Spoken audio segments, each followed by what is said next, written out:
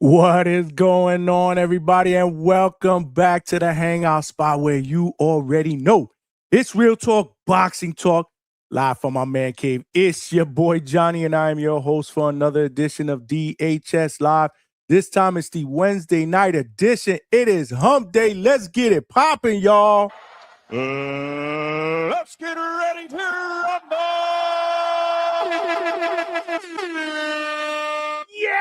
Yeah, welcome back, DHS family. We back like we never left, man. Salute to all of y'all out there, man. Salute with both hands, man. And thanks for rocking out last night, man. We did 5 hours, baby. And that's after about 16 hours, maybe 16, maybe 17 hours over the weekend. We absolutely cooked, man. We did a live fight chat that lasted 8.5 hours. Then we came back Sunday night and we did a recap show. Last night's show was epic. We talked about Shakur Stevenson, man, and where does he currently rank after this big win over Teofimo Lopez. And he's back in the headlines today because the WBC stripped him of his WBC 135-pound lightweight title. That shit is a 2-pack of ass. What is going on with the WBC, bro? Shakur not paying sanctioning fees? Is that what happened? Damn, man. We're going to look into that article, man, because that's breaking news. Either way, man, Shakur Stevenson is currently the 140-pound WBO champion and the Ring Magazine champion after beating Teofimo Lopez. And we talked about where he is probably going to rank in the pound for pound list when it does come out, when the updated list does come out. We talked about potential future fights. We also talked a little bit about Floyd Mayweather. We talked about everything last night, man. We had great panel members, good debates. I'm telling you, man, if you guys did not check out last night's show, make sure you check it out on the playback tonight. Another epic show, man, because what I wanted to do was I wanted to talk a little bit in depth about this undercard that was announced, I believe, early last week. If I'm not mistaken, I think it was early last week. The undercard that was announced for the Ryan Garcia versus Mario Barrios main event, that's going down February 21st, T-Mobile Arena, Las Vegas, Nevada, man. It is a solid undercard from top to bottom. And let's show it a little bit of love. We really didn't get a chance to talk about it last week because we were busy talking about all the fights that went on this weekend. Let's not forget, we had hella fights going down on Friday. We had Pro Box on Friday. On Saturday, we had about fucking 35 different fight cards. Word, we had the fight card from Puerto Rico. Congratulations to my man Xander Zayas for becoming unified champion at 154. Yeah! And again, we had the Ring Magazine card that went down in New York City. Let's not forget Josh Kelly shocking Bakram Murtaziev to become the new IBF 154-pound champion. We had hella shit going down this weekend, man. So we really didn't get a chance to talk about this undercard. So today, I want to show this undercard love, and I definitely want to open up the phone lines. I got questions, man. Look at this undercard, man. Look at this undercard. You got Richardson Hitchens going up against Oscar Duarte. He's going to be defending his IBF super lightweight championship against tough Mexican Oscar Duarte. Yeah! Then you got Gary Antoine Russell, same division, champion, WBA, super lightweight, 140 pounds, against his mandatory Andy Hidioka. Yeah! You got Frank the Ghost Martin making his return from a knockout of the year candidate against Rancis Bartolome. He's going to be fighting against Nahir Wu Albright. Yeah! And you got Bektamir Melikuziev, Beck the Bully, better known as, against Sina Agbeko. Yeah! Solid undercard, man. Solid undercard. But I got some questions for you guys. Is this fight undercard better than the one we just saw this past weekend on the Ring Magazine 6 card? Is it better top to bottom, pound for pound? Let's not forget this weekend's card was very, very good, man. Although we did not get the middleweight championship that we were expecting between Carlos Adames and Austin Amon Williams, we did get Keyshawn Davis stopping Jermaine Ortiz. Yeah! We did get Bruce Shoo Carrington dismantling Carlos Castro in front of the home crowd to become the new WBC featherweight champion. Yeah! And we got Jarrell Big Baby Miller, who lost his toupee, but he won the fight. and he's gained a lot of popularity in return. I believe tonight he's on live with Jimmy Kimmel. That's crazy. But salute to him, man. Salute to him. He took it in stride, and look at it, man. He's making his rounds, man. He is making his rounds. Everybody wants to talk to Jarrell Big Baby Miller about the toupee. That shit is a two-pack of ass. But he's embraced it, man. I think this week, a couple of days ago, he was on with the Breakfast Club. I mean, he's all over the place making his rounds. Salute, man. Salute to the world that we live in, man. Where you turn an embarrassing moment into something viral, man. And now everybody wants to talk to Jarrell Big Baby Miller about it, man. Salute to him. But I say that to say that was the undercard this weekend on the Ring 6 card that went down in Madison Square Garden, sold out Madison Square Garden, man. About almost 21,000 people in attendance. Of course, headlined by Shakur Stevenson, absolutely dominating Teofimo Lopez to become the champion at junior welterweight. But is this card better pound for pound? Those are the questions that I want answered when you guys call in. Which fight, another question I got, out of these fights that I just mentioned, which fight in the undercard, not the main event, we'll get a chance to talk about the main event as we get closer. Which fight in the undercard you think has the potential to steal the show? And is this card pay-per-view worthy? Again, unless you have that ultimate package for DAZN where you're paying like $450. That shit is a two-pack of ass. $45 a month. That shit is a two-pack of ass. You're going to have to pay pay-per-view, and this is going to be, if I'm not mistaken, $69.99 plus tax. It'll come out to about $75, $76. Is this card pay-per-view worthy, or will you be doing the two-tone? We streaming Fire Stick Boys back outside. Respectfully, we not paying for that. That's not how this goes. Fire Stick Boys back outside.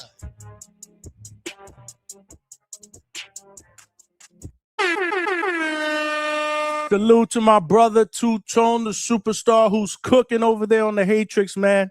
Y'all know the deal, man. DHS and the Hatrix, they blood brothers, man. Salute to my guy, man. Great show today. But, yeah, man, we got a great show in store for the DHS family. Salute to you guys that are already rocking out. Make sure you smash the like button. Y'all know the deal. There are ground rules. If you are watching this live on YouTube, please smash that like button and help us get this show and this channel out into the homepage / algorithm of other true hardcore laid-back boxing fans, so they know we rock out weeknights 9 p.m. Eastern Standard Time. We rock out Sunday nights with our recap show 8 p.m. Eastern Standard Time. And as I mentioned earlier, we do live fight chats now, man. But when the fights are over, the show does not end, man. It just begins, because that's when we open up the lines, the panel, and we give immediate post-fight reactions. Those live fight chat parties, man, they last about 7-8 hours. We be absolutely cooking. So again, please smash that like button. And let's get to 100 likes, man. We've been doing it for the past 6, 7, 8 weeks, man, and we've been absolutely cooking. You smash the like button, get us over 100. YouTube does its job, and we end up getting new people in the chat. We are getting new people that jump on the panel to talk that hardcore boxing shit. We are growing. We are growing by the day, man. So salute to all of y'all, man, for rocking out. And more importantly, if you are not subscribed to the channel, make sure you subscribe to the channel. If you are, there are power in numbers. Tell a friend to subscribe to DHS. We are cooking in 2026. We also streaming live on X and on Facebook. So salute to my family on both platforms. Make sure you guys share the show on that platform. More importantly, it takes 3 or 4 seconds to come on over here to YouTube, join the chat party, smash the like button, subscribe to the channel, and make sure you vote in our poll. Make sure you vote in our poll. It's all free. Get the trifecta done, and let's get it popping. Last but not least, man, y'all know the deal. The best boxing podcast chat out here on these YouTube streets, the DHS family. It is a must that y'all cook in the chat. It is a must. You can't have a great show unless you have a great chat. And this is why we have great shows, man, because y'all be cooking, man. I get compliments all the time. Y'all know y'all boxing shit, man. Y'all know y'all boxing shit, man. We have a good time. We troll a little bit. That's what it's all about here at DHS. So definitely cook and share your thoughts in the chat. But if you want to make sure that you get a question or a comment read out here on these live YouTube streets, Super Chat is the best way to go. Because, again, I can't monitor every single comment in the chat. Y'all be cooking, especially as the night progresses, man. And we get into the triple digits of viewers. The chat be cooking. So Super Chat will come up as a start message. And obviously you show a brother love. I will read that out and show you love in return. It also provides your brother with a little bit of a donation, and every penny counts, man, because we are putting in the work for the second shift and third shift overnight workers. So Super Chat, Super Sticker, Super Thank You. If you want to make a donation via Cash App or Zelle, the QR codes are right here on the side of the screen. We are taking donations. We do have a 10 Super Chat goal up there. Help a brother get there. Could be a Super Chat of any denomination, $1, $2, $5, $10. It don't matter. Every penny counts, like I said. Salute to the second shift and third shift overnight workers that are rocking out with us. Y'all are the real champions. The champ is here. The champ is here. The champ is here.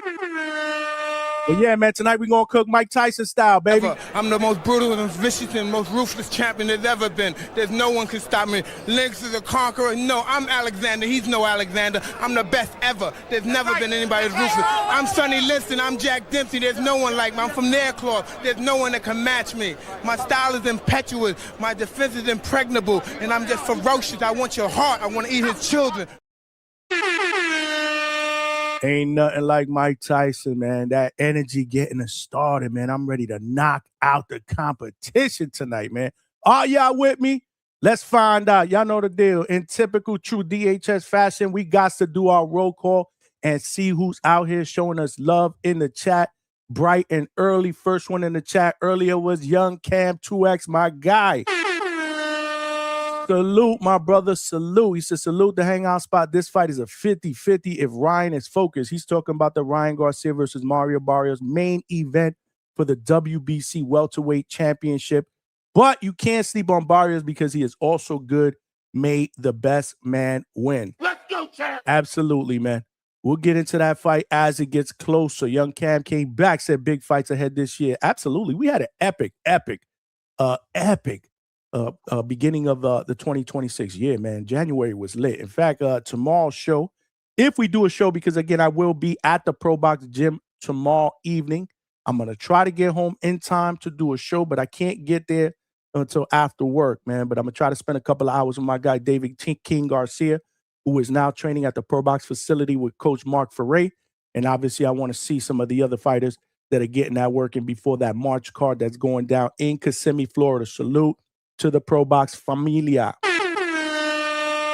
So we'll see. But if we do, topic is we're going to break down some of the fights that went down in January. What was the best fight of the month of January? We had plenty. What were the best moments?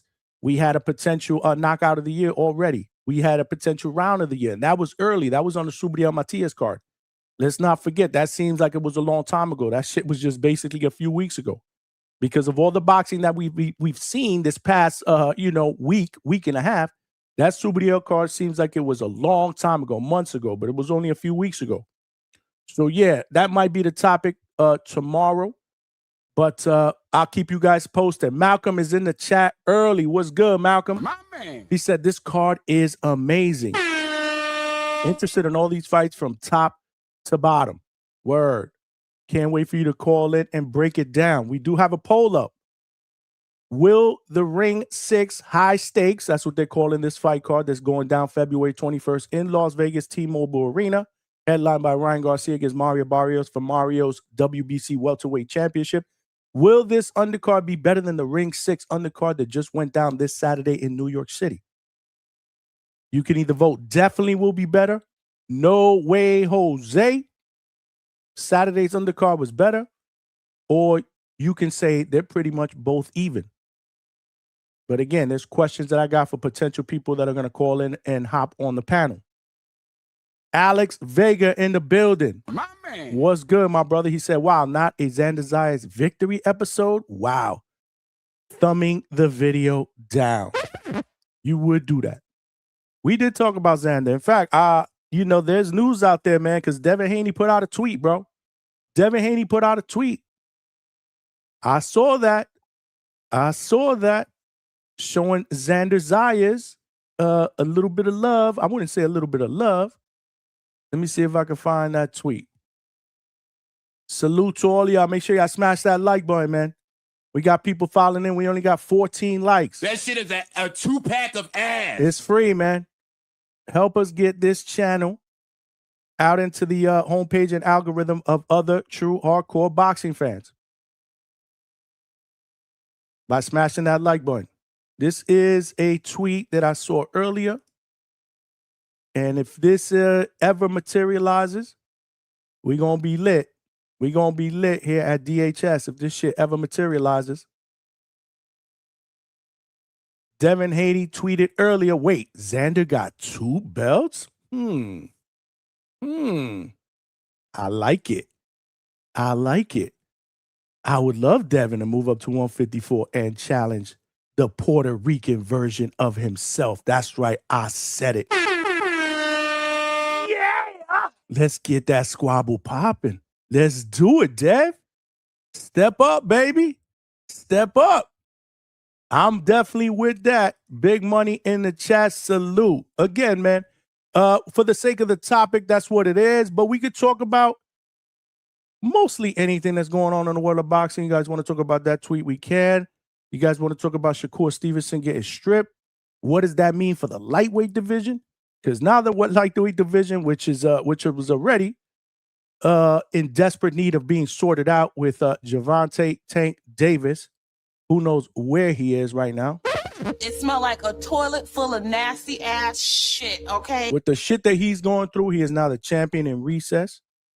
So who's going to be fighting for that interim WBA title? Is it going to be Floyd Schofield against Lucas Body? Floyd Schofield against Amat Roach Jr., who did tweet out yesterday that he'd love to be able to fight Shakur. We talked about that yesterday. Shakur now getting stripped. The interim champion, I believe, is Jadier Herrera. Will he get elevated? Probably so. He'll get that belt emailed to him. But what happens with him? Who challenges him? Ray Mortaya right now may not even be fighting at IBF no more. He may move up to 140. So that belt might be vacated. Abdullah Mason is the only champion that we feel will make a defense in his next fight, and he's the WBO champion.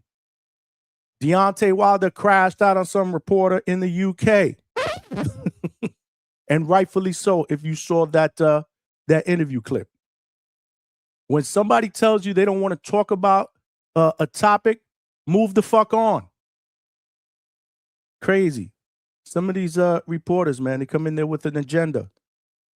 And they give us other people a bad name, man. Floyd is suing Showtime and exec Steven Espinoza for like 340 mils. What the fuck was going on over there, man? How did that get missed? I remember Steven Espinoza is the dude that Conor Ben was called not Conor Ben, Conor McGregor called a weasel. He called Steven Espinoza a weasel during one of those press conferences when he was going to fight Floyd Mayweather. Who the fuck is that guy? Yeah, who the fuck is that guy? Who the fuck is that guy? Fundora, Sebastian Fundora and Keith Thurman, they had a presser today. I did not see it, but I didn't see anything on social media that led me to believe that there were any fireworks. If anybody saw that presser, let me know how it went. Was it quiet? I mean, Keith Thurman usually sparks shit up with his trash talk. Sebastian Fundora not a trash talker, so I don't expect anything crazy to come from his end. But did Keith Thurman wild out? So if anybody saw that, loop me in. I didn't get a chance to see it. I was working. Then I had to swing into some other stuff in the house. And here we are at 9 o'clock getting ready to do at least 5 hours. Y'all know the deal. So yeah, plenty to talk about, man. But I definitely want you guys to vote. We only got 12 votes in, so I'm not going to say where we're at right now. We need some more voters. As we start getting some more people that are hopping on the show, I'm sure we'll get more votes in, and also we'll get these likes up. And make sure you guys subscribe to the channel. Tell a friend to tell a friend. My man Trini Bronx in the building. Salute, DHS. Salute to the sharpshooting wrenches. Salute to the chat. Word. Salute to my wrenches. Always holding shit down, especially on fight night. Making sure that these spammers get packed up because they not invited to our live fight chat parties. Hell no. That shit is a 2-pack of ass. My man Kevin Brown in the building. What's good? What is good? Yeah. Salute. Alex Vega with the thumbs down. Suckers, watch out. What is good? Salute to you, my guy. My man. Salute, salute. Let's go Thurman. Okay. Let's go Thurman. Did anybody get a chance to see the press conference? I'm going to put the link out there, see if we can get some caller activity and talk about this undercard or anything that's going on in the world of boxing. While I'm getting the link ready, smash the like button, y'all. And share the show if you're watching this on X and on Facebook. Come join the party, man. We are just getting started. The link is out there if you guys want to jump on the panel, call in for a little while. If there's a big rush, we will rotate. If not, we'll start kicking it, man. Yeah, last night we had a good panel, man. Dudes was calling in, good debates. Nobody was yelling and screaming and crashing out over each other. I mean, yesterday's show and some of the other shows that we've been cooking in with these live debates, man, show that we do have sensible boxing fans that are DHS family members who can debate like two human beings instead of yelling, screaming, and cursing over each other. So salute to the panel yesterday. Hopefully all goes well today. Not in the mood for crash outs, even though some of you guys love the crash outs. Some of you guys love the crash outs, man. But I'll be like, damn. Enough is enough with the crash outs. But I just want to salute to everybody who are members of the DHS pound for pound list. The link is pinned to the chat if you want to become a member of the DHS pound for pound list. It is only $2.99 a month. Join the membership. Salute to the people that are already members. We are rocking out. We are rocking out. But yeah, this card, like I said, Richardson Hitchens defending his IBF super lightweight or junior welterweight title at 140 pounds against tough Oscar Duarte. Good fucking scrap. Gary Antoine Russell, the WBA super lightweight champion, going against Andy Hidioka. Gary Antoine Russell has a 95% knockout ratio. Hidioka, 80%. He's 24-0, 19 knockouts. Gary Russell is 18-1 with 17 wins via night-night. Frank the Ghost Martin, like I said, man, glad to see him back and glad to see him active. He's coming off a great performance after a long layoff and the Tank loss. Ended that fight with a knockout of the year candidate against Nahir Albright, coming off a big win over one of the DB3 brothers. And he almost got jumped after the fight because of it. That's a good fight. Beck the Bully against Agbeko. Tough fight to open up the main card. So let me know your thoughts, man. Again, you know the questions that I threw out there. Is this card better than the Ring Magazine undercard this Saturday that went down in New York City? Do you feel any of these fights, or I'm sorry, which fight on the undercard do you think has the most potential to steal the show? Is this card pay-per-view worthy? Let's go out to the phone lines, get some panel members. We got Floyd versus Iron Mike. Who is this? Identify yourself, soldier. Coming and commanding, soldier. We've got Floyd versus fake Iron Mike. I should have known, man. All the names, the avatars. I should have known this was my brother Mick Doonan all the way from Scotland. What up, my guy? What is popping? What's up, Johnny? You already know. Man, Floyd is some man, isn't he?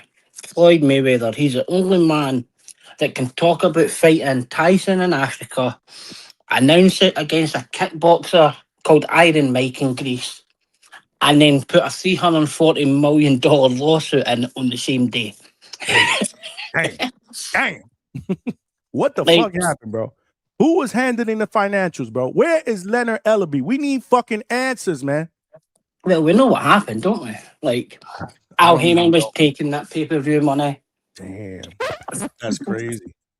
he was spending it in PBC. Is Floyd that was why Al pushing, Heyman never shows his face in public, y'all? Is that what y'all saying? he's put all the PBC pay-per-views on, and now Floyd's struggling a wee bit. So Floyd has to be cashed out, and unfortunately the PBC and they've not got any money to pay him out. So, but I did notice he didn't put good old Al in the lawsuit. He left his name out. I don't know what the hell is going on. But as my brother Two-Tone the Superstar will say, Lord Child. Aye, crazy. Shakur Stevenson stripped. Well done, Mauricio Suleiman. They couldn't even wait a week. Well, What is Johnny, going on with the WBC clipping motherfuckers like I do when they get on my nerves on the panel? Johnny, the thing is that Shakur petitioned to fight at 140. That cost 100,000, and Shakur done that. So if he lost to T.O., he'd have kept his 135 belt and moved back down. Because Shakur won, Shakur's like, oh, I'm not paying it. I'm not paying anyway, so I'm not paying. So you get stripped. This is what I'm talking about because I just I looked up the Ring Magazine article. Make sure you guys smash that like button. Salute to Trini. Salute to Malcolm. I'll get to you guys in just a second. Have to make cooks for a little bit. It says Shakur indicated in a statement that he was stripped because he wouldn't pay $100,000 fee related to his fight with Lopez. There wasn't a WBC belt at stake Saturday. Thus, there would have been no justification for Stevenson paying a six-figure fee to the WBC to oppose Lopez. So he called them crooks. Said they can have their belts. I'd rather give it to my baby girl. Those belts don't mean nothing to me. They don't make me. I mean, I kind of agree, bro. He wasn't fighting for a WBC strap. It wasn't a sanctioning fee. On top of that, like, what are they doing with this? Like, what are they doing with this money, bro? If you're But it's fighting not- for a strap, I get it. It's not a sanctioning fee though. It's It just wasn't a a fee to allow him to fight for another belt, not the WBC in another division. Is that what it is? So what should have happened is, so if he didn't petition to do that and get the exemption cost 100,000. If he didn't do that as soon as the bell went on Saturday, he'd have been stripped of the WBC belt. Yeah, straight away. But now he's came out the other side and he's won. He's just like, oh, I'm not paying for this. I'm not paying for the exemption now. So like, what we doing here? Are we want everything in our favour now, and well, it's all like backup plans and all this kind of stuff. And look, if you're going to do that and be fucking shysty, and I gained a lot of respect for Shakur that weekend there, the way he spoke about T.O. and like loads of other things. And but if you're going to start to do that to try and protect belts and protect your position and then no pay, like Mauricio is quite right. It's not the Wild West out here. Every other person was stripped, and if you didn't want to pay it, you should have just vacated when you moved up, like every single other fighter does. But unfortunately for Shakur, that's what's happened. People will come back to you and say later tonight, they'll say, but Floyd done it at 154 and 147. Aye, but he defended the two belts at the same time because he always fought at 147 because it was below the other weight. He could keep continuing with fighting. So when he fought Maidana twice, there was the 154 belts and the 147 belts on the line. But because it was contracted at 147, it was allowed to continue to put the belts above on the line. Unfortunately for Shakur, because it's at 140, that's above 135, so it couldn't happen. But it's like, people are going to get this outrage for it and everything like that. But the rules are there. He knows the rules. He petitioned at the WBC convention for this and got granted it. See that? If I was Mauricio, I would start to go back to, right, that's it. You pay the fee before you fight, or we strip you. We take that option away. Yeah. Okay. But that should be the simple thing. I like this Ryan Garcia card as well. I think they're good matchups. I think there could be a few titles to change hands. Hiroka, I think Duroti will win, but Barrios will win the main event. You got Barrios over Ryan? Okay, that's what's up. Yeah, I think Ryan, looking at his performance against Rowley, I don't think he can beat Barrios. Hmm. He might be the nearly man of the four. Sorry, I was going to call them the four kings, but they're the four donkeys, aren't they? Yeah. Yeah. Trini, hold on. Give me 1 second before you go. I just want to salute my guy, Dion ATG, for becoming a DHS pound for pound member. You're loyal. You're grateful. I appreciate that. Yeah. Appreciate you, my brother. Appreciate that, man. I just got one last thing before I jump off, Johnny. Go ahead. Big shout out to Abdul Wahid. He's seen that Shakur Stevenson performance at the weekend and got another 13 warrants out for his arrest. He does not want to fight Shakur at any time, but he may pay bail tomorrow and go back to 135. The coast is clear, Abdul. Come out wherever you are. As Bruno says, keep running, little bro. Trini, congratulations at the weekend. It'll not happen again. It'll not happen again.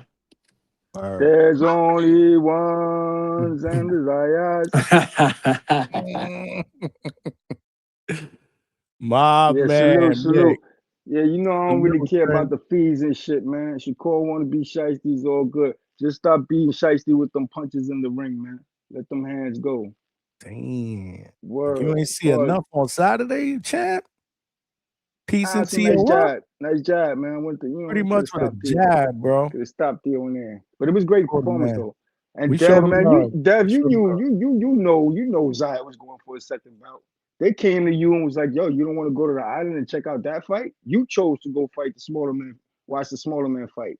So all that tweeting about, "Oh, Zaya's got 2 belts." Yes, he does, and he's ready to fight you in New York in the weekend of June, the Puerto Rican Day Parade. Bad Bunny got the bag. Ain't a lot to talk about. All that show shit, that shit ain't gonna work with him. You just show up to the ring. We got a good fight. You gonna get the bag, and it's gonna sell out. So ain't a lot to talk about there. Facts.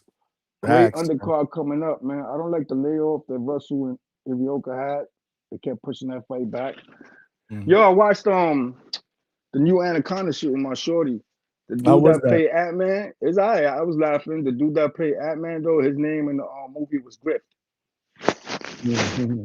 But was it more of a comedy? Yeah, it's definitely a comedy. It's Jack comedy. Black, it's definitely a comedy. It's just stupid. Yeah. Man. Stupid movies, man. Okay. Got it. Yeah, I gotta check that out. I gotta check it out. Well. And yo, that's high level eye, the same high level eye that said Theo's gonna beat Norman Jr. in his next fight. That's the same. That's on the panel. The same one that said that Devin was gonna beat Norman. No. I'm asking. That Keyshawn was gonna stop Jermaine, baby. No. The same, but that's not the question I asked, dog. Are you the same one that said Theo's gonna beat Norman Jr. in his next fight at 147? Got your answer, bro. That's the nigga. And you got $100. You say you got $100 on that already? Ooh. Oh, I'm betting. Oh no. That's not what I bet with Timbolski. That nigga said Conor Ben was gonna beat I forgot who. Did he say Conor Ben beats Norman? Yes. Yeah, I'm about to make an easy 100. Yeah, easy. Yeah. Timbolski got some bread. I take he got another 100 for me. Yeah, he came up here talking spicy yesterday about Conor Ben and everybody from the UK. Salute to Timbolski, JYD. Whoa. Norman Jr. Yo, he walk in that ring with his hair bleached, that shit. He'll knock that bleach right out. He'll walk out looking like Miller. Fuck with Jr. There's only one Norman Jr. Oh shit. Yeah, man. Solid undercard though. Solid undercard, man. Do you think this one's better than the ring 6? At the undercard, yeah, man. Yo, chat cooking for the Shushu and Puerto Rico fight, man. You know what it is? I'm spoiled with Shushu and Xander being on the same card all the time, man. The niggas came up together. Yep. But yeah, this undercard, yo, I'm curious to see the Hitchens and Duarte. That's a good fight. The Russell and Hirioka, yeah, those are fights I want to see, man. So the undercard might be better for me.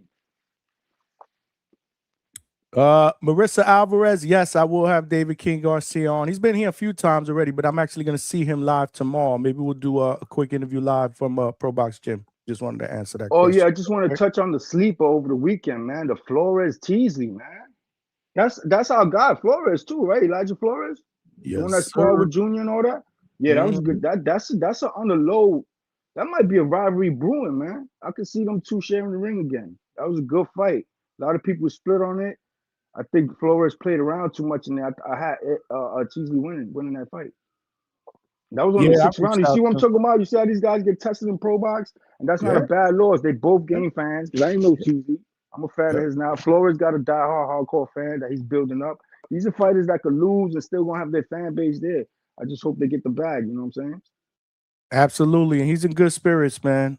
Spoke to him the next day. You know, obviously his first pro loss, but yeah, he's taking this That's what's shit up, as man. If you super can, if you could, man, motivation. have him pull up. Have him pull up so you can see, Gotcha. it's a new era brewing in, man. But we sticking with our soldiers, man.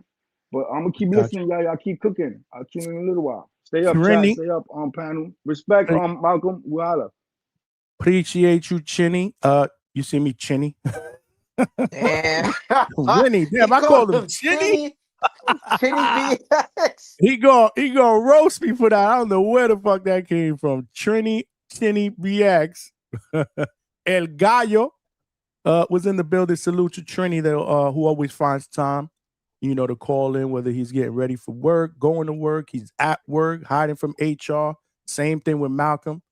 They do it up, man, showing love. Salute to the second shift and third shift overnight workers. Malcolm, before I let you go, let me just read this one really quick because we got Mick Doonan, a.k.a. the Abbas Barreau lover, with the 2-pounder to get us started early. Straight cash, homie. He said there's only 2 Norman Juniors, Brim and Brian. Yeah! Thank you, Trini. Salute for getting us started early with the super chat. We need 9 more to get to our goal, y'all. Let's help a brother cook. Smash the like button. We still need about 80 likes to get to 100. There are more people following in. We are just getting started. Malcolm, ever since I put this topic together, I was thinking, what is Malcolm gonna say about this card? I like it. I'm not gonna bitch and complain about it. I think it's a solid card. Shout outs to you, by the way. Shout outs to the whole community. Salute, brother. Yeah, I can't, I'm gonna complain that it's pay-per-view. Obviously. That I'm gonna complain about. I don't like how they, wanna make everything pay-per-view. But it is what it is, man. The main event, you kind of need and the words of what everybody would say, you need a sexy main event, I guess. I hate how that sounds. But Ryan just has that name. And we're very curious about just how he's gonna hold up. He's been having a pretty rough, I guess, last year or even the year before that. PEDs, you lose to Rolly, the mental stuff, and then just everything. So we want to see him bounce back. Personally, I don't condone cheating. You know what I'm saying? I don't really condone them for the most part, but I kind of want him to win. I kind of want him to lose, just because him getting a belt, it'll do a lot for the 147 division.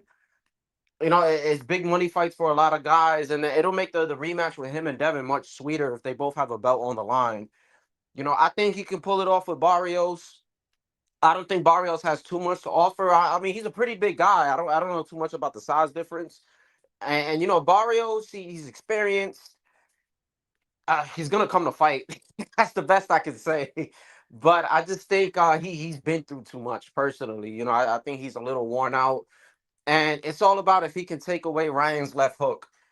That's all it's about, man. That's the reason why Rolly beat him. I'll stand on that.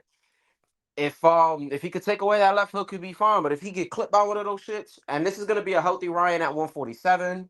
Him and Devin, they once they blow up in weight, you know what I'm saying? They gotta cut too much. They're gonna look perfectly fine. I don't know if Ryan's gonna look as fast as he normally does. He looks fast when he's on stream. I always thought he was faster at 135, but we'll see, man. I'll edge Barrios. I'm bugging. I'll edge Ryan on that one, bro. Gary Antoine Russell and Hirioka. Yeah, that's how you say his name. I like it. This is gonna be a good fight. I love Gary Antoine Russell. He's an amazing fighter. Very good at swarming, good pressure. And Hirioka, you see, he's kind of like he's gonna stay outside. He got power. He's pretty sharp with the countering. And I think, like, I actually looked at how many knockouts. I didn't realize he got like 19 knockouts.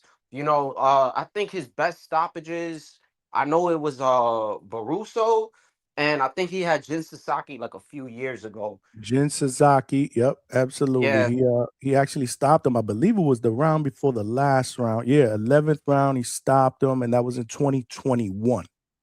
Yeah, you gotta love those late stoppages. So Mhm. yeah, that's gonna be an interesting fight because he's gonna be fishing to counter on Gary Antoine Russell.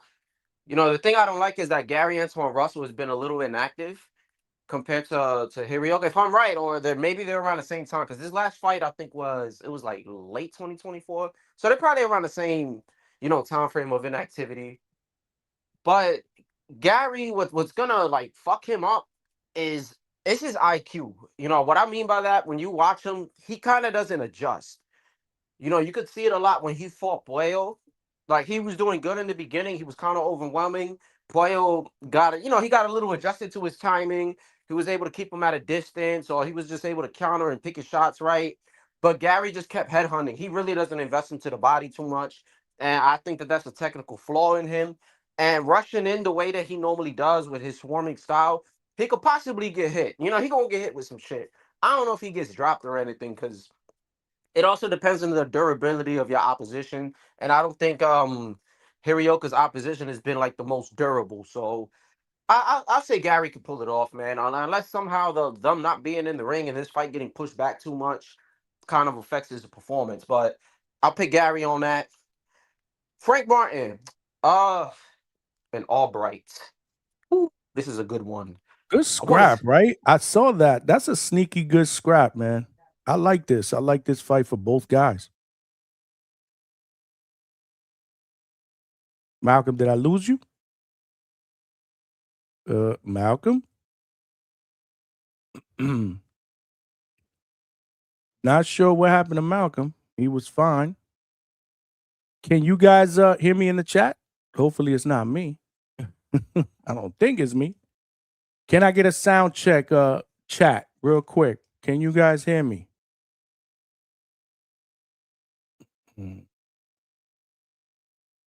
Well, if you can't hear me, make sure you guys smash that like button.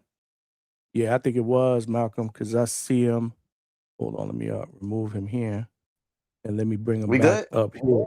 Now we're good. I thought it was me. Hold on. Yo, Malcolm, look, it didn't take Trini Bronx or Chinny Bronx long to respond.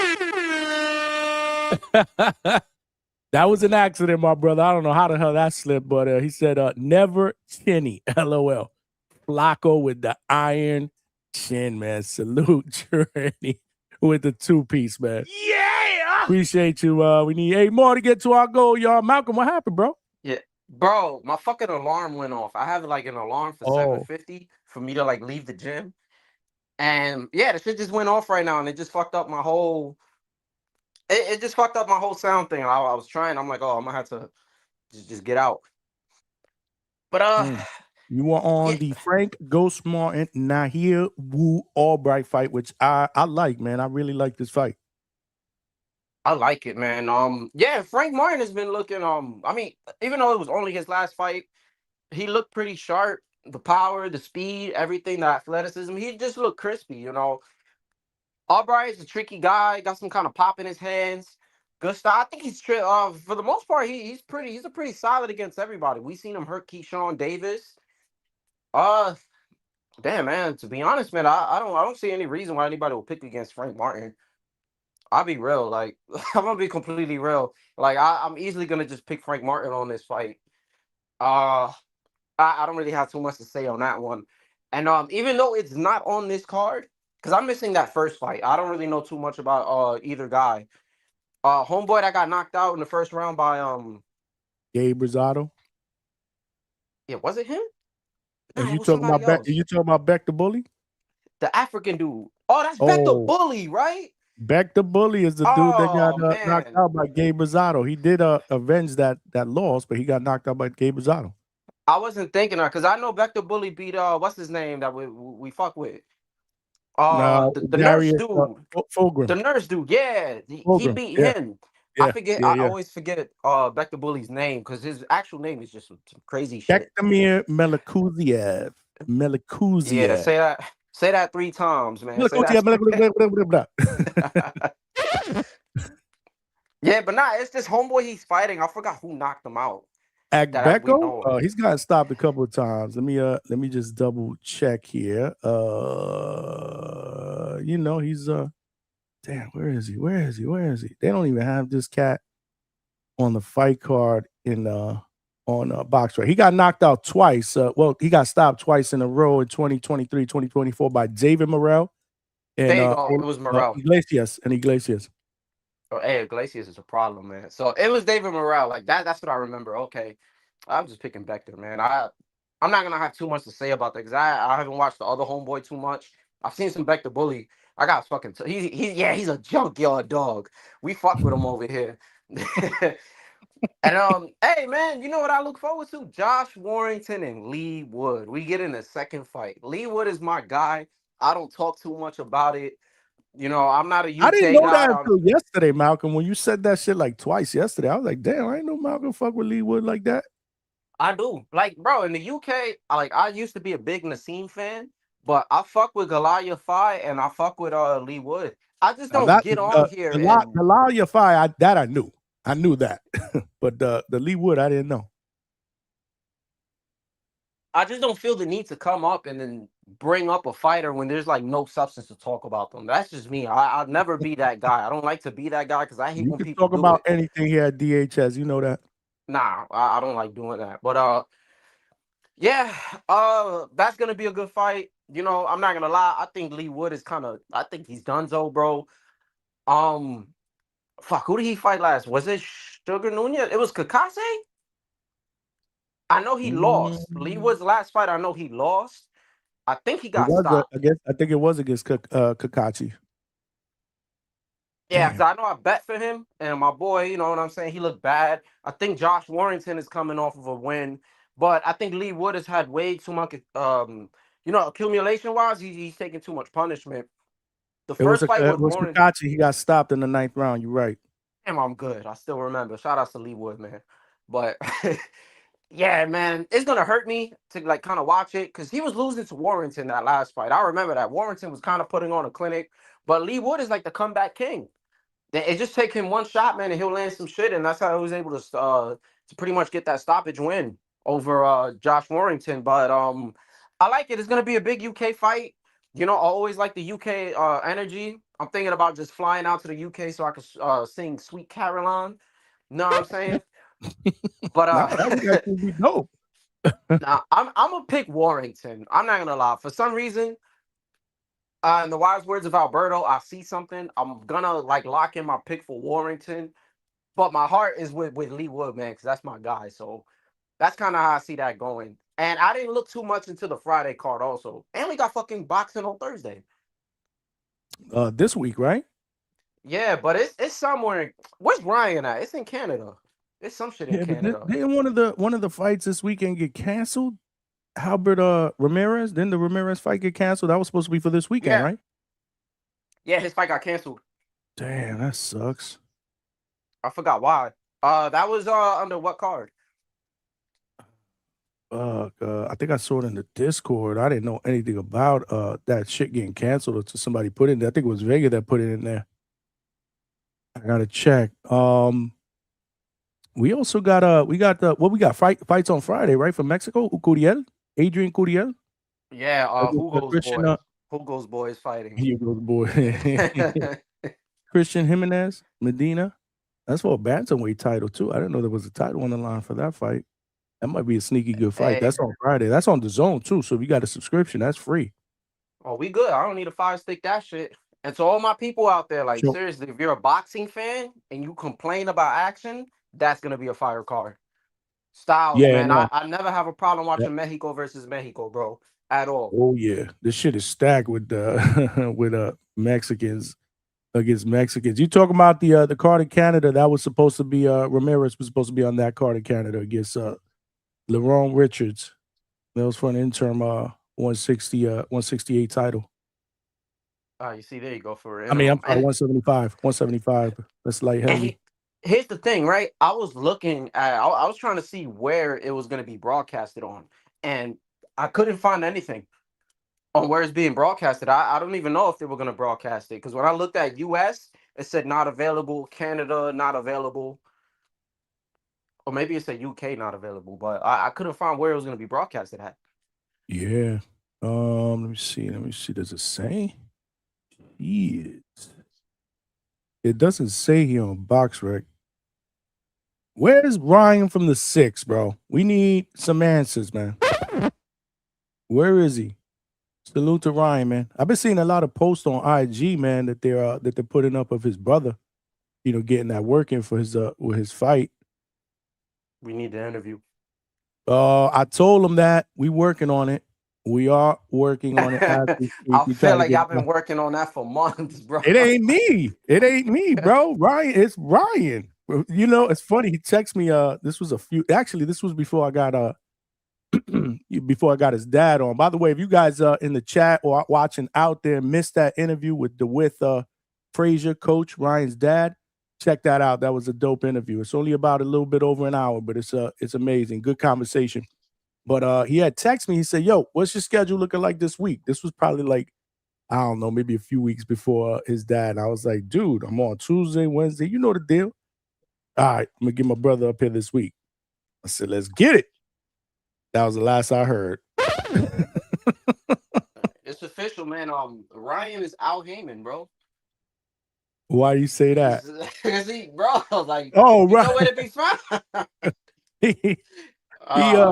He went into hiding, bro. I don't know what happened, but he said he's gonna get it. He says he's working on it. I trust him. He got his dad for me, so we got to give up brother Ryan the benefit of the doubt, because he is family here at DHS. Salute to Ryan from the 6 Boxing Talk up north. Yeah, we know Ryan. He legit, man. But speaking of benefit of the doubt, man, WBC is on some bullshit. Word. That is some complete that shit is a 2-pack of gas. I looked into it.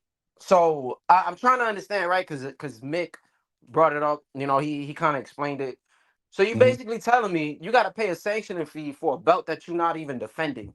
Did he even walk out with the belt? Mm-hmm. He walked out with it? Exactly. No, I don't think. Did he? Oh, man, I don't think so. I don't remember him walking out with the WBC. Whatever benefits Canelo, man. This is in the the bullshit. background in the corner raising it. I don't know. I didn't notice it, but I mean, he's not fighting for a WBC strap. I just don't get it.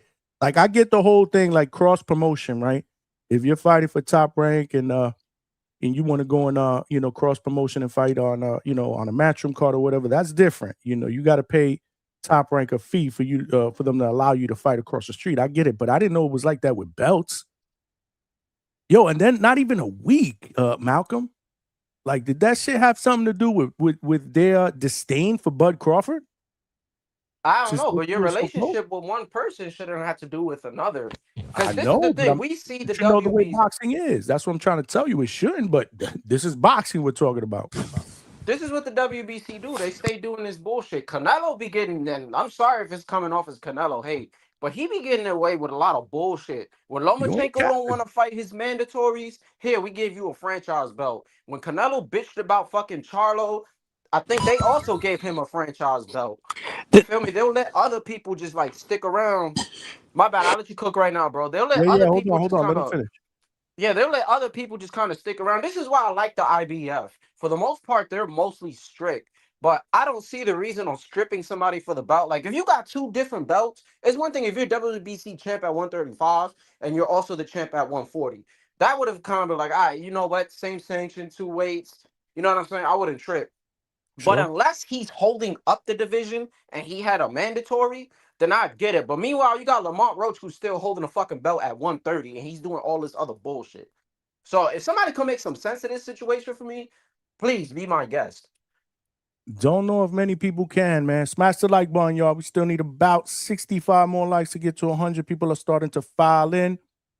Yeah, we cooking. I don't know, Malcolm. That shit sounded like a 2-pack of ass to me. Bad look. Again, it's not even a week, bro. Like, yo, really? But it is what it is, man. this is the business of boxing. It didn't seem to bother Shakur at all. He was like, fuck that. I ain't paying them crooks $100K. I'd rather give it to my daughter. Belts don't make me.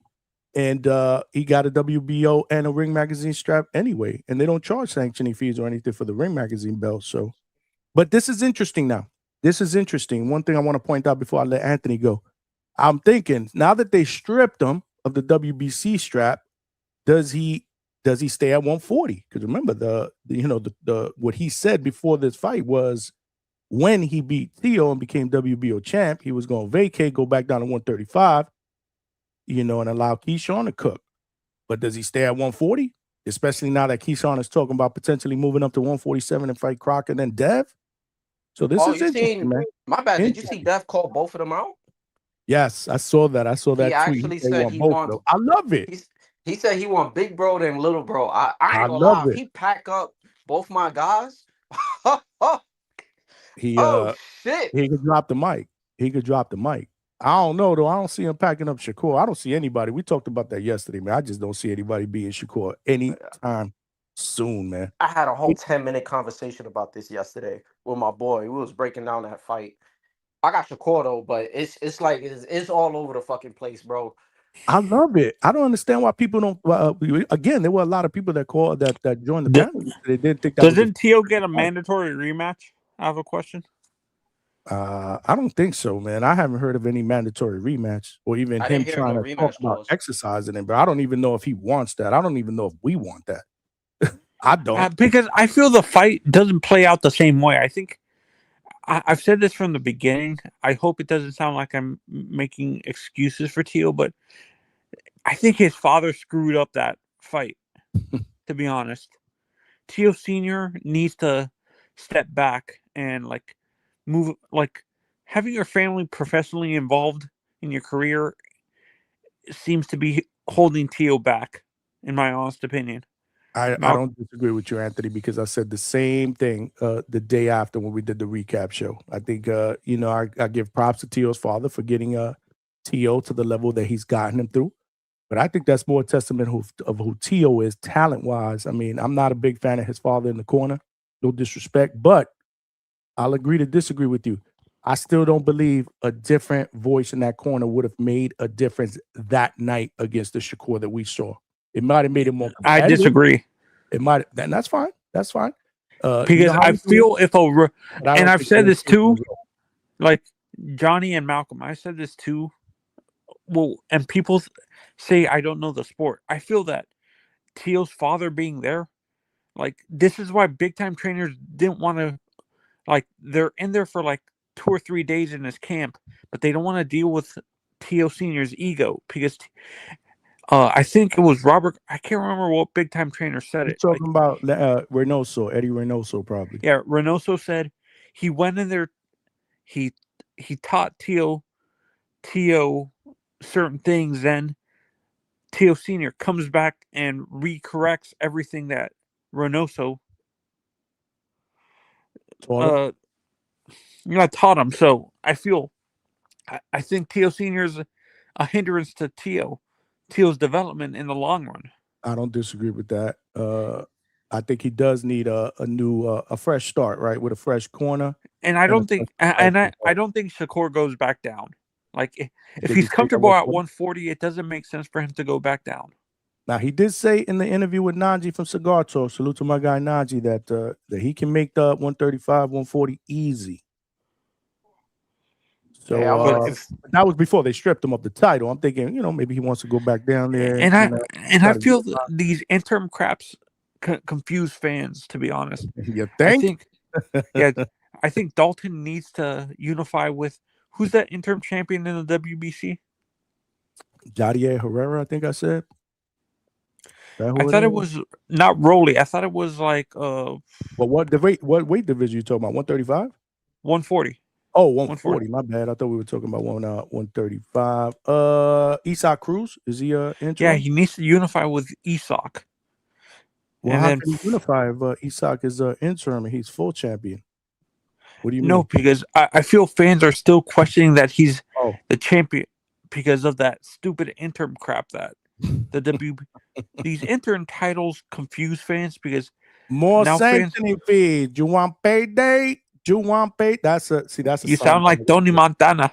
No, I'm trying to sound like Canelo. Get the fuck out of here, man. Yeah, I need to get that sound bite. You want payday? Yeah. That's what it confuses us, but it doesn't confuse the WBC when it's the first of the month and it's time to charge sanctioning fees. Wait, is the WBC the only sanctioning body that still has that stupid interim tag? I don't think so. Malcolm is what other division does that? Does the WB Let does me it see. too? I don't know WBA? if WBO does it. I know WBA does the regular. That's That I would another. know. Trying to think. The WBO's never done it. Chat, let me know who's in the chat. Alex Vega, who's in the chat? Let me know if other sanctioning bodies have done that. I believe the WBA has. Yeah, Malcolm's right. The WBO does regular, right?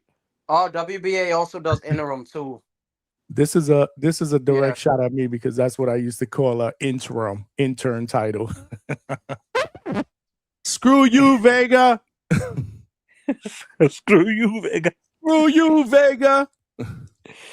Yeah, no, and I understand these sanctioning bodies are greedy, but don't you think it would benefit them to basically, won't they make more money if they had like one champion and charge that champion the champion triple the amount? Hold on, my bad. I didn't. Champion? I'm sorry to jump in. WBO also does it. It's just the IBF. WBO does it? Because Callum Smith is the interim. So the only sanctioning body that doesn't, you're saying, is IBF. The strict one who actually fucking strips everybody. Yeah. And all it No, took was that's for what them to I'm have saying. a case in the 90s. Mercy Lord, mercy Lord. Instead of Yeah, Lord this have is mercy, where mercy I Lord. kind of feel that I think the sanctioning bodies would make more money if they eliminate these interim or regular championships and have one title, and you can just, whoever the champion is in your sanctioning body, basically you can triple charge them or quadruple charge them sanctioning fees and stuff like that. Or do you think that would cause the fighter just to drop the title and not care? I don't know, man. I think it's You the know, latter. Yeah. Go on, Johnny. No, I was gonna say the same thing. If I had to pick, I was gonna say the same thing Malcolm said. Probably the latter. I just don't think that fighters nowadays value titles as much as they did years and years ago. And it could be because of the fees. It could be. I mean, I don't know. Am I right? Am I wrong? Do you guys disagree? Alex Vega said WBO does super titles if you have 5 defenses. You see what I'm saying? And WBO and IBF rarely do interims. So if you got like the way I see it, if you got like your standard world champion, you got your interim, and then in the WBA's case, you got like a regular. That's already 3 separate belts if you want to get technical, and I forgot how many divisions. It's like fucking 15 divisions in boxing. I think it's 17. There's a lot in weight classes. So you getting money. Now, if you just want to do the standard, like, oh, it's just a world championship belt for just whatever weight class, and you want to charge more, it'll be more of an issue. Guys wouldn't want the belt. And especially how it is nowadays, everybody's actually complaining now about the whole alphabet soup. You got the Bud running off on the plug. Shakur didn't even get the chance to cop from the plug, and he ran off. He got stripped. He got stripped of his product. So, I think it's a thing with everybody. Keyshawn said he doesn't care about the belts. So I think we're going to hit an era where belts are going to be, it's already happening, where belts are less significant, and people probably won't care about them unless you're like when you're just starting off in the ranks. Once your name popular, they're not going to give a fuck anymore.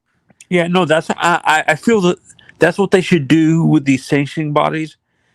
Like, they give it to the young guys coming up, and they can be like, to determine if they're ready to be a superstar or like the face of the sport and stuff like that in their division.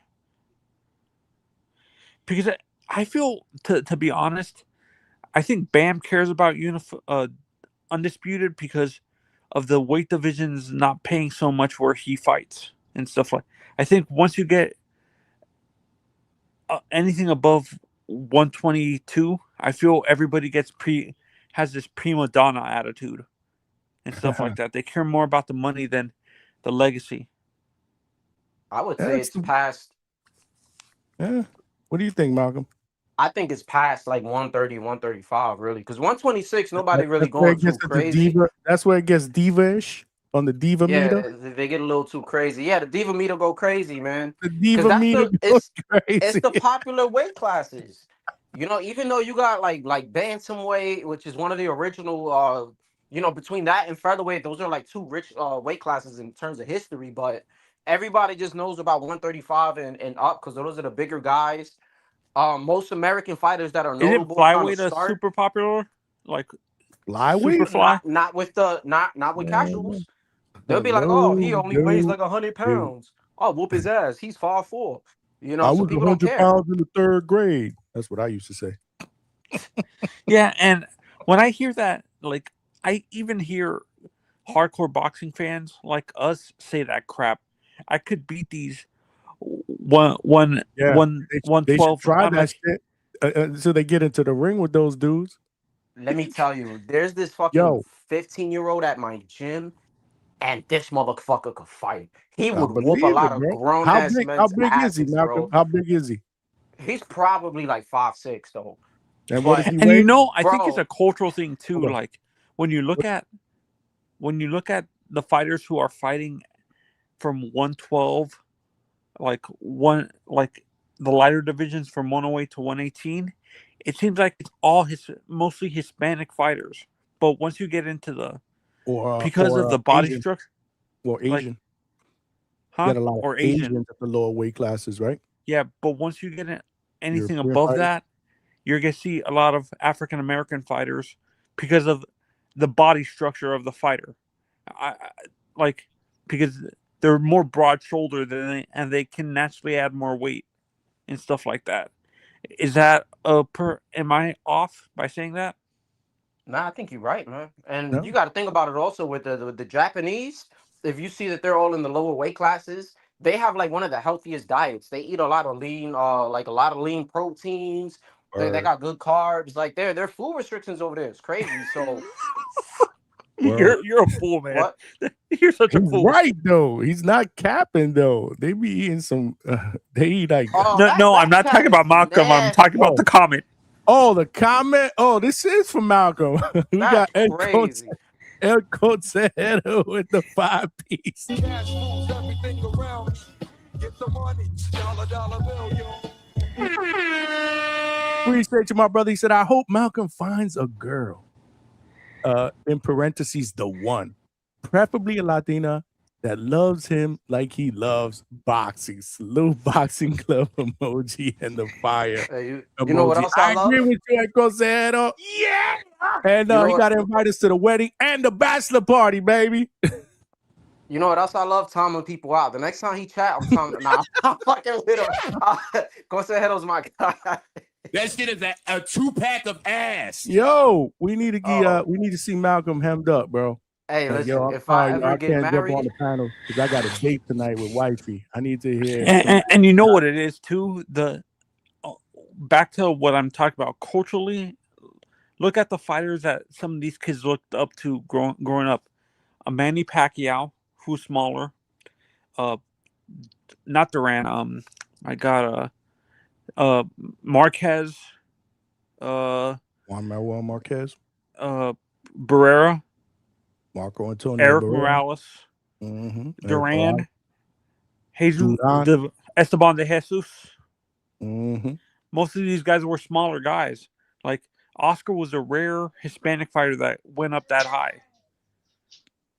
Like Mexican fighters in general, they're not that big and stuff like that. Unless they name David Benavidez and El Mexican Monstro. Or Zurdo. I'm starting to question that nickname. Or Andy Reese. Very true. Yeah, there's a few. But I guess there's big Mexicans, bro. Chris Arola. True, but I know what he's trying to say. You know, usually they're in the smaller weight classes. Yeah, because when you look at the body structure of these fighters, Oscar, the guys you're you're mentioning are anomalies in the sport when it comes to Hispanic fighters. Like in general, those guys never grow past, are able to add that weight, because when you look at I'm gonna bring up Esteban Emmanuel Navarrete. He's very lanky. He can't. He actually said he's surprised he even moved up to 135 because he's so skinny and stuff like that. That's because they don't lift weights, bro. In Mexican boxing gyms, they don't believe in lifting weights. Only calisthenics. They And don't the same have thing they don't have weight and programs. Fundora's like that too. Yeah, Sebastian? yeah. Sebastian's a weight bully. He don't want to gain weight. No, he actually said he can't add weight because his body. I've always compared him body wise to Tommy Hearns because Tommy was bony, never a man. big guy. He could fight at 175 if he ate and lifted weights, bro. These guys, like I said, they're on the calisthenics. They don't lift weights. They don't need a high protein diet to put on muscle. They want to stay where they're at. You know, And they're training in the mountains, which actually is not conducive to eating all that. And by doing all this training with this like endurance training, which is for boxing, that builds lean muscle and it builds long muscles. You don't get those bulky, tight muscles like explosive muscles, like a lot the of the Eastern Europeans, like you see with Usyk and Baturviev and Bivol. And then a lot of the African American boxers, they came come from football and stuff like that. No, I mean they still do like track when they're kids and they do other sports, and and their dads got them doing explosive exercises to have that explosive muscles. In Mexico they just they're training do in all the those mountains. Yeah, they do all those endurance training. That's why these guys could go 12 rounds and take all the punches, and I'm curious. It's just it's a different school of training. That's I think why you that's get Hispanic fighting in general. Well, not when you get to American. Not when you get to American Hispanics, because they're in the same boat as the African Americans. Look at Ryan. I'm talking about he's Puerto in, Rican. Puerto Rican fighters are like that too. Very skinny normally, because Xander is not that big. When you look at Xander, he's broad shouldered, but he looks very skinny and stuff like bro, that. Xander's a big kid, bro. He's a big 154, Anthony. He could fight 160, you 168 gotta easily. think of Jesus Ramos. Ramos is No, man. I'm telling you, Xander's a big 154, man. He easily translate into a middleweight sooner or later. Yeah. I personally think a lot of it also has to do with it's mainly genetics, bro. I'm not gonna lie, because a lot of the you see like the African American fighters, they just seem like they put on weight quick. Plus they're fucking Dad, I hate agreeing with H-Town. Sorry, bro. I'm gonna have to agree with you, man. I don't like doing this. But not a lot of them are naturally bigger and they Why cut is it down hard in for you weight. to agree with H-Town, Malcolm? Cause he pisses me off sometimes. Because they hate each other. But nah, he I hates fuck with them. H-Town, bro.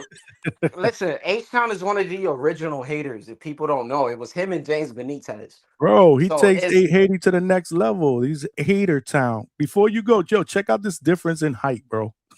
This shit is crazy. Lord have mercy. Keith Thurman against Sebastian Fundora. Just felt like bringing that up since you guys were talking about it. Oh, But I'm go ahead, going Malcolm. for I'm Fundora, sorry. man. I'm going for Fundora on that one. Pack You Keith think up, man. Fundora packs his ass up Yeah. and gets him out Bro, of boxing? This man hasn't had a fight since since 2022 with Barrios. He's only fought one round after. And he's 37. No, and Sebastian's learning how to use his reach correctly now. Gabby's teaching him. Malcolm, what we gonna say about H-Town? Agreeing with H-Town? I gotta hear this. Oh man, God damn it, fuck. Now a lot of these guys are naturally I feel like I'm in the bigger Twilight and Zone. they cut down. Yeah, they cut down in weight, which I kind of have no problem with. I don't want to get into that whole rabbit hole, but I have no issue with it. But a lot of the Mexican fighters seem to fight wherever they're supposed to like fit at. You know what I'm saying? Like they ain't doing no OD crazy cuts. Obviously you got your Ryans and your David Benavidez kind of guys, But those are Americans, bro. Devin Haney. See? Devin Haney is a perfect example of this because let's be honest, Devin should have been at 160 a lot sooner than 147 a lot sooner. He stuck at 135 so long because he knew he was bigger than he he complained that Ryan and other guys were weight bullying, and he was doing the same exact shit. That's why when I say Devin Haney is 190 pounds, I think I'm joking. That dude's a big dude. I mean, I've been 190 pounds of muscle. I know He's what a it looks like. cruiserweight. You know, He's a cruiserweight, to be honest. They Dude, call Boots him is a fucking big cruiserweight. too, man. I don't know if y'all They seen call him a Boots cruiserweight. Who? when he's Boots. Rolly, Ryan, Devin are All these big fucking dudes. kids. All these dudes, Now right? the Yeah. thing with Rolly though, because I don't know his walk around weight. The thing is, he has good muscle genetics, so sometimes he looks heavier than what he is. Like when you see him weigh in, he looks way bigger. But I think it's because of his insertions in his muscle bellies. I think it got to be at least 180, dude. At least Subriel looks 180. huge. Matias? Who? Matias? He probably hydrates up to like 170 or something, I'm thinking. Like I've seen the Charlos in person, bro. Them dudes are not little guys. Those guys are 195 When you pounds guys look easily. at Morataya, what do you think he rehydrates to? Morataya? What do you think? I mean, definitely in the 160s, easily. 168, or am I pushing him yes. saying that? What is he fight at 130? No. I'm capping. 135. Fight night, you mean? On fight night, yeah. From 135, he probably go to like 150 something. 160, maybe 25 pounds ain't out the 150, realm. I would say 155 the most. This is my guess. Again, this is just me guesstimating. I say 168. Damn, no way. He's big, bro. Like no way, bro. We're talking about 30 some odd pounds. That's a lot, man. That's when I have to start questioning your what you're using to get the weight back on, because that's when PDs come into. How are you gaining 35 pounds or whatever the fuck it is? What are you? Water retention is a real thing. My bad, A-Sound. That shit is real, man. What? I've had some crazy ass workouts where I fucking drain myself, and I ate like 2 meals, and then all of a sudden I damn near gained like 7 pounds, and I'm like, what the fuck? So I can imagine if I was cutting for a fight, you know. And I mean, when I was Malcolm, 35 pounds overnight. What the That's not shocking, because I think I read somewhere I can't remember, I think Mike Tyson did an interview recently where he said before the fights he will walk around 215, but by fight night, like same day weigh-ins, he would be weighing around 240, 250. Yeah, when I was a kid in my 20s, man, I was addicted to working out, and I always wanted to have that 6-pack, and I could never get 6, just 4. You could see the top really clean, the next 2 pretty good, then the next 2 were gone. And then after that, a 2-pack of ass, bro. But funny though, because I had the little the fucking the little dick root, as they like to call, going on, but I just couldn't get the fucking bottom ass, bro. So like, I literally decided to fast the whole day. Man, I ran about 10 miles, didn't drink no water, and you could see him, but I lost 11 pounds in a day. Nonito came out at 140. Like they said, Nonito came in at 140. Is that that means that right there's about like that? You see, like when I was like look like that, I was about 220. Right there, about 250. And remember this, right? The human body is 50 to 70% water. So just kind of put that in, right? So when you're cutting weight, you're trying to eliminate all the water. That's why people don't like it. And you see guys in the UFC fucking passing out and damn near dying. So if you're cutting all this weight, like you're walking around at 180 and you cut down to like 154, and then now you got to gain weight, you got to kind of add, like maybe you cut off like 40% of your body weight in water, because that shit comes back immediately. You add water and sodium and your weight is going to skyrocket. I mean, you won't get off 30 pounds back. That's why some of these I think that's why some of these athletes are moving to like a pure vegan diet. They don't want any meat because meat has a ton of water and stuff like that. Yo, H-Town, what was your weight here? Oh man, that's me and my boy Canelo right there. Hey, that's about right too, right there, dog. Hold on, let it play. Look. Oh, hold on, let it play. Let it play. Hold on. I love you more than life.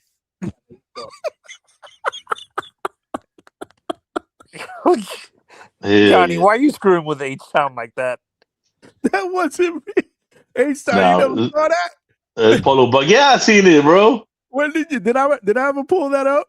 Man, I laughed my ass off when I saw it. I was fucking. And I love you more than life. He gave Canelito. He Wasn't said he Canelito. shorter in the original one?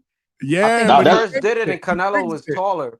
When he Yeah. said that on the thing, when he said that, he was like, "Man, I'm like fucking mad taller." He fixed that shit and came out. Yeah, with I told man, that motherfucker No, is 5'6". I'm Johnny, 6'1", bro. And you're wrong because a lot of people said Nonito at 118 and 115 was walking around at 140. So that's a 30-pound weight difference, isn't that? Walking around, I'm talking about from weigh-in to fight night. The next day, 30 pounds. You talking about walk around? I get No, the walk that's around. I what believe that's that. what they're saying. He was on fight night. He was walking I in don't know. at 140. Where's Rachel? We need answers. Where's the queen at? We need answers, Rachel. I need to know. But Johnny, that's where what is it that he consumed that ballooned him up 30 pounds on fight night.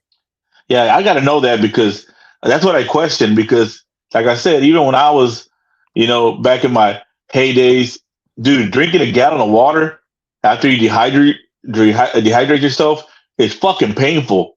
It gives you, it makes your fucking stomach hurt. Like it feels fucking horrible because you're trying to rush all that fucking water back in your system, and then you start pissing it right back out, bro.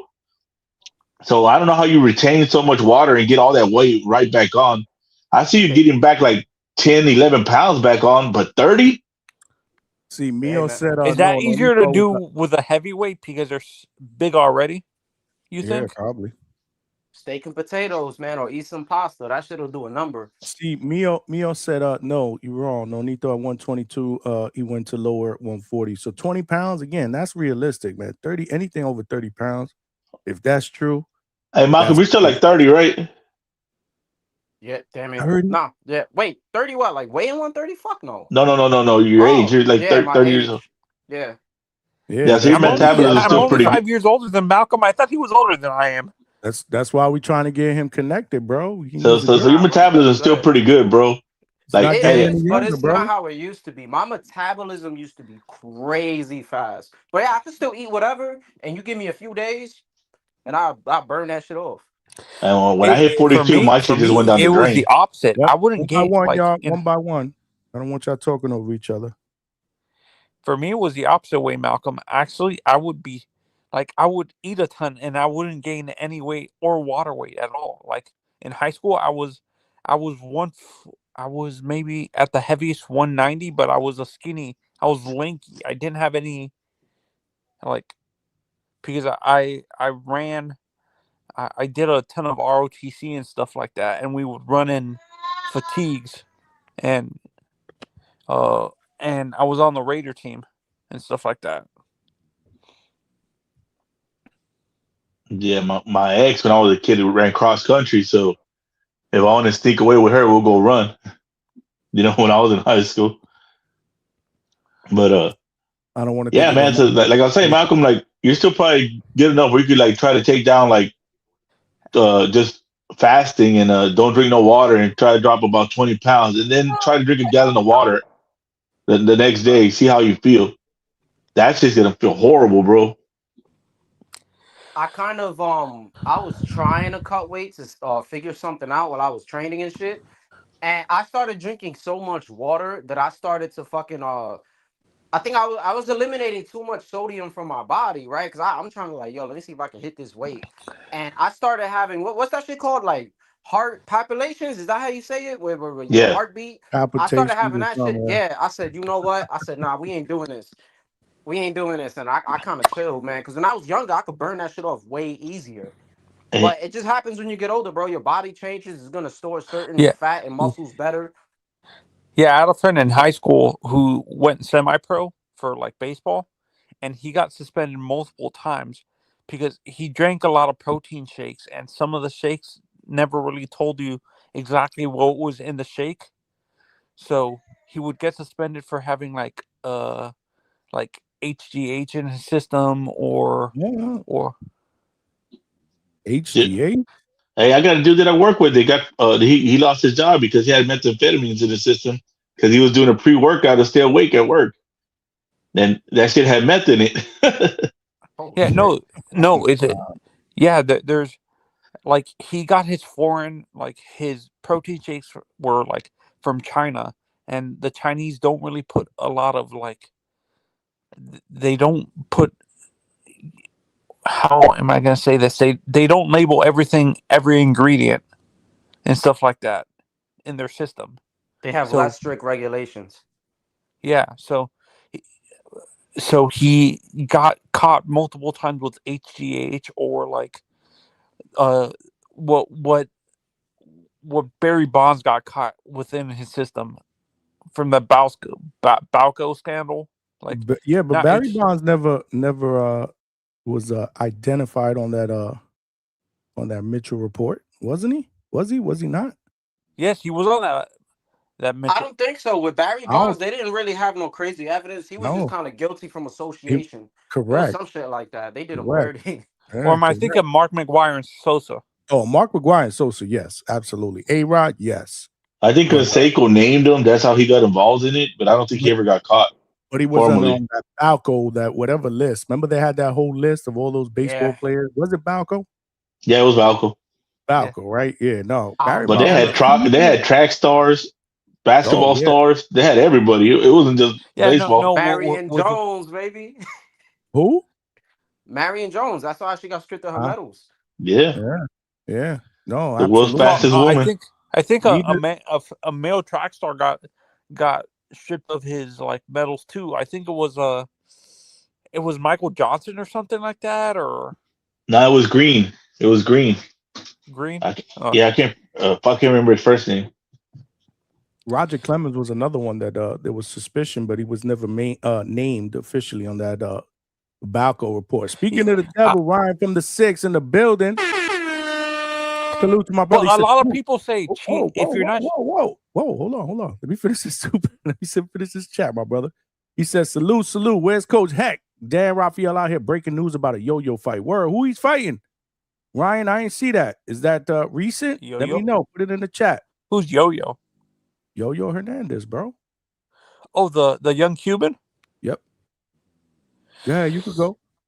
Oh, yeah. Well, what I was saying in general, like, I can't remember who said this. Like at this top level, like for boxing specifically, if you're getting hit in the face,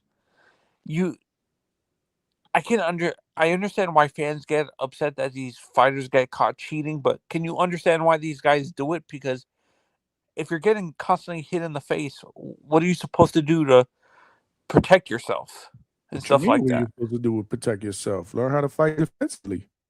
This is a sport. Hit and not get hit. It's boxing. So they're supposed to cheat because they get hit in the face? But at that top level, like as you get heavier and heavier, you're There's no getting hit excuse. harder and harder. No matter how not gonna get me defensively to say responsible you are. You're not going to get me to say that because of the risk of getting hurt or getting hit at the higher weight classes that it might be a good idea for you to start taking human growth hormones or steroids. No, this is I'll tell you what. they're not You're worried fighting about against guys. Hold on, they're not fighting against guys that are like they're fighting in the same weight division. Meaning when they weigh in, they're weighing in at the same weight division. It's not like a welterweight is fighting a heavyweight. That's different. No, but what I'm saying, if you're starting to move up from lighter divisions, the fighters start hitting harder and harder. I'm not saying it's okay, but I can understand why some of these guys do it because maybe their power is not translating correctly to the division, even though their body is telling them they have to move up and stuff like that. And that's why weight bullying happens because these guys don't got the pop to be at the natural weight. That's why they cut all that weight to get down there. And if you're worried about your brain health, the answer is don't box. Exactly. Pick another sport. But to sit there and say, you know what, let me take a steroid so that I could potentially be on a level playing field with a guy that's bigger than me and stronger than me, then don't box, bro, because I don't condone cheating on any level, man. If you I use this phrase, but I'm not sure if it works for combat sports. I'm a big Ric Flair fan, and he always said, if you're not cheating, you're not trying. Like You're talking about a professional wrestler that's saying that, though. Oh yeah, but no, that happens in boxing all the time. Why do you think people are using IVs to rehydrate? I'm not gonna be that guy to push that energy out there. No, that work harder. anytime there's money involved, cheating will be involved. I know that, and we all know that, but I'm not gonna condone it. Is what I'm saying. I'm not condoning. I hope it doesn't I know sound like you're I'm not. condoning. I know what you're saying, but I'm not that guy. So the answer to your question is absolutely. I don't agree with that. Okay. Who's the next fight you guys think for Shakur? I think it's Dalton. I don't or know. maybe Rolly. You're like a day late. We talked about that yesterday. I didn't see your stream. That's why. No, you're good. I don't know, man. We talked about a lot of different options, man. I'm gonna hop off for a little bit, Johnny. This little boy running wild out here. He wouldn't go to sleep. You know we'll be here when you get back, bro. Salute to H-Town, man. Single Hatertown, you dad mean? doing his thing, man. For real. Always working. If he's not working outside, he's working at home, man. And still finds time to contribute. Speaking of contributors, 50 more likes, y'all. Come on, man. We got hella people up in here. It's free. Smash the like button, man, and help us get to 100 likes. We're cooking. We cooking. But yeah, I don't know. I mean, we talked about a lot of different options. What do you think? What do you think is next? What, Dalton, you said? For me, it's either Dalton or Rolly. Rolly Romero. You know, Malcolm, we never talked about Rolly yesterday. Wait, what was there to talk about with Rolly? Like, that's a serious question. No, about him. He said about it, but he sees Rolly as a potential opponent for Shakur. I don't know if I see that. Shakur not even going but that's the thing. He's not fighting at 147. So I'm not really. No, isn't Rolly a champion at 140? Rehydration. Nah, he's at welterweight. Rolly's he a has a belt at welterweight, welterweight. 147, man. Shakur said on the interview that if any of these welterweights want to fight him, he'll move up, but they got to do a rehydration clause. No more than 10 pounds. 157, 158, they can't be no heavier than that on fight night. He made that clear. Yeah, I can understand why Shakur's doing that, but that seems unrealistic because some of these guys are bigger than Other already people do bigger. It. Other people do it. I hate No, it. I hate hydration we may not clauses. like I can't stand that we may shit. not like it, but other people do it. That seems, for me, I feel that's soft. I soft don't disagree, but Malcolm, what were you gonna say? No, I was gonna say I hate hydration clauses. I can't stand that.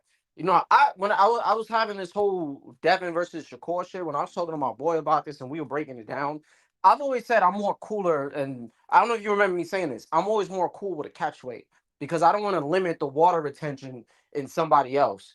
You know, so it's like, look, dare to be great, man. If Shakur, if you're that good, and I know you're that good, then fight these guys with no fucking hydration. He has the skill to pay the bills, you know. But all you do when you fight people at catch weights and you put stipulations, it's an excuse. You don't get your full credit, right? Especially if you're a fighter that people dislike, you know. So I'm not really too much of a fan of it. Now, I understand when it comes to the Conor Benn situation, it kind of makes some kind of logical sense to why he did it, because Conor Benn did the same shit with Chris Eubank moving up. So it's like, why won't you do that with somebody else? You know, but I think Conor Benn is food either way. Now, in the sense if because I don't think Shakur has specifically called out Devin at 147. He hasn't really said, I want to fight Devin at 147. He hasn't really said no wild shit like that.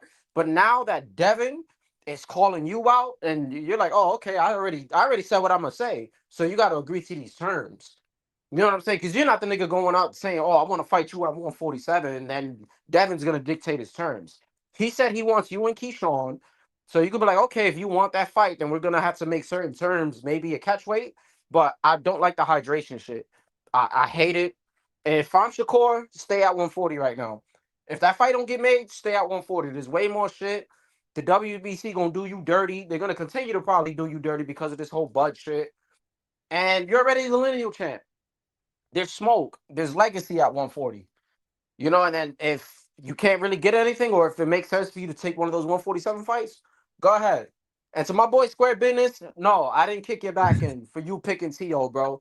But just know I'm the real Malcolm. We got that settled now. Whoa, that was on the line right there. Yeah. Who was gonna be the real Malcolm? Who was gonna be the real Malcolm to step up? Will the real Malcolm please stand up? He said, but yeah, Malcolm, you're becoming Eminem. You read it. I wanted to put that out there until you saw it, or else I was gonna read it for you. Are you Eminem now, Malcolm? No, my last name is actually M. It's funny. My initials is M. Like my middle name is actually X. Like that's actually my shit. Yeah, and my last name is Martinez. So it's like I'm literally Malcolm in the middle. I'm Eminem. I'm Malcolm X. Whatever you want to call me. What's good, flexing and stepping? I see y'all. Smash that like button. We need about 43 more likes to get to 100. Yo, check this out. Yo Hernandez versus Jahai Tucker.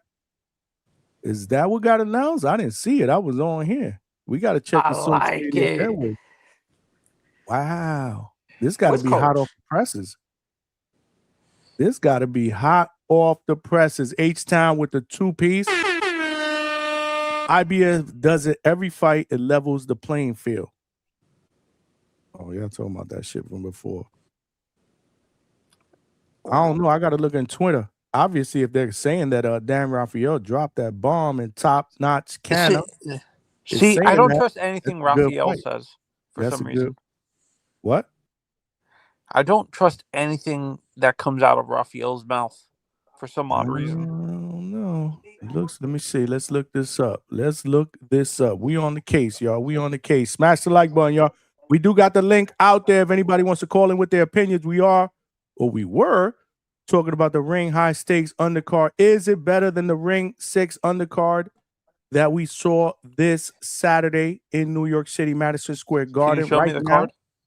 Right now, we got over 40 votes. Make sure you cast your votes. We got hella people up here. We got 80 people, and we got only half the people that voted. It is free, and it's also free to smash the like button and subscribe to the channel.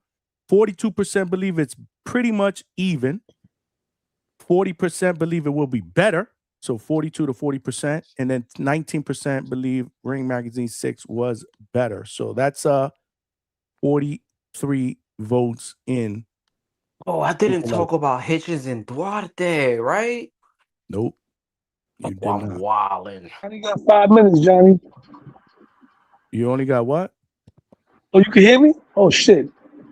Yeah, I got a few minutes before my You hear low talking shit in the background, trying to make demands on the mafia spot. Shit. Oh shit! As soon as Johnny starts talking, like we might have to blick him. He making demands on the mafia spot. Oh man, play the music. Yo, Johnny. Where's the mafia? You want to laugh, Johnny? Music. Background. What up, Lo? What up, my brother? What's good? Yo, Johnny, when I was at MSG, right, I was sitting around a bunch of Shakur fans, and I was talking hot shit before the fight started. Sure.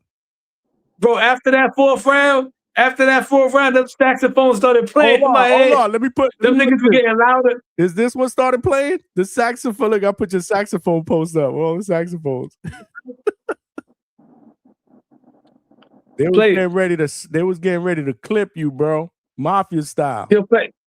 Yo, as the fight was going further, they were getting louder and louder, and I was getting quieter and quieter, and them saxophones was going off heavy, man.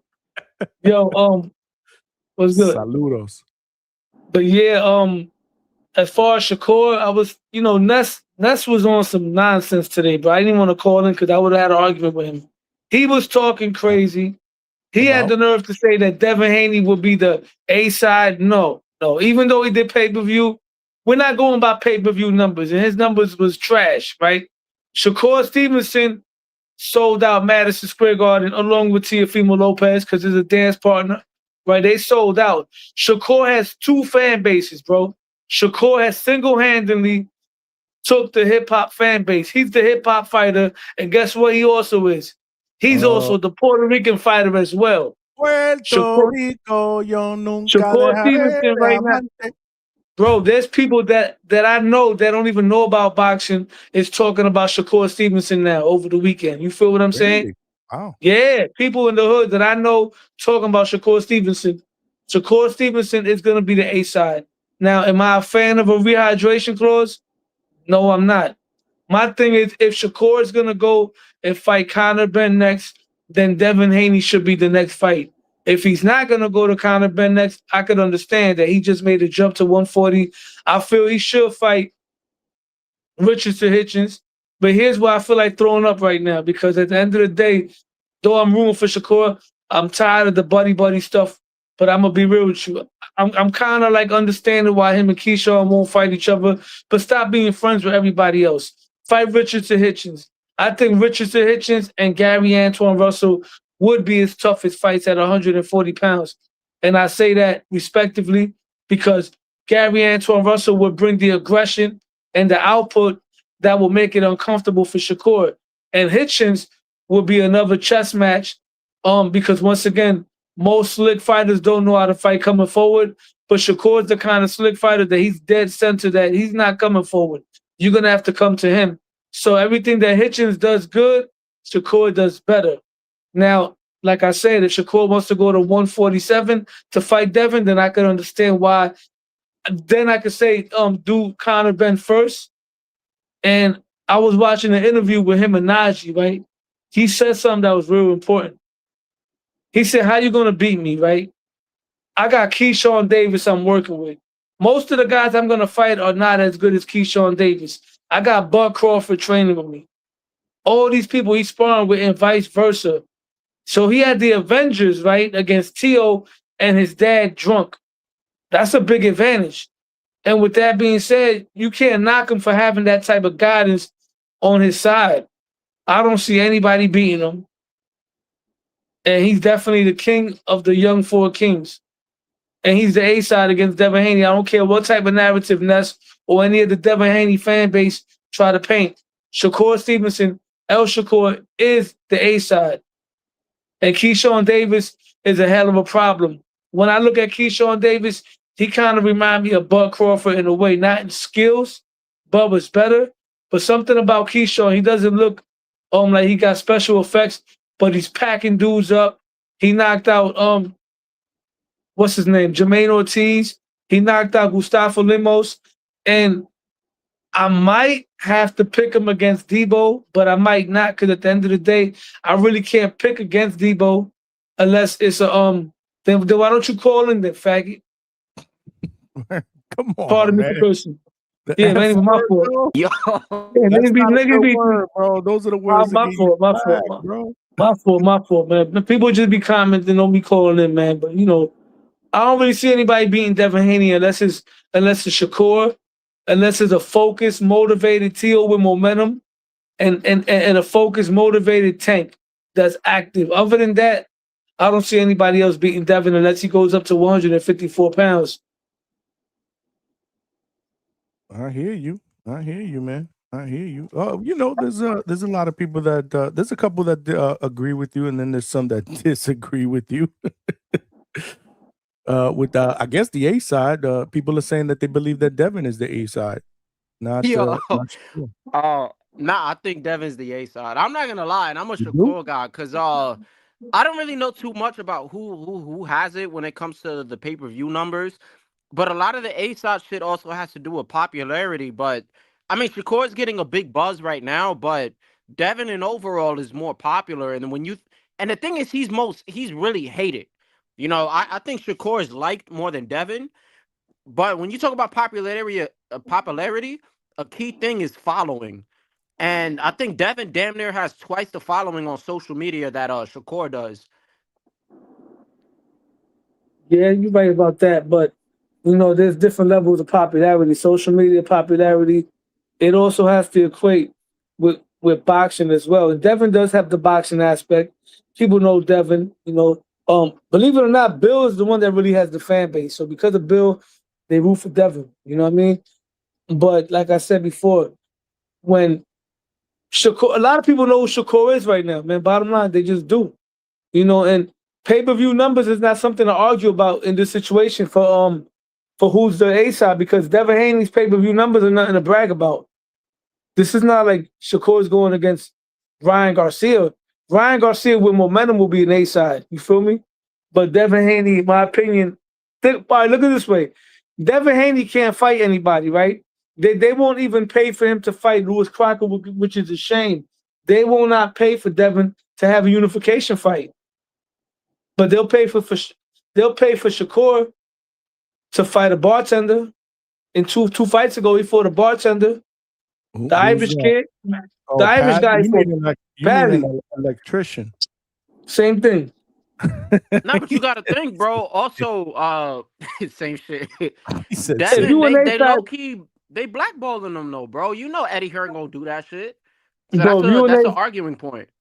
Hey, there you go. If you and A side, you could fight anybody. Javante Davis will come out of retirement and bring Tim and fight Tim Bayless in a hometown fight, and they'll pay for it because it's Javante Davis. You feel what I'm saying? Devin Haney can't do that. I'm not saying Shakur could do that, but Shakur was on a pay-per-view against an electrician. Devin Haney was on the pay-per-view against a knockout puncher and Brian Norman Jr. And it's a shame, once again, that they're doing him like that. But I guess he ain't a draw like that. You know what I'm saying? Devin is a draw depending on who he's fighting with.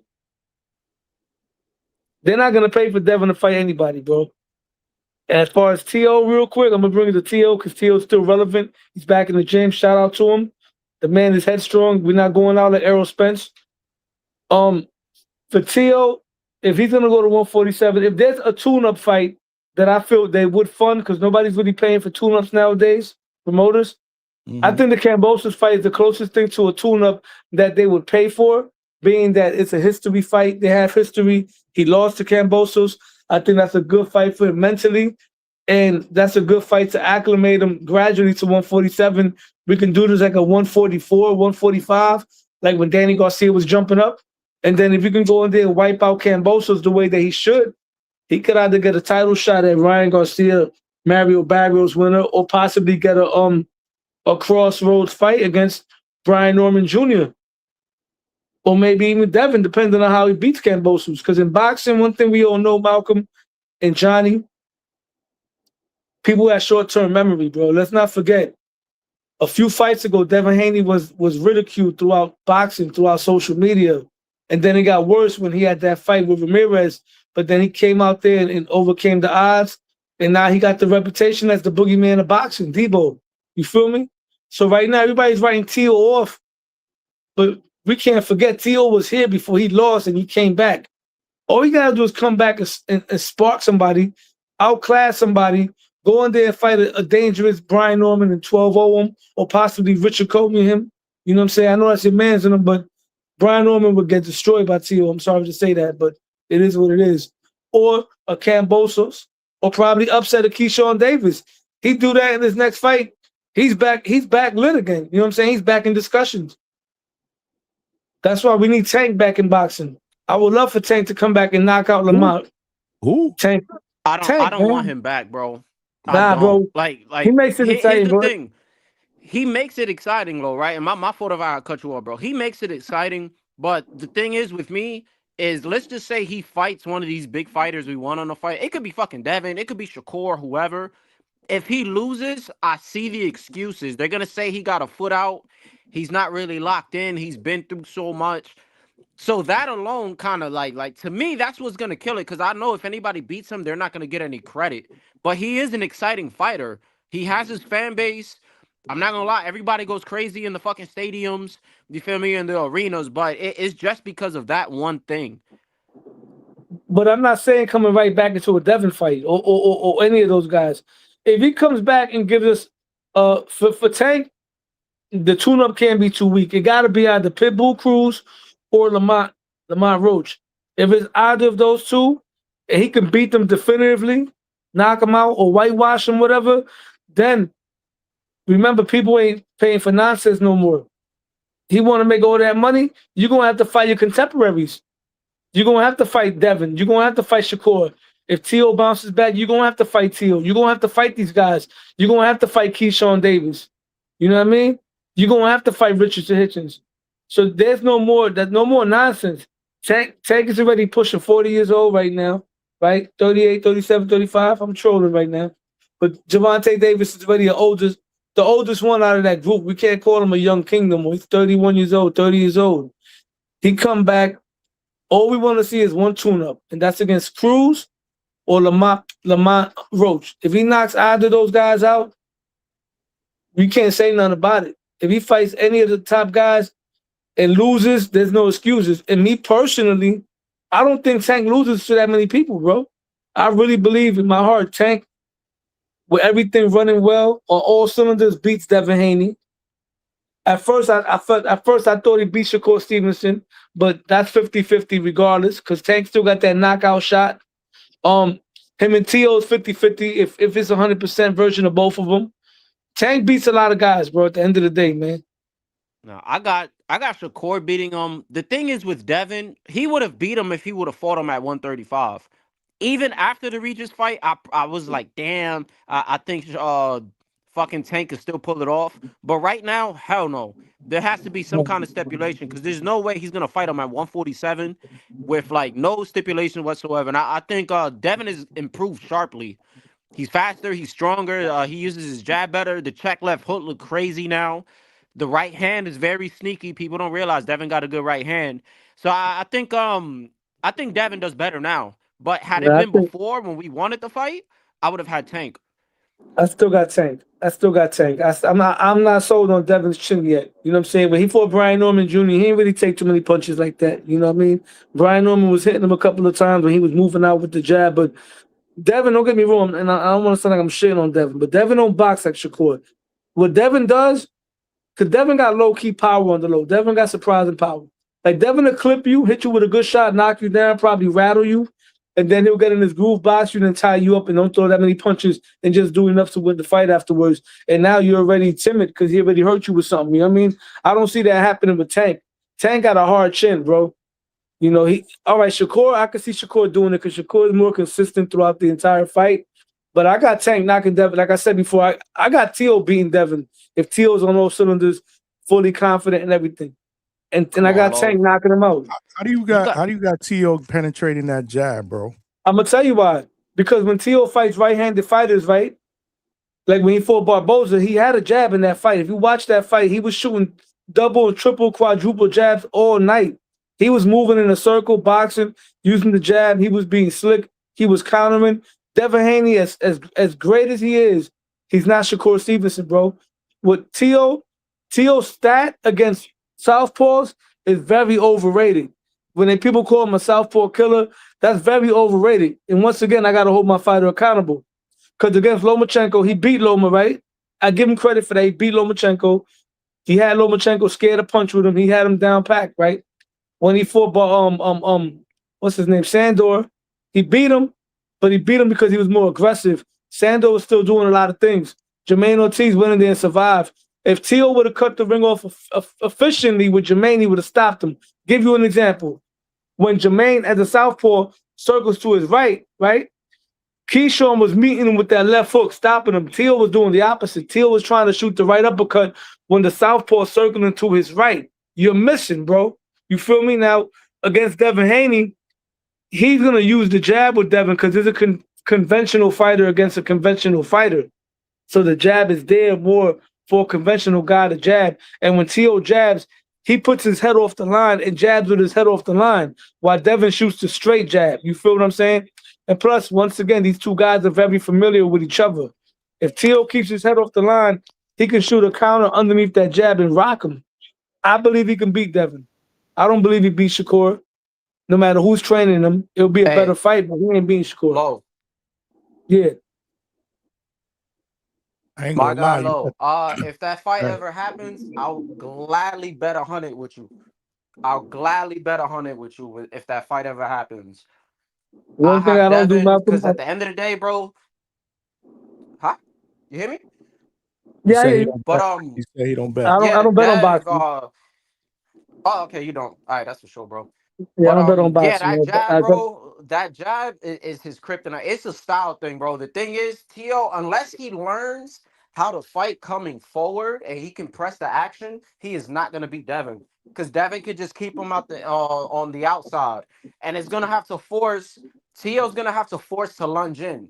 That's his problem. Like when you notice the Shakur fight, even though again different stances, Shakur would take that step back. Sometimes he would do 2 little steps back because he was waiting for fucking Tio to lunge in. because he couldn't reach. So that's what's gonna happen with Devin, even though he fights differently. Fucking Tio is gonna try to lunge in and he's gonna get caught with some shit. And he's a very good back foot fighter. Yeah, he is. I mean, like I said, he is. But that remains to be seen at the end of the day. And I gotta go because my relief just arrived. I'll jump back on the panel when I get to the crib. Y'all stay up. You know it. Lone Nose Boxing in the building. I ain't gonna front Malcolm. He riled up the chat though. Yeah, I was about to say that they was shitting on him, bro. Lord.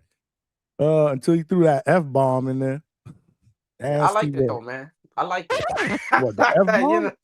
Yeah, you like all that toxic shit and the fucking crash outs and the curse words. Nah, because people be, you know what it is? Sometimes people will be talking crazy when you give it your can't take. pick another word though. Like those words, those are flag words, man. You can't just say F you, asshole, or shithead, or come on, who going what? Fart face? Like Hector? Like fart face and pea brain. What are we? We 8 years old? Like nobody gonna say that, man. What are you talking about? Fart face. Yeah, like Lord. Come on, man. But nah, it's just people be saying shit in the chat and they don't call in. Flag, bro. This is a different world that we live in, man. But I guess I'd be upset. They were going in on it, bro. Yeah, they was cooking them, bro. I was telling people, yo, call in if you wanna chat it up and challenge low. Call in because it was just too many fucking comments. And then again, you guys were talking, so I can't really read the comments. I don't want to interrupt what he was saying, but yeah, I'm about to jump off also, bro. I gotta get ready for work or some shit. I gotta fucking go to, and before I go to work, bro, I gotta go to fucking Walmart and fucking get a wrist brace, bro. I fucked my shit up yesterday. What? Training? Working I fucking threw, bro. I was sparring. I threw this hard ass right to the body, bro. And this motherfucker blocked that shit. And he must have some fucking steel arms, cause immediately I felt that shit, bro. And I woke up today, and my shit is on fire, bro. I can't even like turn my wrist. This shit feels horrible, bro. So I gotta get like a little brace for my shit. This shit nasty. Too old for that shit, bro. Nah, fuck that. I like fighting, damn it. My bad, man. But are you gonna fight? Are you gonna fight at Border Wars or what? Like, what do you train? Like that? That's what I'm saying. Are you getting ready to training fight and somewhere? I like sparring, bro. I like contact, man. Oh, I'm one of those, man. I like that shit.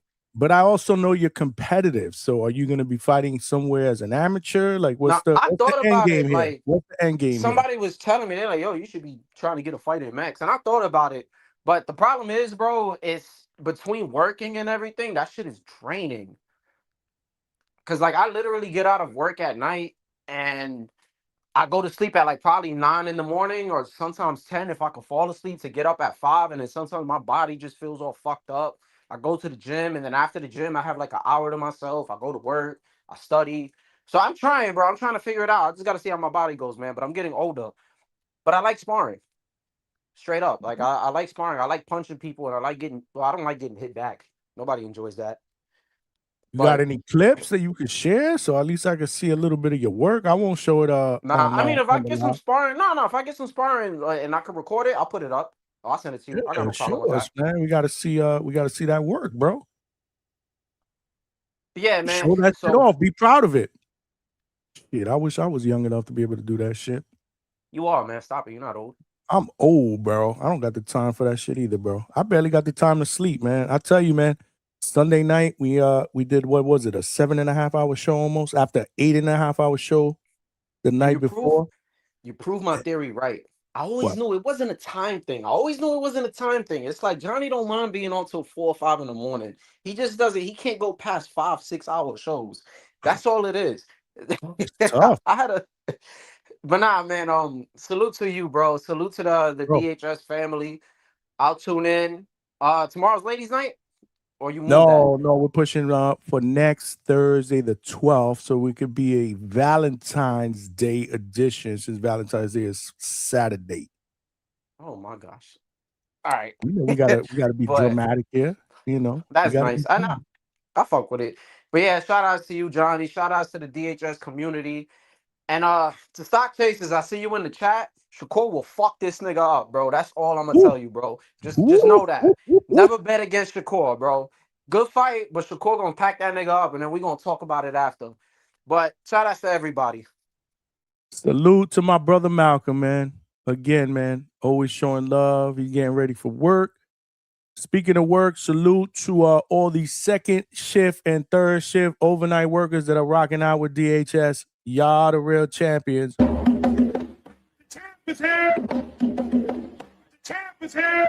The champ is here. Yo, we got almost 100 people up in here. We only got 65 likes. That shit is a 2-pack of ass. Guys, it's free, man. Guys and gals, it is free. Make sure you smash the like button and vote in the poll. We only got 54 votes in. I'd like to be able to get at least to 100 to get a gauge of what you guys think is going to be the better undercard. Is the ring high stakes undercard better than the one that we just saw this Saturday on the ring card entitled Ring 6 from Madison Square Garden? Right now, 44%, pretty much both even, is in the lead. Come on, give us your opinion. Subscribe to the channel too. There are power in numbers. We're trying to get to our next goal. That is free as well. Tell a friend to subscribe, man. Yeah, Lowe's lit up the panel, man. Lowe lit up the panel. The chat was going crazy. People were going in. He crashed out a little bit, throwing the F-bomb. Stock Chasers was going after him. Ryan from the 6 was going after him. Miguel Peralta was going after him. Salute to all y'all in the chat. But I wanted y'all to call in so y'all could really talk that shit and debate. But you know Lowe be going in, man. H-Town, what's good? You good now? Yeah, man. You know, them Haniacs, the Ryans and the Stocks, they see them walls closing in. You got King Ryan coming in from one side, Shakur coming in from the other. Them walls are closing in, dude. That O has got to go. And there's going to be tears. The chat, bro. The chat got riled up when they started talking about Devo Dev. You can't talk about it. That Diva Dev. You call him Diva Dev or Debo? Yeah, Dev? that's Diva Dev. No, that's Diva. No Devo, Diva. Devin the Dream, Devin Dollars, Devin the Dream, Haney, Debo Dev. That's what the Devin Donations, Dirty Draws, Debo. Yeah. Wow. Stock Chasers, what do you think about this hate? This quality hate from H-Town or what, man? I don't know, man. Hey, man. I don't see anybody being Shakur, Stock. I'm sorry, brother. You sad, brother.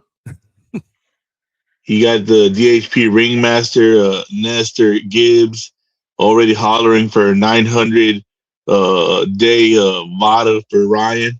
And Ryan hasn't even won yet. He's already putting up the protection plan. That's funny. He's saying there should be no rehydration, for Shakur. Hey, bro, that's 10 pounds. That's all right. You're talking about a guy that said he could still make 140 if he felt like it. So, I mean, you can't fight at 150? You can't come in weighing 150 on fight night? Or is the Conte's gone? Now you can't magically put on 40 pounds. You can't keep the weight off. Now you can't keep the weight off. The Conte's gone? Huh, man. Sounds a little fishy, Johnny. Sounds a little fishy. He said, Stock said, we will never find out unless Shakur takes the fight. You did see Devin Haney's tweet earlier said he wants Shakur and Keyshawn. He wants Big Bro and Little Bro. He also put a tweet out talking about Xander Zayas, talking about he got 2 belts. Yeah, he got 2 belts. You want to step up to 154? Let's get that shit popping. Let's squabble. Let's do it.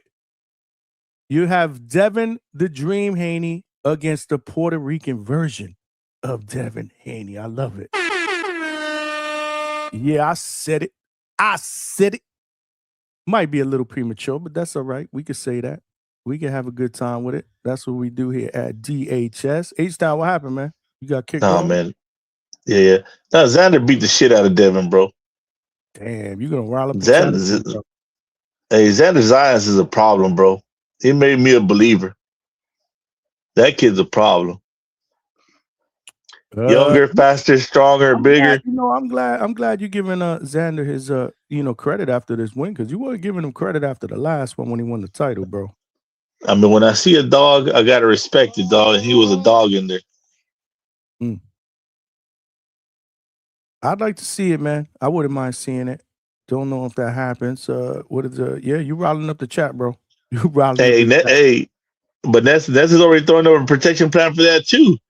He told Bill, hey, did you see the video on? Have you seen Sanders' last fight? You need to go watch that fight, Bill. Before we get this fight, you need to go watch that fight. Oh yeah, that's the protection. He already knows what time it is. Yeah. True Power Media, I see you, my brother. Salute. That would be an interesting fight, but there's plenty of other fights that obviously pique my interest as well. Give me 1 second. Hey, I don't know about this undercard going to be more exciting since we got the wig baby on this last one. That wig went crazy, bro. Since we got what? Say that again. The wig baby. Big baby.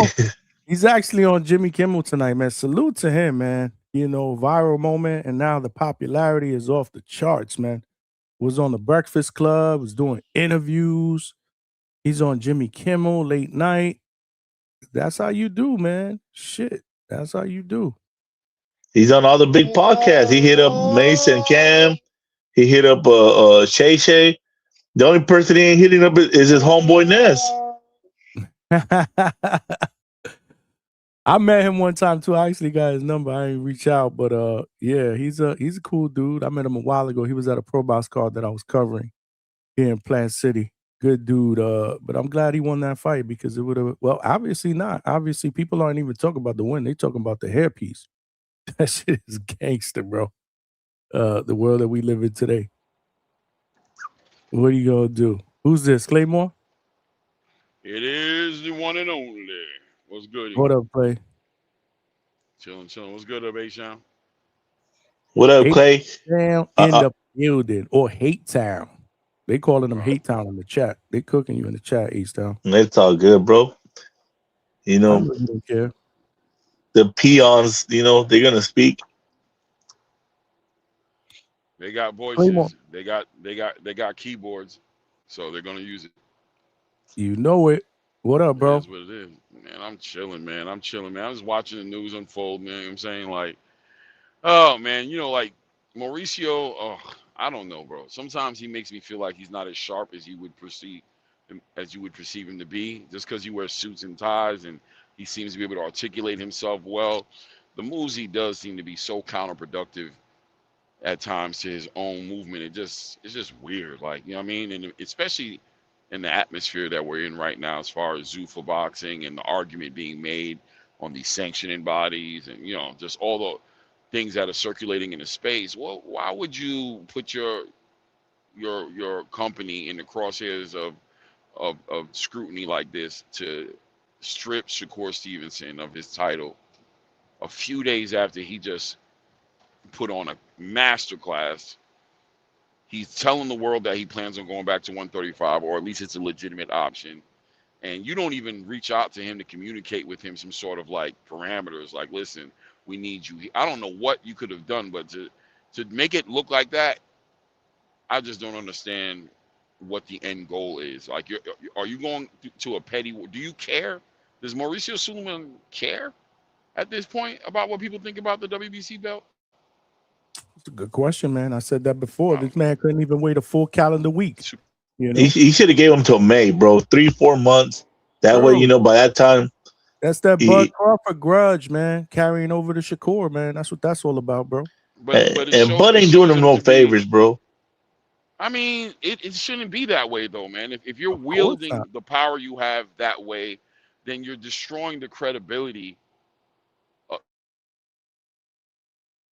Ooh, he got cut off. He might be on the road. He's probably working. It's crazy. No, see, you got cut off there, Clay. Oh, am I there? My reception going Now, in and out? now you're there. Yeah, you got cut off for about 5 seconds. Yeah, you know I'm riding down the road, so yeah, I might go in and out a little bit. Yeah, but you know, it's just crazy. When I heard it, I was like, oh God, bro, like Mauricio,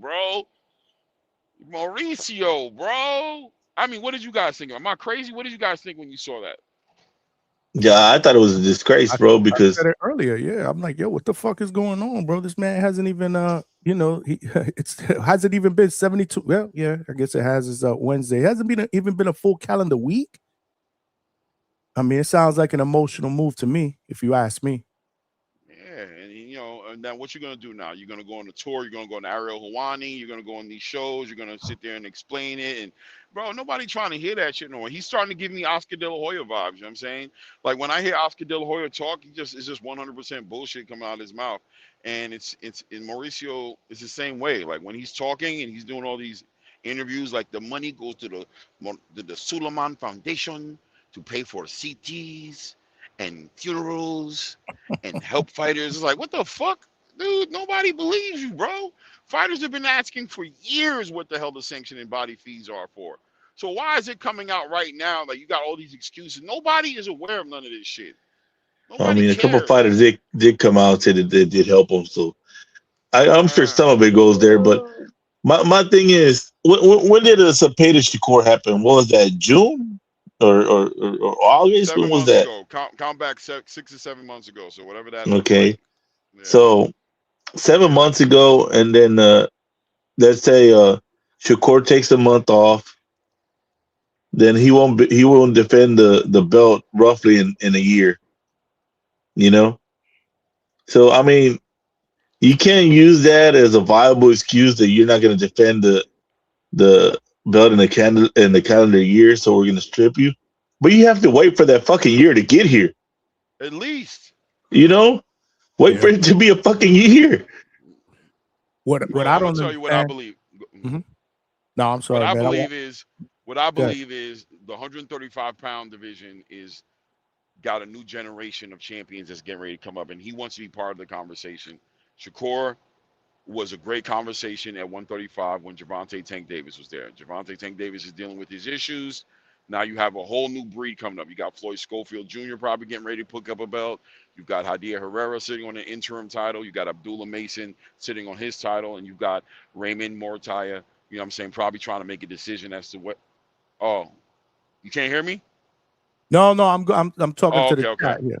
No, go ahead. Okay. Keep cooking. Keep cooking. And I believe that he's trying to get in that conversation. He wants to make the belt more active. He wants to get more sanctioning fees. And Shakur is somebody with a lot of options right now. And he probably doesn't see a big fight at 135 that Shakur would take. So he's kind of, I could see how he's anticipating Shakur probably not making any of the big fights at 135 right now, or the biggest fights that he feels like he could be made so he can get money off of it. That's what I believe he's doing. I believe we got a new generation of just champions at 135, and I think we're going to see maybe some decent fights happen, some unifications, and he wants to be part of the conversation. He doesn't want his belt redlined or frozen out of the conversation because Shakur won't let it go or defend it, if that makes any sense. It does. But what doesn't make any sense to me is, did you see Shakur's reply? That he just shot him the bread?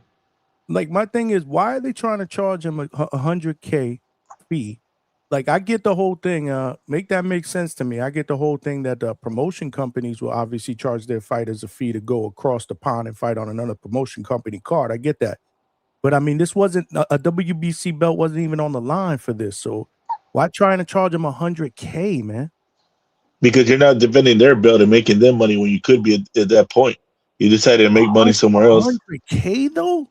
I mean, they 360 dealing these fighters now. Now it's a 360 deal, right? We want some of your merch money. We want some of your tour money.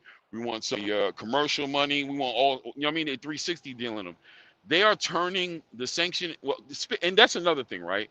Mauricio Suleiman at this point is not only hurting the credibility of the WBC, but I think he's bringing light to every sanctioning body. I think he's bringing light to the whole system. People are going to start questioning everything now. So the other sanctioning bodies got to be feeling it a little bit like, damn, bro, why you always got something going on, bro? Why you always doing this? You know what I mean? Well, the IBF is the IBF. They're always prompt to enforce their rules. They're the one. They're the one sanctioning body. They keep the rules for everybody. They're gonna strip you. They're gonna strip you, and that day they talk about it. But at least they're consistent. They're consistent with the way they do it. Like Terrence said, they're consistent. They're consistent across the board. Mauricio is very selective. He'll let a Jamal Charlo walk around for 2 years drinking Mai Tais in the Bahamas and let him be the WBC champion, right? No, he's biased with the guys that bring the most money, bro. It is what it is. But then he'll hit Dimitri Bivol over the head. Yo, you got to fight David Benavidez, or take your belt off him. Same thing with Shakur. So he's not consistent with the way he enforces the rules. What you're saying is there's favoritism, right? Right, without a doubt. And it doesn't help. It doesn't help that Shakur's number one influence is talking about fuck the WBC, don't pay the fees. You know that don't help either, man. Bud needs to be quiet, man. He needs to let him be him. I mean, I think I hear you, but at the same time, if I'm a fighter, I'm not necessarily so comfortable with the fact that if I get on your bad side, you're gonna strip me of a belt. You know what I'm saying? Like, I want to be a champion, and if I lose my belt, I want to lose it inside the ring. And as a fan of boxing, I want my champions to be winning belts in the ring and losing belts in the ring. I don't like the idea of the Mauricio Suleimans of the world willfully moving around like this with championship accolades and passing it around so nonchalantly. You know what I mean? I don't like it. You know what I'm saying? And I think the boxing space in a minute, maybe not right now, but given options and opportunities, Mauricio Suleiman is making a real argument as to why these belts ain't worth shit. He's making a great argument for people, bro. Once you become an established name in boxing, then the belts don't matter. You know, but for all these guys that are coming up, yeah, the belts still matter, and they're gonna continue mattering. You know, until you become a name. But if Sufa makes their belt matter, then that's a whole different world, you know. Boom. It can get interesting out here. Yeah, then it'll change the landscape big time. But you got the hardcore boxing fans that don't want nothing to change. They like this new belt era, the 4-belt era. Shout out to the liberals, to the Democrats, you know what I'm saying, who came up with the great idea of opening up the borders. And that's what Zufa's going to do. Zufa's going to bring in a whole brand new fan base, and they're going to just replace the old one, bro. And at the end of the day, it's going to be money in, money out, profits over not profits. You know what I'm saying? And it's just not going to be enough. If you keep on doing this, Mauricio, I'm telling you, this argument is becoming a big, big deal. ESPN covered that shit today on Shakur Stevenson being stripped. Everybody sees the weirdness. That's crazy. What did they say? I didn't see that. What did they say? I didn't read the article, but it popped up on my phone. And I looked, and it was like Shakur Stevenson. I gotta, when I stop, I'm gonna obviously do what I do, which is open it up and read it. But it's something, you know what I mean? It's attention, and it's not the attention. It can't be good attention, because boxing fans. I got a friend of mine, who's a MMA fighter, ex-MMA fighter. He lives in California. I haven't talked to him in a while. He called me the other day, which is crazy. But shout out to my guy. And I was telling him about the channel. And he's like, yeah, I seen your channel, everything like that. He was like, I see it's growing. He was like, yeah, but that boxing shit, man, is it gonna? It's so full of shit. The way he went right to the sanctioning bodies and the title. You feel me? As a fan, he went right to it, bro. Like, and this is a grown man. He's older than me. You know what I'm saying? And he's a mature dude. This is not no hater. He's just being honest. It's out.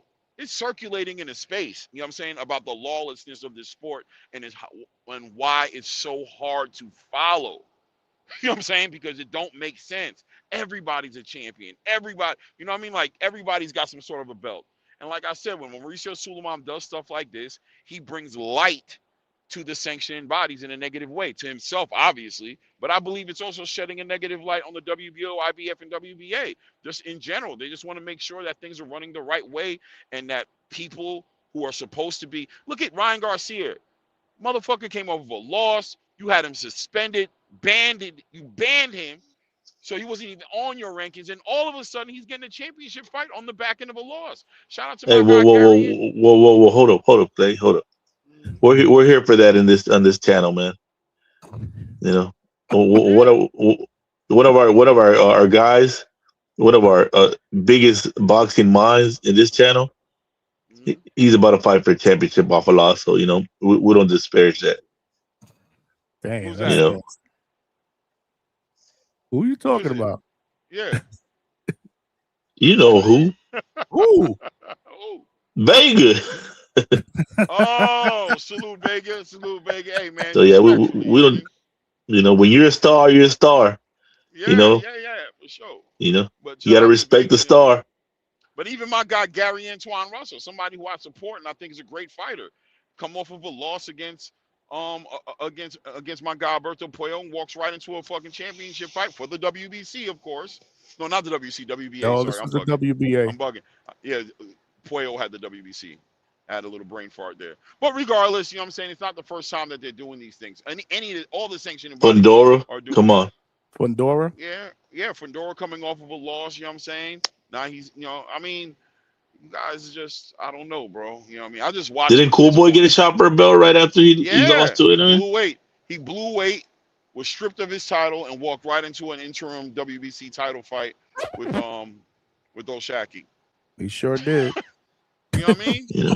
I mean, You gotta love boxing, bro. the shit that goes on here is fucking gangster, man.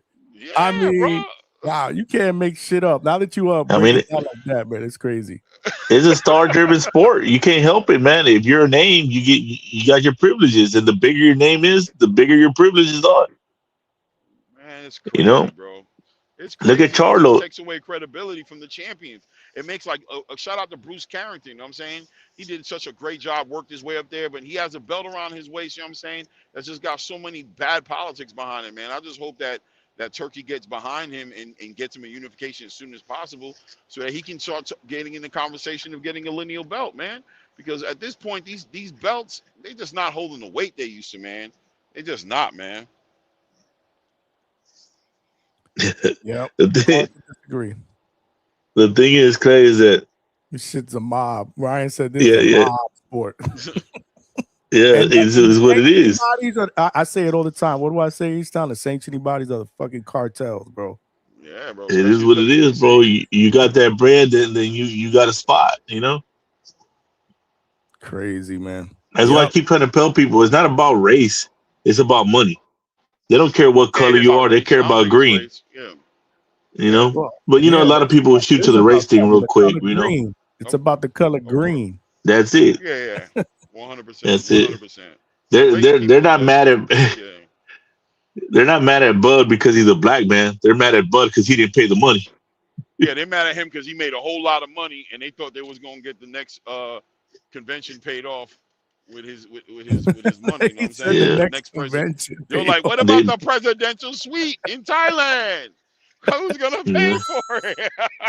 He said the Bud next was like, not convention paid me, off. motherfucker. He said, not me, motherfucker. I don't know who's going to pay for it. That's a great question. Not me. Shakur wasn't having that shit either. He said, I'd rather give that shit to my daughter. Yeah, shout out to He said, Leilani, man. they crooks. Shout out to the Princess Leilani, yeah, man. man, they're crooks. But I mean, like I said, man, it's a double-edged sword because off those crooks, you make a name too by being the champion. You know, It's different though, so. man. I mean, back in the days, man, belts were valued so much more. I mean, these guys have no problem saying "fuck that." A belt doesn't make or break me, man. But what are we doing if there's no ranking system? Then what are we doing, Johnny? We're just fight to fight. You I know. don't know. Why don't you answer? I've been asking that question for the longest time, and nobody seems to give me a straight answer. You know, I I mean, want the to ask belt you. represent is the Clay, last thing that. Clay, what are we doing, Clay? Bro, I don't know what we're doing, bro. You know what I'm If saying? Clay I'll don't be know, honest with you. nobody I know. listen, bro. I really don't. You know, that's why I get behind Zuffa boxing. I get behind. That's why I do these things, man. People think but I don't know how people, bro. It's just ridiculous. Any given Sunday, you're hearing the dumbest shit come out of these sanctioning bodies and the way they're giving these belts out, the way they're giving these titles. Dude, they made a belt for Ryan Garcia and Rolly Romero to fight for. They sure Just did. out of the blue, bro. And now Rolly Romero's a WBA champion, bro. Explain that. Salute How? Rolly, man. He's got a Hall of Fame resume already. Yeah, I guess. Whatever. You know what I mean? I don't know, bro. You know what I mean? I don't know. It's confusing, and you get to a point to where you're desensitized from it, and you just start embracing new shit. You start looking for the new. You're like, yo, I don't even have faith in you guys fixing it anymore. I'm embracing new ideas now. So Zupa boxing, bro. Shout out to Zupa, man. I don't care what nobody says. Everybody kiss my whole entire, you know what I'm saying? Section of my ass, bro. I don't give a fuck because these sanctioning bodies is diabolical, bro. I don't care. Whatever, bro. I hear you, man. Guys, it's funny business, bro. Shout out to Shakur, man, making the big fights. Got himself a lineal belt, man. Looking to make a big fight. I hope his next fight is big, man. But clearly the WBC won't be involved in that conversation. If I was Shakur, I'd be like, yo, I'm already a lineal champion, bro. Take this WBO belt too, bro. How about that? Take that one too, bro. And you ain't got to pay sanctioning fees for that Yeah. that beautiful little ring magazine belt he got. Period. I am who I am, bro. What I did in the ring can't be erased, bro. Period. It's funny though, because this is just it's all like in the moment, right? Because I remember when the IBO was an actual belt and people cared about it. Now just everybody's just that's fake, and you would think the IBF will be more prestigious, but because they actually stick to the rules, and they actually stick to the ranking system. But nobody wants. Clause is what got them slowed up, man. Yeah, because it's forcing you to fight at your weight class. Yeah, it's true. I mean, it's true. It's true. I ain't lie. It's true. I mean, That's what WWE is doing. That's what it is. That's why these American fighters don't like it. That's why they don't like the IBF, because it's forcing you to be at your weight class. You can't come up here and balloon 30 pounds. Yeah, man. Yeah. You guys see Deontay Wilder crash out today, bro? I did, man. We talked about. Well, I brought it up. We didn't really talk about it, but rightfully so, bro. Like, like he crashed fuck. out, He boy. said he didn't want to talk about Tyson Fury. Like, bro, he's not fighting Tyson Fury. He's fighting Derek Chisora. He was clear. We're not talking about this dude. But then all of a sudden, the dude kept pushing the agenda, and Deontay was actually got into a conversation about Tyson Fury. But shit, bro, like, come on, that's just bad. He didn't want to talk about Tyson Fury. What do you think about that? Hey, man, I give the journalist his props. Courageous, challenging the ex-champion. You know what I mean? Was it necessary? No, it definitely wasn't necessary. He did what he had to do to get clicks, man. That's bullshit. Well, I mean, if that was the agenda, that's what I was going to go to. Mission accomplished. That's what I was going to. He did the job. He's like, I'm going to get this. across as a fucking shithead, though. He's like, he said, we going viral, baby. I mean, it is what it is. That's like that. That comes from that Pierce Morgan blood. You know what I mean?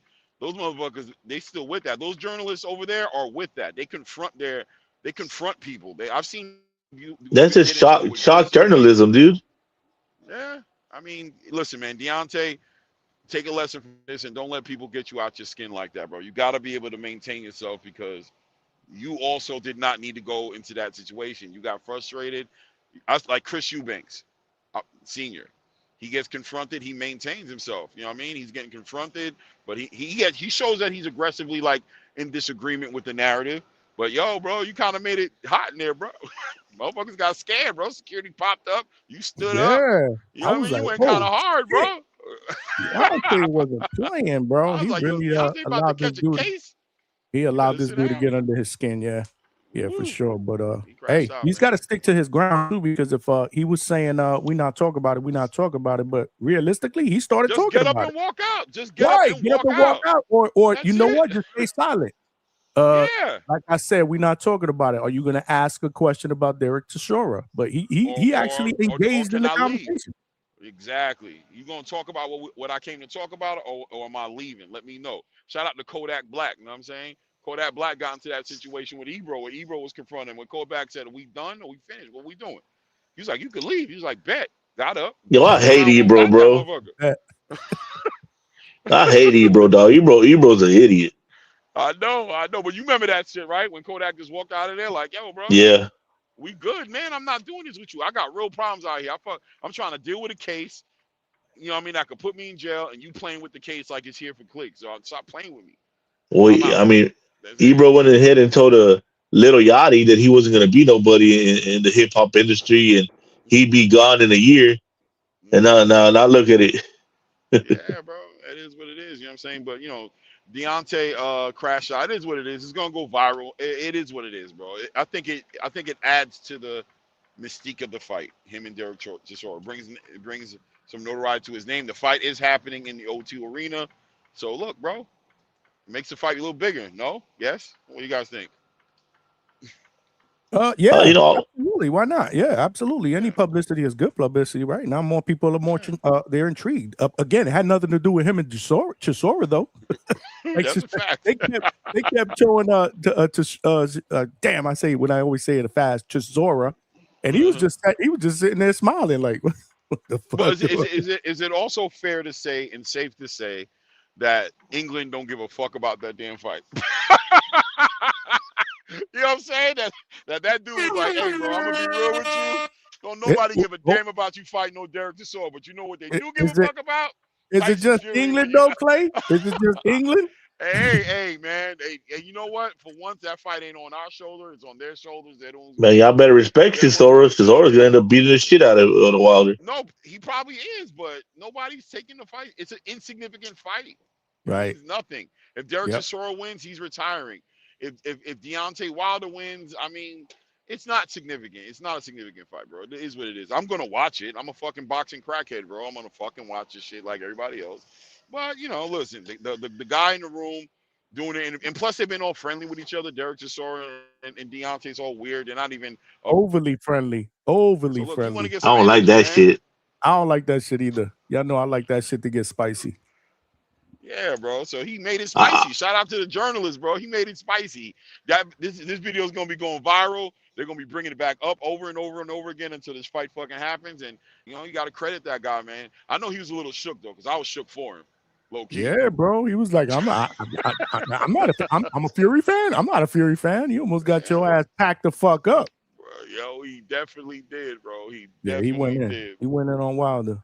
I ain't gonna lie. It was entertaining, but again, you got to turn the other cheek, man. Stand your ground. Man, I hope Wilder wins, man. But man, dude, I don't see him winning, but I hope he wins, man.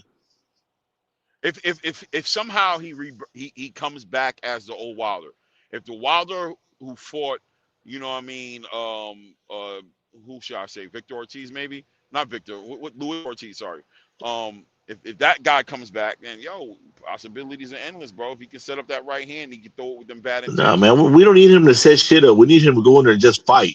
He don't need to be a boxer. He never set shit up. He just throwing them, just chunk them motherfuckers. Yeah, but he got to set it up a little bit with Derek, bro. Derek is fundamentally sound, bro. You know what I'm trying to say? Like, he keeps his hands up, he moves his head off the line, and he comes over the top with a lot of big bows, man. He's fundamentally. I hear you, Clay, but I need Bomb Squad to be Bomb Squad. I don't need him to be fucking the boxer. Bum Squad, man, like Bum Squad. I don't think he can be anybody other than who he is at this point in his career, bro. Tiger can't change their stripes, especially what is he, 40 years old? He did. Hey. Deontay changed his stripes. He But became this other motherfucker. What'd you say? He changed his stripes. I think you're very unfair on that fight over here, Clay. I think Derek Chisora gathers a huge amount of interest in his last fight. And certainly he's certainly got a bigger fan base than Conor Ben or somebody like that. And that's going to settle out in a couple of days. And that guy isn't a journalist, he's a fan. Simon Jordan, he's a fan, he's not a journalist. Like whatever he is, in that position he was in, he was operating in the space of, I guess, a journalist. I don't know. Like, I mean, I'm using it loosely, maybe, but the guy's a multi-millionaire who asks the right questions. Where, like, we'll always get people that'll go and step around fighters, and we want to get a second interview, a third interview, like, and he just asks the questions. Look, I know you didn't want to talk about Tyson Fury, but it wasn't really about Tyson Fury. It was about Deontay's mental aspects. Where's that guy? He's disappointed in as a boxing fan. That's what he was asking him. It was nothing to do with Tyson Fury. It was, why are you coming up with all these excuses? When you had the chance and you were a good fighter and they never got you the last time you were here, but why are you saying this kind of stuff? Why are you saying you were poisoned? And like that's the questions he should be asked. He should be held. He should be held right to rights to it, and that's exactly what should happen with him. Yeah, Mig, but athletes are never going to admit that they're at the end of their rope. Athletes want to believe that they're at their prime their whole life. That's one of the mistakes of an athlete that keeps you on top. That this belief that you could never lose. Someone's got to cheat to beat you. But H-Town, right? Let's be honest, right? it's out as far as we all know something mentally that you tapped out of the game. We all know that you was crying when you knocked out Hellenius. You were all emotional. You ain't been the same for a long time. And you came up with all those excuses. So I gotta go with McDonald on this and say that it's They fair. got them It's fair. ayahuasca. He should have never done that Yeah, shit. all that shit he was doing, but all of that was a representation of his mental health, him trying to figure out his mental space and trying all these drugs and doing all these things. So at the end of the day, this was really if Deontay was, and I don't want to start to like, I don't want to discredit him, but I'm saying on the level of intelligence, he could have used that opportunity to articulate, to take some accountability and be like, that was a different time in my career. I'm focused like this. I had my moments up and down, but I have a whole new approach to this game. I'm back. You know what I mean? Show the world that you're mentally stable, but instead you crash out and you look like you got issues still. You feel me? You look like you got some issues. I don't really care for this fight. I rather read or see the documentary he's talking about. I can't wait for that one. There's going to be no documentary. That was about 8 years ago that happened. And he's still holding on to it. Like, Johnny, like if you were a part of YouTube boxing then, documentary, bro. we had guys on YouTube boxing community, Kaka TV. Do you remember him? He used to come on and say every day, Tay Jones, look, we've got the medical documents, we'll send you them, we promise. And honestly, you used to get fucking chewed up on Rapstar. And there's guys, there used to be guys that used to send them in thousands and thousands of dollars a day because they believed it. Right? And Deontay's boxing worldwide was another one. Like, and these guys all disappeared. They disappeared very quickly when they taken all the YouTube boxing community fan money. Well, when the well went dry, you know, that's when you know who's loyal. Aye, I still say Mark Breland poisoned his water. Still saying that he's like, he's good documentation. The egg weight, the fucking, you know what I mean? He said a motherfucker had an egg weight in his glove, bro, and pieced him up with the egg weight, bro. Like, I don't know if anybody's ever taken their time to examine the idea of what he said. That is literally probably the most ridiculous thing he said out of everything, right? Like maybe somebody egg-shaped weights, Claymore. Egg-shaped weights in your glove, bro. And like, deep, bro. I'm sure that like fight was it like in 2018 or 2019. You'd have thought he'd have came out with the proof by then. Like his career's only went downhill. So like it's gone downhill. We could be saying I could actually get my titles back here if we had proof. Like there was like we used to get doctors on. We've got X-rays and MRIs. We can send you them. Like fuck off. Like get a rest. Like let's be honest. Like I was hoping he was getting to fight Usyk because, see, for years he's always come out with this bullshit thing. I want a body on my record, and I just wish that Usyk put him in a bag and let him come out in a bag, because that's the kind of idiot that Deontay Wilder is. Like, he really, really. See, when he used to say that, and like, this is the problem. Like, people used to let him away with it, and it wasn't just like YouTube thingies. It was like PBC doing an interview, or whoever it was doing an interview, and they're going, Deontay, how do you think you're going to win the fight this time? He's like, I hope I can legally kill a man in the ring, and I hope I can get a body on my record. And you're like, no wonder PBC's going out of business. And aye, like that's the idiot we're kind of dealing with. And he was champion of the world at the time. The Alabama can curse you.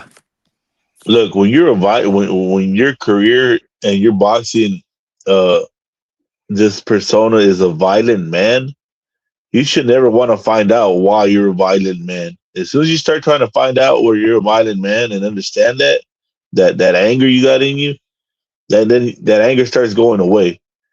You know, and when you lose that, it's over for you. You know, and I don't think Deontay should have ever tried to find out why he was so angry. No, man, hey, this is what's fueling your boxing career, this anger. And when you're done boxing, then find that out. You know, but I see Deontay Wilder as an overachiever. And like, for what skills he had and what time he started that to become a bronze medalist, and yeah, he did win a belt off an email champion. He never beat a world champion, but he still had 10 defences of a title and things like that. So he was a massive overachiever. Like, he's absolutely an overachiever. I mean, the guy started boxing at what, 20? Yeah, he was like a lorry driver or something like that before it. And look, the guy's an overachieving in boxing, and you said Deontay Wilder's an overachiever? Yeah, absolutely. Damn, you know he is an Olympic medalist too, right? Yeah, but Johnny, he started boxing when he was 20. That's an overachiever. Man, that even to win the bronze, he was overachieving. Like for his fundamental skill, Johnny. Like, and by the time he got in, and by the time and went and done what he's done, like that's a massive overachievement for skill and what he could do. I'm just saying. He became champion just with raw power. That's crazy. Oh, when that thing hit you, it was like a torpedo missile. Generational, man. He had a gift from God, man, and he put it to good use, man. And again, he was an Olympian too. That's crazy. We used to have one out here, Timboski's man. Remember him, David Price? He just didn't have a chin. That was his problem. David Price was a bronze medalist as well at the Olympics, yeah. And how many times was Deontay Wilder world champion? Once. Once? One run. But how long? How long was that reign? Again, 10 fights, I think. It was like 2 years, I think. 2-3 years. He done well for himself, both in the ring, financially. Do you guys think he's a Hall of Famer? No. No. No, he's never beat a world champion.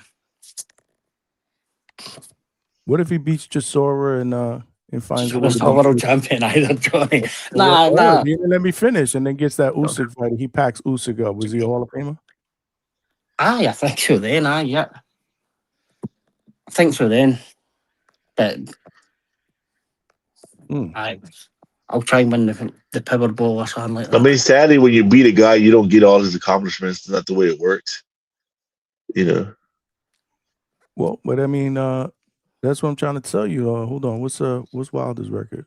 44-4, 1 draw, 43 knockouts. He's gonna retire with close to a 98% knockout ratio. Former world champion, former Olympian. I don't know, bro. He might get into the Hall of Fame, bro. I believe that there's less people in the Hall of Fame. Yeah, no, he'll get in, but I just don't think like who's less than him, Johnny? He gonna get in, bro. If Danny Garcia, Danny Garcia was champion in multiple divisions. Danny Garcia's not in the Hall of Fame either. I think he gets in. Rackman's not in the Hall of Fame. He beat Lewis and Klitschko. I don't think Rockman should be in the Hall of Fame, but Danny Garcia, I think, will get in. Not first ballot, but I think eventually he gets in. Oh, possibly. We talked about that a while ago after his fight, man. A lot of people believe, yes, he will get in. He unified, right? And Danny was lineal champion too, wasn't he? At one unified against Khan, didn't he? Was it? Yeah, I think so. Against Khan was the unification. He was the man at 140, and he beat that Matisse win was crazy because he beat Matisse when a lot of people would call him Matisse the boogeyman on the co-main event of Floyd Canelo. Wasn't that the co-main, right? I think when I had a look, the only heavyweights that's got in for the 90s onwards has been Tyson, the two Klitschkos, Michael Moore squeezed in, but there's no Shannon Briggs, there's no Bo. I don't think Bo's in there either. No Rackman. They were guys who beat people, legit fighters. Look who decided to join the party. Oh my God. Timboski, all the way from the UK, and Mr. Coach Hector Bermudez from the Firehouse. What is good? What is good, y'all? What's good? Hey, Coach. H-Town, what's good with it? Hey, man, how they breaking yo-yo news somewhere else other than DHS, man? Coach? That's crazy, man. That's nasty word, Coach. I should have been the first to know, yo. They tell me I can't tell nobody because they know I'll be on here and they telling everybody. And they tell me like, yo, we can't tell nobody. We gotta keep it up. I was like, Johnny Tucker at the weigh-in, or somebody weigh-in, he over there talking shit. They're like, yo, I'm about to fight that dude right there. Like, oh man, damn it! But it is what it man. is. We found out a little while ago. Somebody in the chat broke the news. What's his name? Dan Raphael just he put it out. It was Dan Raphael. Yep. That's dope though. That's on the what card is that? That's on the 21st. Oh yeah. Damn, salute. Good fight. Good fight. Somebody said he gonna pack Jahai Tucker up in the chat. Oh, let's get it. Yeah. I mean, that's what we train for. What's the news? Trini Bronx, where you been, bro? Dan Raphael broke the news, not Hector Bermudez at the hangout spot, though. Yeah. They told me I've been there a while ago. They just, you can't say nothing. Nobody, Big Rob can't say nothing. Nobody can say nothing, but everybody talking about it. Like, who the fuck talking? Wow. But that's how PBC is. PBC always been like that. I remember, I don't know what happened. I used to train Javier Fortuna. We was gonna fight Garcia, not Danny, Robert's brother. What's his name? Mikey Garcia. Yeah, we was gonna fight Mikey Garcia, and they're like, "No, you can't tell nobody. You can't tell nobody." And he was like, "Yo, why we can't tell nobody? We already signed the contract." Word, and then that's crazy. We got a signed contract, and it turns around, he fights Adrian Broner. I'm like, damn, how you fighting Adrian Broner when you got a signed contract? And we ain't getting no step aside money or nothing. Boxing is out of control, man. Boxing is the only sport where shit like that happens. And you're like, how the fuck did that happen? What my guy Tim Boski talking about? What's good with it? You ain't talking yet. Tim Boski, what you got, brother? Salute. What's going on, Johnny, man? I hope you're good, H-Town. You know what I'm saying? What time is it over there? It's 5 o'clock. In the morning? Yeah. Damn, salute. What's it over there too? Who that Abdul? Who's that up there? That's the Irish kid? No, Scottish. She's from Scotland. She's from Scotland. Salam alaikum, Mr. Bermudez. Oh, walaikum salam, young man. What's going on, Mr. Bermudez, blood? What are you saying, man? Hey, man, I'm just here, man. I got as a trainer, Tim Boski, man, we got to wear many hats, man. Right? We got to be a coach. We got to be a mentor, a motivator. We got to sometimes even a counselor. So, even a stepdad. Yeah. One of my fighters got sick right before his fight, and it hit us all pretty hard. It's been he's been walking around here sad and down, and when one of us hurt, we all feel it. We all hurt. We all feel it. Yeah, Mr. Bermudez.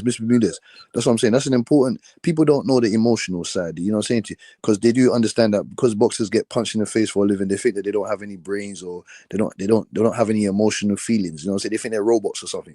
That's not the case. Hopefully your fighter. You know what I'm saying? My condolences. You know what I'm saying to you? That was a payday for you and your team and your fighter.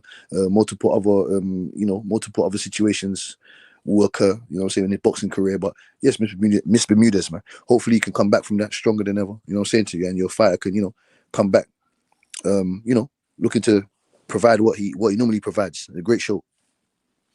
Yeah, so I know he's a very exciting fighter. So we all live in this gym together. So this isn't just a place to train. This is home, and we're all family.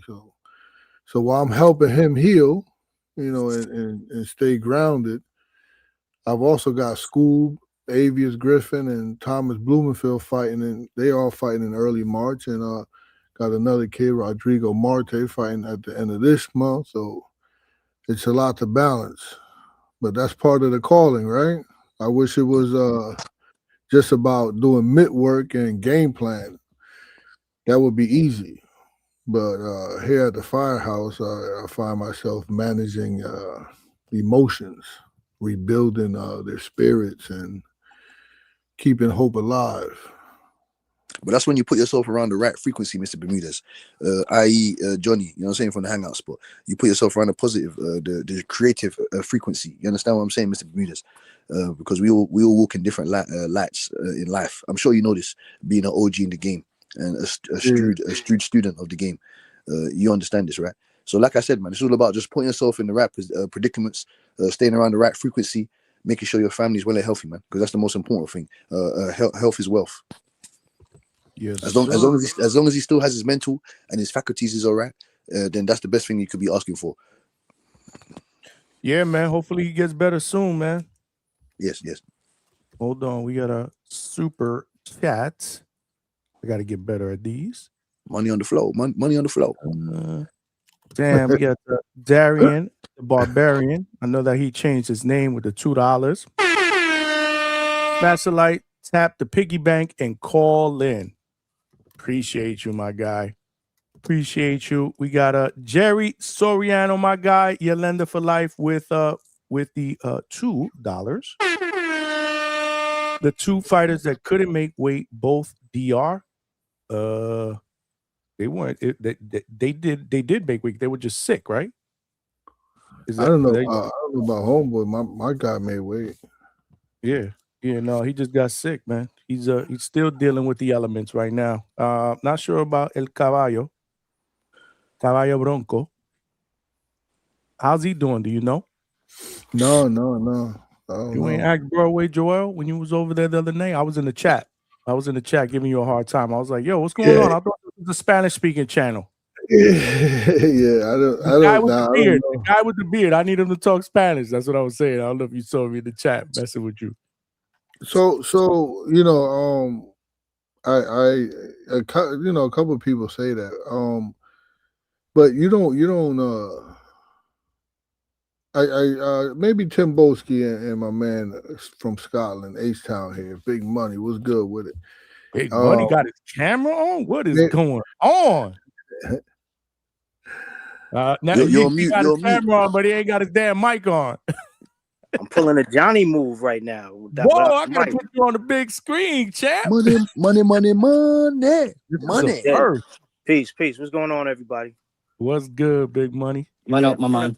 I don't want to interrupt Coach. Let Coach rock. He was saying something. Coach, rock out. No, I just want to enlighten people on on the making the weight thing. Like, why would we not just miss weight and fight and get paid? The kid is making 6 figures. You think he's gonna? I don't know. Does that make sense? I don't. All right, Mr. Bermudez. When they say skip and make weight, you get the backlash from the fans. You get the backlash from your other compatriots. Your other guys in your field saying you're not disciplined. Responsibilities. So I understand where you're coming from. I'm in the car with you. It's just that, like I said, like I always say, I'm a diplomat. So I just see it from both perspectives. If you can make the weight, you can make the weight. But like you said, if you're struggling, i.e. Zanabek, i.e. and Albert Ramirez, in my opinion, i.e. Carlos Adams, then you should, like you said, just fuck the weight, fuck the making the weight. Yeah, that's what I'm saying. So the kid's getting paid 6 figures. So why not just give? What we gonna get an opponent? $5, $10. Just hold that down, come up a couple pounds, and that's it. With that, Coach, I would agree with you. I agree with your guy. I would agree with your guy. Like Polanco, there's no need for him to do that. So he's sick, and they'd have probably just robbed him like my man Abbas Barao anyway in Puerto Rico.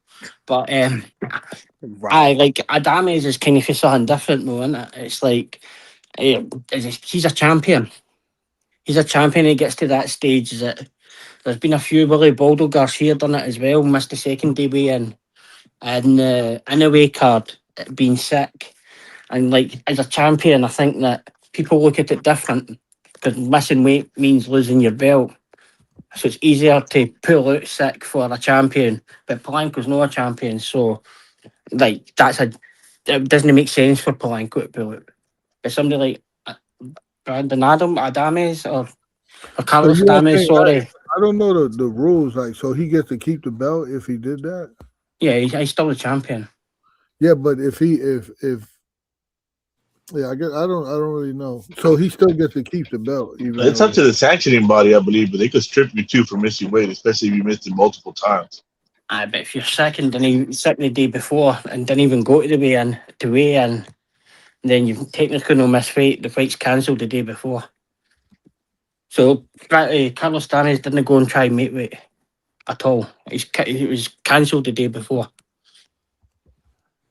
Yeah, Rohan made weight, right? And I remember I saw him at the workout. He looked good. Like, you know what I'm saying? Like, Yeah, so he made got so sick. Yeah, he made weight. We made. I remember we did our thing. I weighed him. He was 146.2.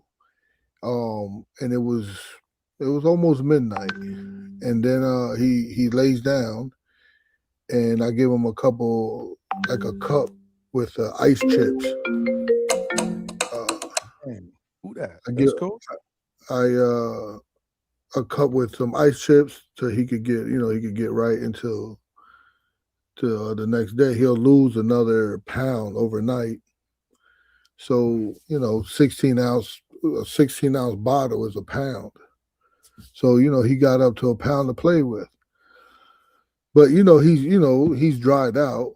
So then he like 2 a.m, he starts sweating, and I get the call, and I'm in the room next door. So I go to his room, and I'm like, "What's going on? How you feeling?" So he's sweating. I'm like, "And the room is cold." I'm like, "You hot?" And he's like, "Nah, I'm cold." And he's like, he got chills. And I'm like, "Fuck." And I'm like, "We just gotta make it to the weigh-ins, man. You gotta." And then he started like fucking curling up like in a fetal position. And I'm like, "Shit, I ain't no fucking doctor." And I'm like, "Man, hold it down, man. You just gotta make weight, and then we'll take care of you after that." And he's like, now he's trying to throw up, and now he's looking red, and I'm like, "Fuck, let's go to the hospital." So we get to the hospital, and the first thing they're gonna do is put him on the IV, right? And so I'm telling the doctor, like, "Nah, he can't go on the IV." And they're looking at me like crazy. "No, he's dehydrated." Like, I know he's dehydrated, but that's not why we're here. We're here because He's a professional boxer, but this was in a Puerto Rico hospital too, though. Yeah, and I'm like, he weighs in and we were supposed to weigh in at 8 a.m. Now at this point it's like 4 a.m. But he can't stand still. His like stomach is bothering him, and I know and in the back of my mind, I know what it is. It was fucking that fish that we ate, because I felt sick, but I'm fucking 300 pounds and fully hydrated, and he's not, and fucking the other kid got sick too, but same thing with him. He's a big guy. We could have, we had the fucking runs one time and we good. But him, he's already fucked up by making weight. So I'm telling him, can you give him something just for his stomach or for the pain or something? And they was looking at me like I'm crazy. Like it was like, "You want this kid to die?" And they told me there's some shit going around, blah, blah, blah, blah. I'm like, "All right, fucking do your thing." And that's what we had to call it. Because once you get an IV, then you can't fight. Right. And Polanco was like, "Nah, I want to fight. But I was like, "You can't even stand up straight. Fuck you mean you want to fight?" Jerry Soriano, your lender for life, came back with another 2-piece. He said, "Coach, I'm Dominican. Our reputation, party too much."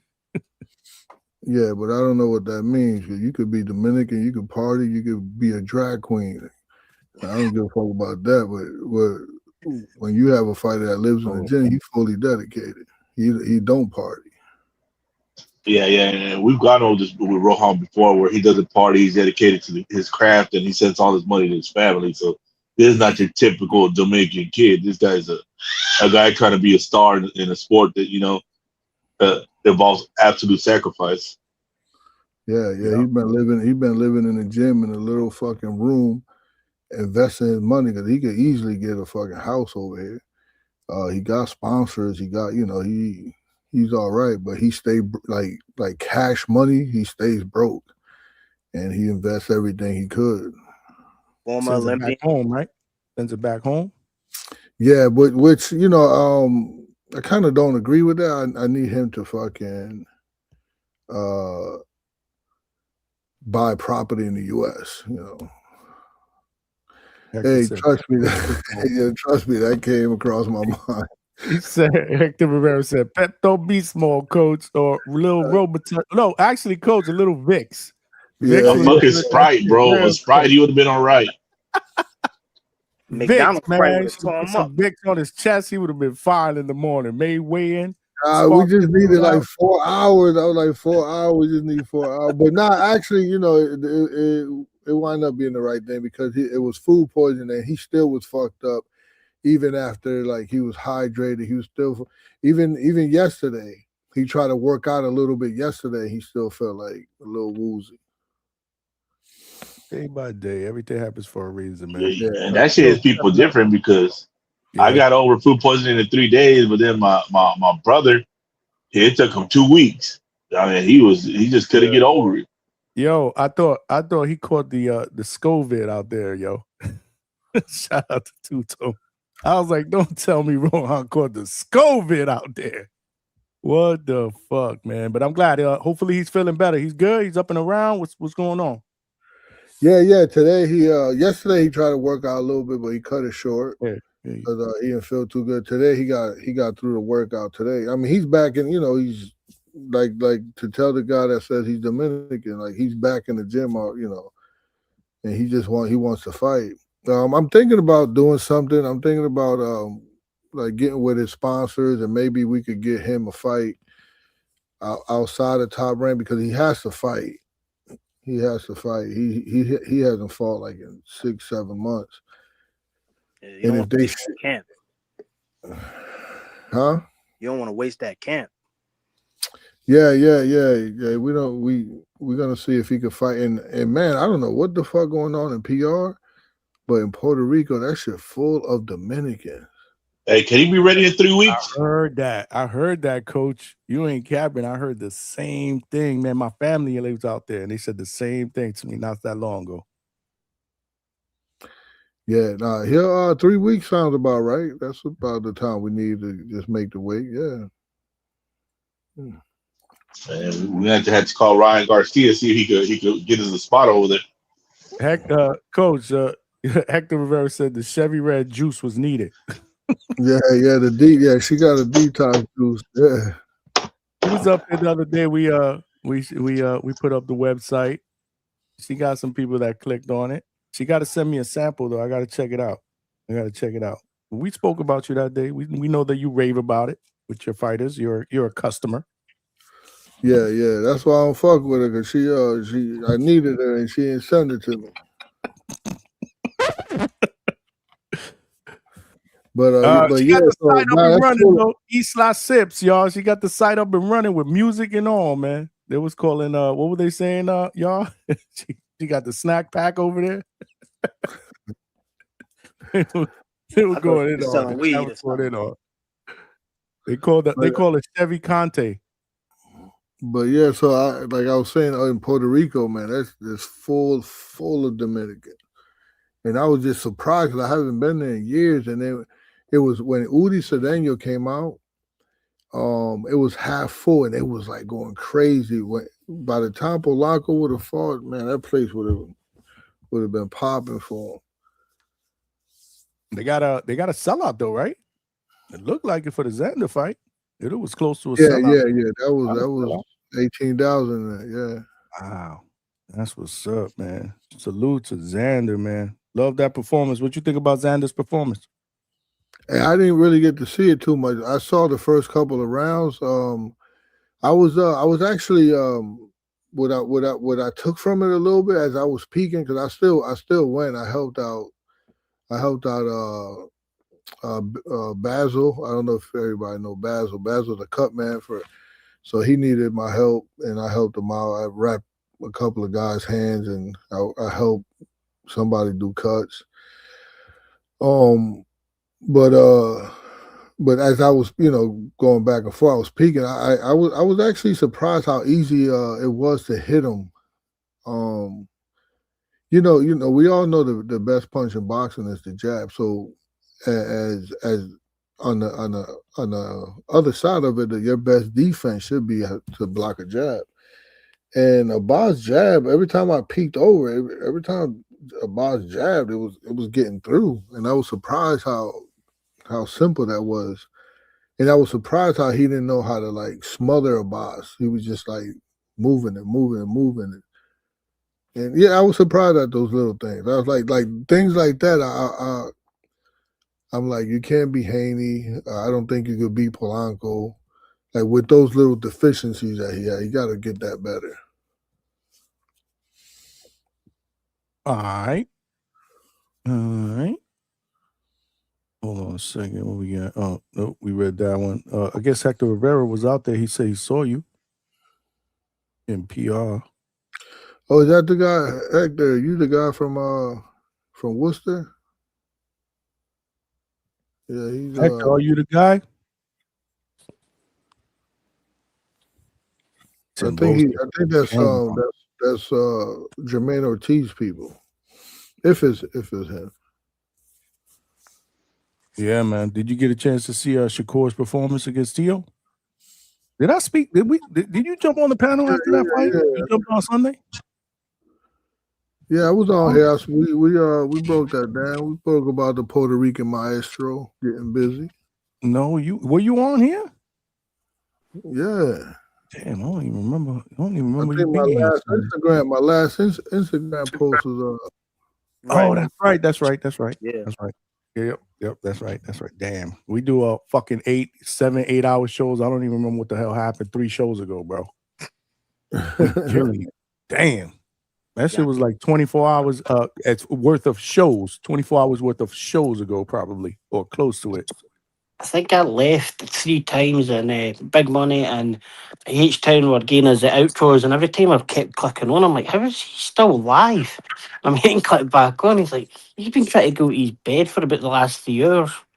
And You know what? You're right, because Sunday he came on right when I was going to log off, kept me on for another hour and change, for 7 hours and change, and then when I got up the next day, I was beat, man. I was done. I had to take a nap at lunch, bro. I was done. I was like, man, I can't do this fucking 8-hour shit on Sunday when I got to get up early, man. This shit was brutal.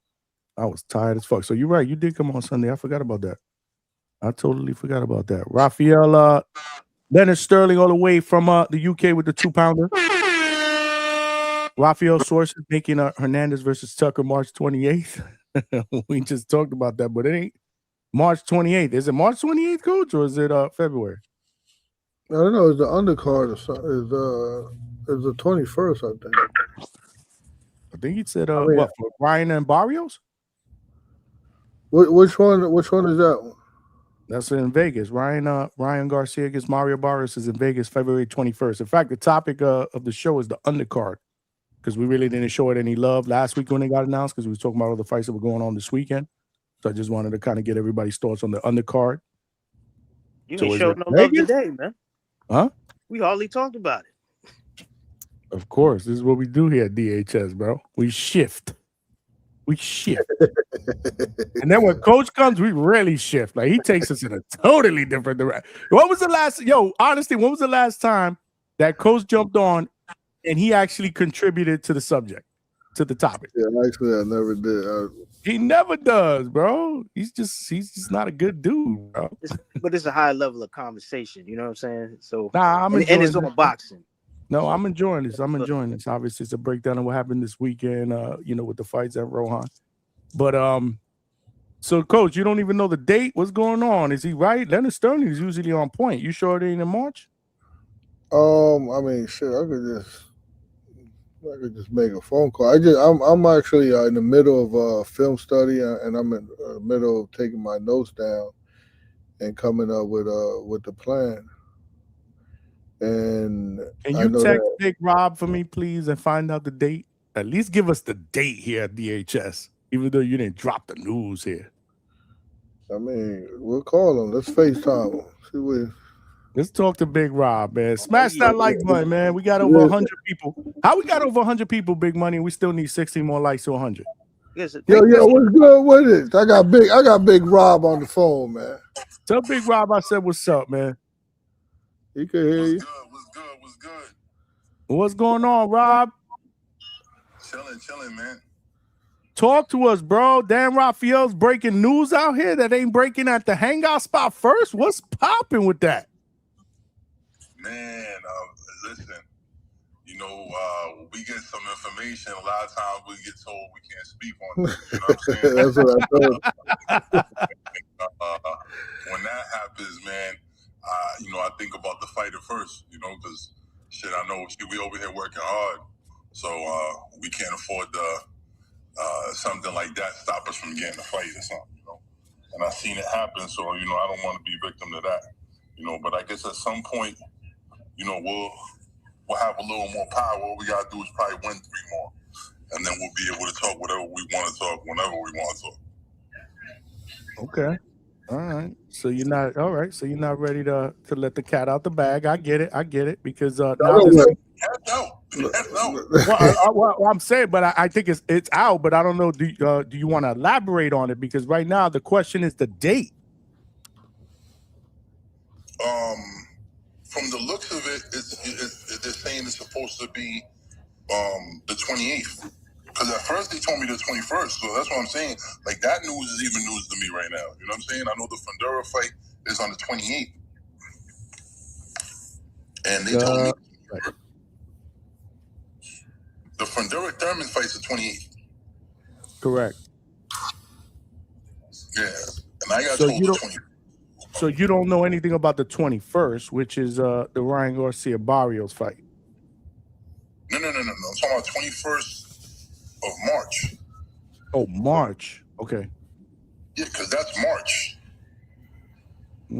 So somebody put some false information in the chat because I was under the impression. Am I wrong, y'all? Didn't they say the 21st? Of what? I was thinking somebody said February, but that was a long time ago. But maybe not. So because at the beginning, I mean, everybody was saying that we were supposed to be fighting on that card on the 21st, but then that never happened, you know? And I mean, we believed it was going to happen because, shit, we've been in training camp. Shit, heck, how long we've been in training camp for, nigga? We've been in training camp forever. You know? So. All right. So, okay. So it's a safe bet that March is a safe play, ending of March. Yeah. Perfect. Perfect. I love this fight for him, man. I love this fight. I really do. Any of you guys want to jump in? Who's his opponent? Jahad Tucker, man. Jahad Tucker.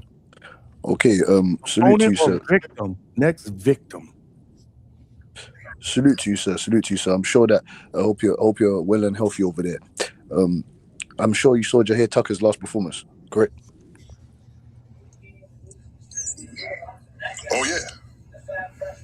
And since you dissected that, since you done your film study and you dissected his performance, how is it? Well, I don't know. I know you don't want to give any technical advantages out of the bag. I understand that, but you know, could you try and break it down to the community on how you fare against an opponent like a young, sturdy Jahad Tucker?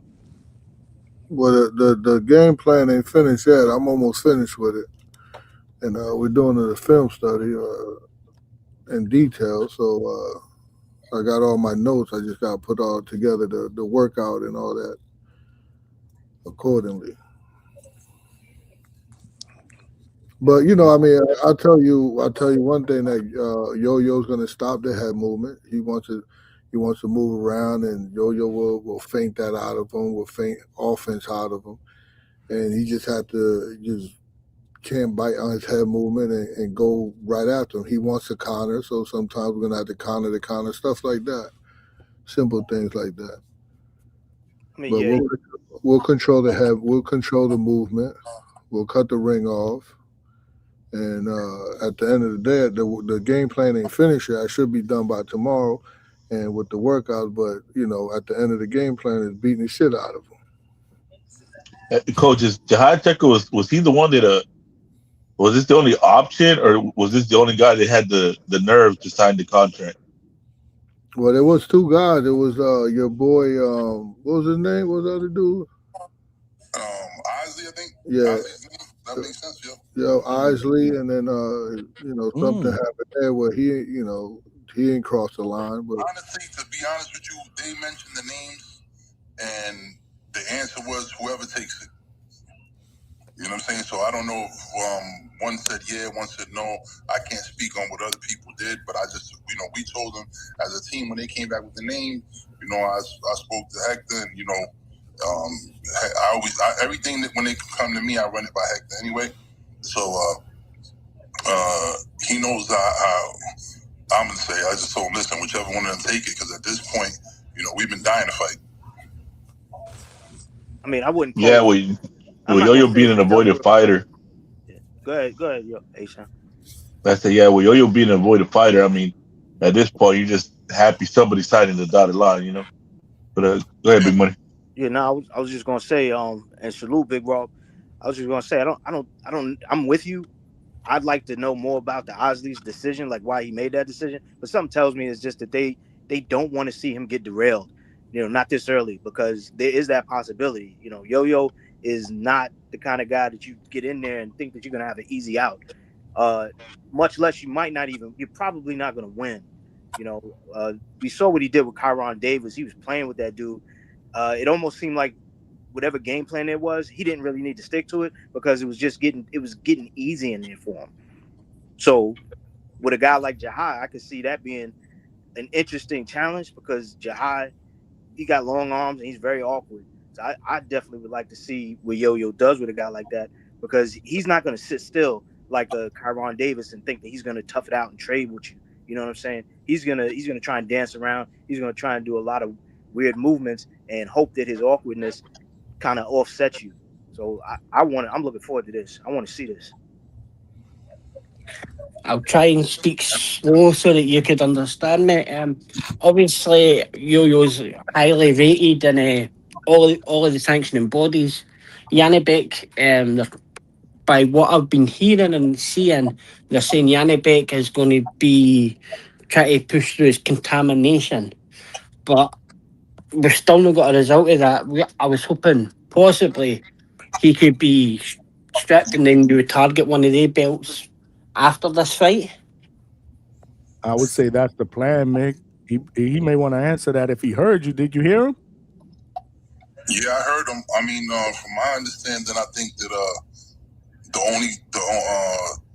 that we're going to be fighting for the WBA interim or something like that.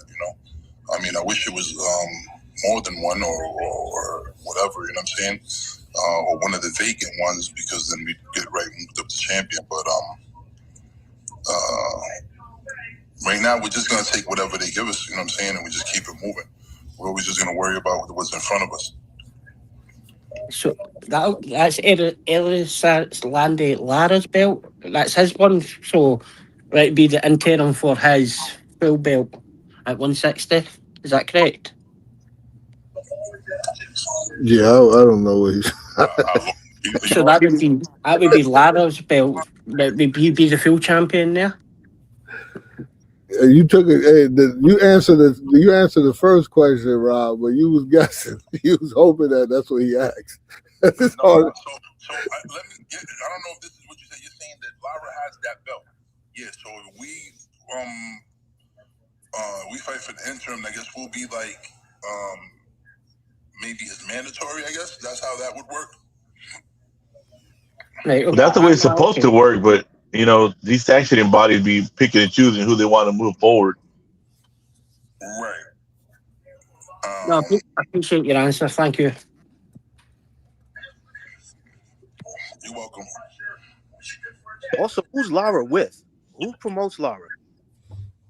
PBC. Yeah, Okay. PBC. I'm wondering if they're gonna try and maneuver him where he doesn't have to fight a Yo-Yo. You know what I'm saying? Because that means they got to give up. They got to give up a champion. But yeah, if things work the way they're supposed to work, then yeah, Yo-Yo would be. I would say Yo-Yo's in line for that belt, for the full belt, unless he vacates, which I don't see happening. He's still active. He still looks good. I mean, the key to get Yo-Yo belt, that way all roads go through Yo-Yo to glory. So that way he gets out there and he gets the fights he needs to get, and we get all this bullshit about avoiding him over with. You know. Honestly, due to the fact that they're both Cuban and all that, you know what I'm saying, and we know that Lara's up in age and all that. I mean, we prefer to get the belt, like whoever fights for the Janabek one, if we could fight them, or even I don't know what's gonna happen with Damas now. But if he's won the fight, we'd want a belt like this. So we'd want to win our first belt that way, like with somebody that to the public, they'll look at it like it's 50-50. So Big Rob, this is big money again. Question: Is there talks to make this maybe an eliminator for one of those belts that Janabek has? That way you can put him. Not for Janabek. It's definitely going to be with an interim for it won't be an eliminator, but it'll be an interim title for the WBA. Right, but I've been told, Okay. No, I was just asking because I know I remember that when Boost just had his last fight, they made his fight an eliminator for the WBA belt. So I was just wondering if maybe that was something that y'all were thinking about doing too, like trying to add that in, if possible. Yeah, but like I said, I mean, we're both obviously we're fighting on a PBC card. So, PBC is the one that's doing the promotion on that, so I don't think that they're going to want PBC guys. That's why, probably Laura has never fought Adamas neither, you know what I'm saying? Right. Because the way boxing's going right now, that really wouldn't make no sense. I was thinking, would it be a passing of the torch for one Cuban to the other? Would they two face each other, Lara and Yo-Yo? You said it's like a passing of the torch. Yeah, I mean I understand what you're saying, but the way boxing is right now, that wouldn't make no sense. I mean, the way I see the business going, maybe I'm not seeing it the right way, but if you notice, all the big fights that are being made, right? As of late, it's always two top ranked guy against a PBC guy, or a matchroom guy against a top ranked guy. It hasn't been where two guys from the same company are fighting each other as a main event or a co-main event. That you really haven't seen that as of late, and that's because the Turks have been paying for all these fights. Right. The cross promotion makes the bigger fights. Yeah, so I don't think that. I mean, if the Turks don't pay for a fight, of course he'd probably pay for a Yo-Yo against a Janovic versus a Yo-Yo against a Lara. Indeed, like Coach says, indeed, for sure. I think we're good, Coach. Man, let Rob go back to sleep, man. Nah, ain't no Rob. over here, man. I'ma holler at you, Rob. I'm here, my man. I'm here. I wanted to ask him a question before he evacuated the platform, John. Who excuse me, Coach Rob, man. Sorry to disturb you. Who did you have winning out? Who do you have winning out of this weekend's undercard? The Ryan Garcia and Barrios and the Richardson Hitchens, Duarte and the Naya Albright and Frank Martin. And could you give me your last? This is just a piggy bank sneaking question for you. Who do you have winning out of Brandon Figueroa and Nick Bull? These dudes are from the UK, man. It's hard to understand. Yeah, we ain't American, man. That's more than one question, Tim Boski, but good. Damn. That's like an essay. Yeah, that's it. Junkyard dog. I don't even know if you heard you, Rob. You heard him, Rob? He wants to know. He wants to bet. So he needs. No bets. No bets. No, I don't bet dollars. No bets, sir. Okay. I just wanted your takes on those fights. As in, who do you have winning out of those? So what's the first fight? Nahir Albright and Frank Martin. Not here, Albright. That's an Yeah. easy one. It's Frank Martin all day. Okay. And then you have Oscar Duarte and Richard Hitchens. That's a good fight. That's a good matchup. Really good fight. Hitchison is a scary dude. He's just gonna move and move and move it. But Duarte is known to be a tank. He'll come forward. He know how to cut the ring off. But I still would edge Hitchison. Actually, hold on, man. You trying to get a sneak? When is these fights, man? We gotta get the best going, man. February 21st. Yeah, we ain't doing the betting show yet for that. As we get closer, we do the betting show. Yeah. We fucking on the betting show, man. You gotta come back. My apologies. I just wanted to get your touch. You can't be stealing the thunder here. We got an agenda, man. We structure here at DHS, bro. Yeah, we at the hangout spot, bro. We got standards here, bro. Big Rob, my brother, I appreciate you. They're not high standards, but we got them. Man, get out of here. All right, G, I hit you up. Peace. You got Big Rob answering the phone at 12:30 in the morning. Oh, they gotta answer the phone. It might have been important. It might have been important. We needed the horns for that outro, Johnny. What was that? We needed the horns for that outro. The Shout out horns? to Big Rob. Word for picking up the phone and showing love. Every time I see Rob at the fights, though, man, he always show love, man. Always, man. That's my dude, man. Leonard Sterling with the 5-pounder.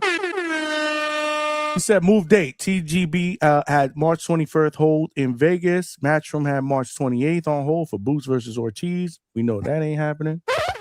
TGB moved Fundora versus Thurman on March 28th due to Boots Ortiz not done. So more than likely what you're looking at, Coach, is probably a March 28th fight on that card. Man, we all happy that he's fighting, man. You know, he fought the kid from Philly there, and then you was at his other fight, which was like, you know, the guy that he was supposed to fight fell off, so they got another late replacement. That was a 1-round knockout. So he hasn't been in the ring for a long time, man. That seems like it was just the other day. That's the one in Hollywood, right? Florida? Yeah. He absolutely fucking baked that kid, bro. He fried him like rice, man. That shit was crazy. But hey, Coach, what's up with this non-Cuban on non-Cuban violence, bro? Trust me, that shit would happen if it was if they say that this is what we got. 100%, we taking him out. Do you think? Come on, you can't really think Uncle Al's going to let that title come out of PBC, is he? You know, sometimes you got to take old Yeller to the back of the bar and put him down. You know what I mean, Coach? Yeah. But you know, Big Rob got to be more political. You know, he's at the office. And he's with them people. But we. Does Big Rob manage anybody that don't that speaks English? Big Rob got it like. Oh, man. And for those of y'all that never seen, like, obviously Big Rob, they not kidding. This motherfucker's Big Rob. Like, he a big dude. Like 6'7". He like a bouncer, bro. Like, yo, but the coolest dude, man. Yeah, the coolest dude. Hey, Coach, don't Yo-Yo have a relationship with Lara? Like, they're cool, right? Yeah, all the Cuban fighters, they all know each other. They all hang out. They all. But but I promise you, I know people gonna be politically correct. Yo-Yo be politically correct. You know, he's a mentor. He's this, that. He's a legend. Sign the contract. That contract will be signed. Right. If the money's right, we got to fight. Not even the money right. He just got to get the belt. Like, this is his childhood dream. Yeah, that's true. That's his childhood dream. Coach, do you think get it, big money? He can get it. Do you think Uncle Al has been Barry McGregor and Floyd? Think he's been Barry McGregor and the Floyd money, 340 million? There's no way in hell any of you guys understood him. He was asking if What are you Big talking Floyd's about? going to Talking make about that your commission. homeboy, Barry McGuigan. Do you think Uncle Hal's been picking Floyd? Why the You fuck gotta- can I not understand him and everybody Because understand? you're not on here often enough. We talk to him every day, Coach. We talk every day. Trust me. You got we And, good. and I know he's very knowledgeable, but I just can't. Very. I just can't understand. He said something about Barry McGuigan. What about that sleeve? Go ahead, repeat it, Mick. Do you think Al Heyman's been doing the Barry McGuigan to Floyd Mayweather for his 340 million?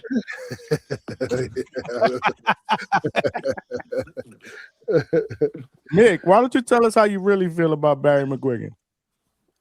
Nah, Barry's all right. Barry's sound.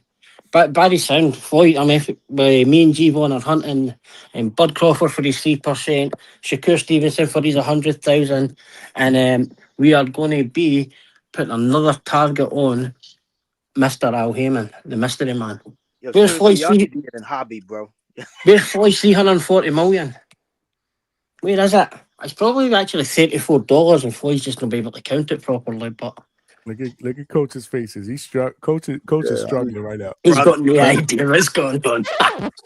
You know the only thing I want to hear is I want to hear Nestor Gibbs apologize to Marcos because he kicked Marcos off the show, cussed him out when he said Floyd was broke, and guess what? Floyd has money problems. Yeah, but that's just lucky. It happened to work out that way. It's not like Marco knew anything. But I feel That's it's fucked not up. like Marco knew anything. I'm just saying he's not in Floyd's pockets, bro. You know what I mean? I'm not. Nobody is, bro. For us to even say that, nobody is. Nah, Marcos for Ness that. went overboard. Ness went Mar- overboard. He wilded out on him. Marcus for that as an Jew descent, so he knows what everybody's pockets are like. After that. I got text messages that I needed to interview Marco at DHS because he got packed up at the TBV. I'm like, what the fuck just happened? Oh, bro, it was horrible that day. I remember I was in California for a business trip, man. I was getting text messages. I didn't hear it, so I had to go back and watch the playback. I was like, holy shit. And for a while, you was the spot where everybody went when they got packed up. They came over here, did the pack-up interview. Mm-hmm. We don't do that shit no more. No more pack-up interviews. Yeah, that's too messy, bro. Yeah, I'm not getting into that. Hell no. Nope. We good. Coach, you all right? You know, So you got quiet there. No, I was just letting y'all talk because I mean, I think Mayweather just reminds everybody that even when you're Money Mayweather, the fight outside the ring just is as real as inside the ring, especially in these courts, man. I think he's suing Showtime, right, for like at least $340 million. That's correct, right? And the Weasel, Steven Espinoza. Yeah, he was saying that The original Weasel. He was the original Weasel, wasn't he? That's what Conor McGregor called him, a weasel, bro. I think that's where I got that from. I think that's where I got the weasel from. Who the fuck is that guy? Look at you there, you fucking weasel. Who the fuck is that guy? Man, I got the weasel from Pauly Shore. I got to get that soundbite next. He's a fucking weasel. But I never understand these guys that don't fight, that won't fight somebody, because they know him. Man, I fist fought my best friend for free. Man, we were friends since 5 years old, and we got it all. Fist fight out in the street for free. For free. What was the reason behind it? What was the reason behind it? Man, just some bullshit. You call my mom this, you get your play in the dozens and it goes a little too far. That's surprising, H-Town, because you normally got to start with, bro. Yeah. No. It was it's like you expect the bullshit from the people that they come with it, but not from the motherfucker that fucking done slept in your bed, fucking eat your cereal at your house, Nah, you know what? You guys are right, man. Ryan from the 6 said he got packed up over the Ryan Garcia shit. That's what Marco got packed up for. No, he got packed up first for the Mayweather shit. Oh, let me guess. There Multiple were pack- multiple times he got packed up. multiple. Yeah, he got multiple backups. Remember the time he says to He's Ness, coming back for more packups? That's crazy. oh, Yeah. he said to Ness, I'm going to beat the shit out you. Slap the shit out you.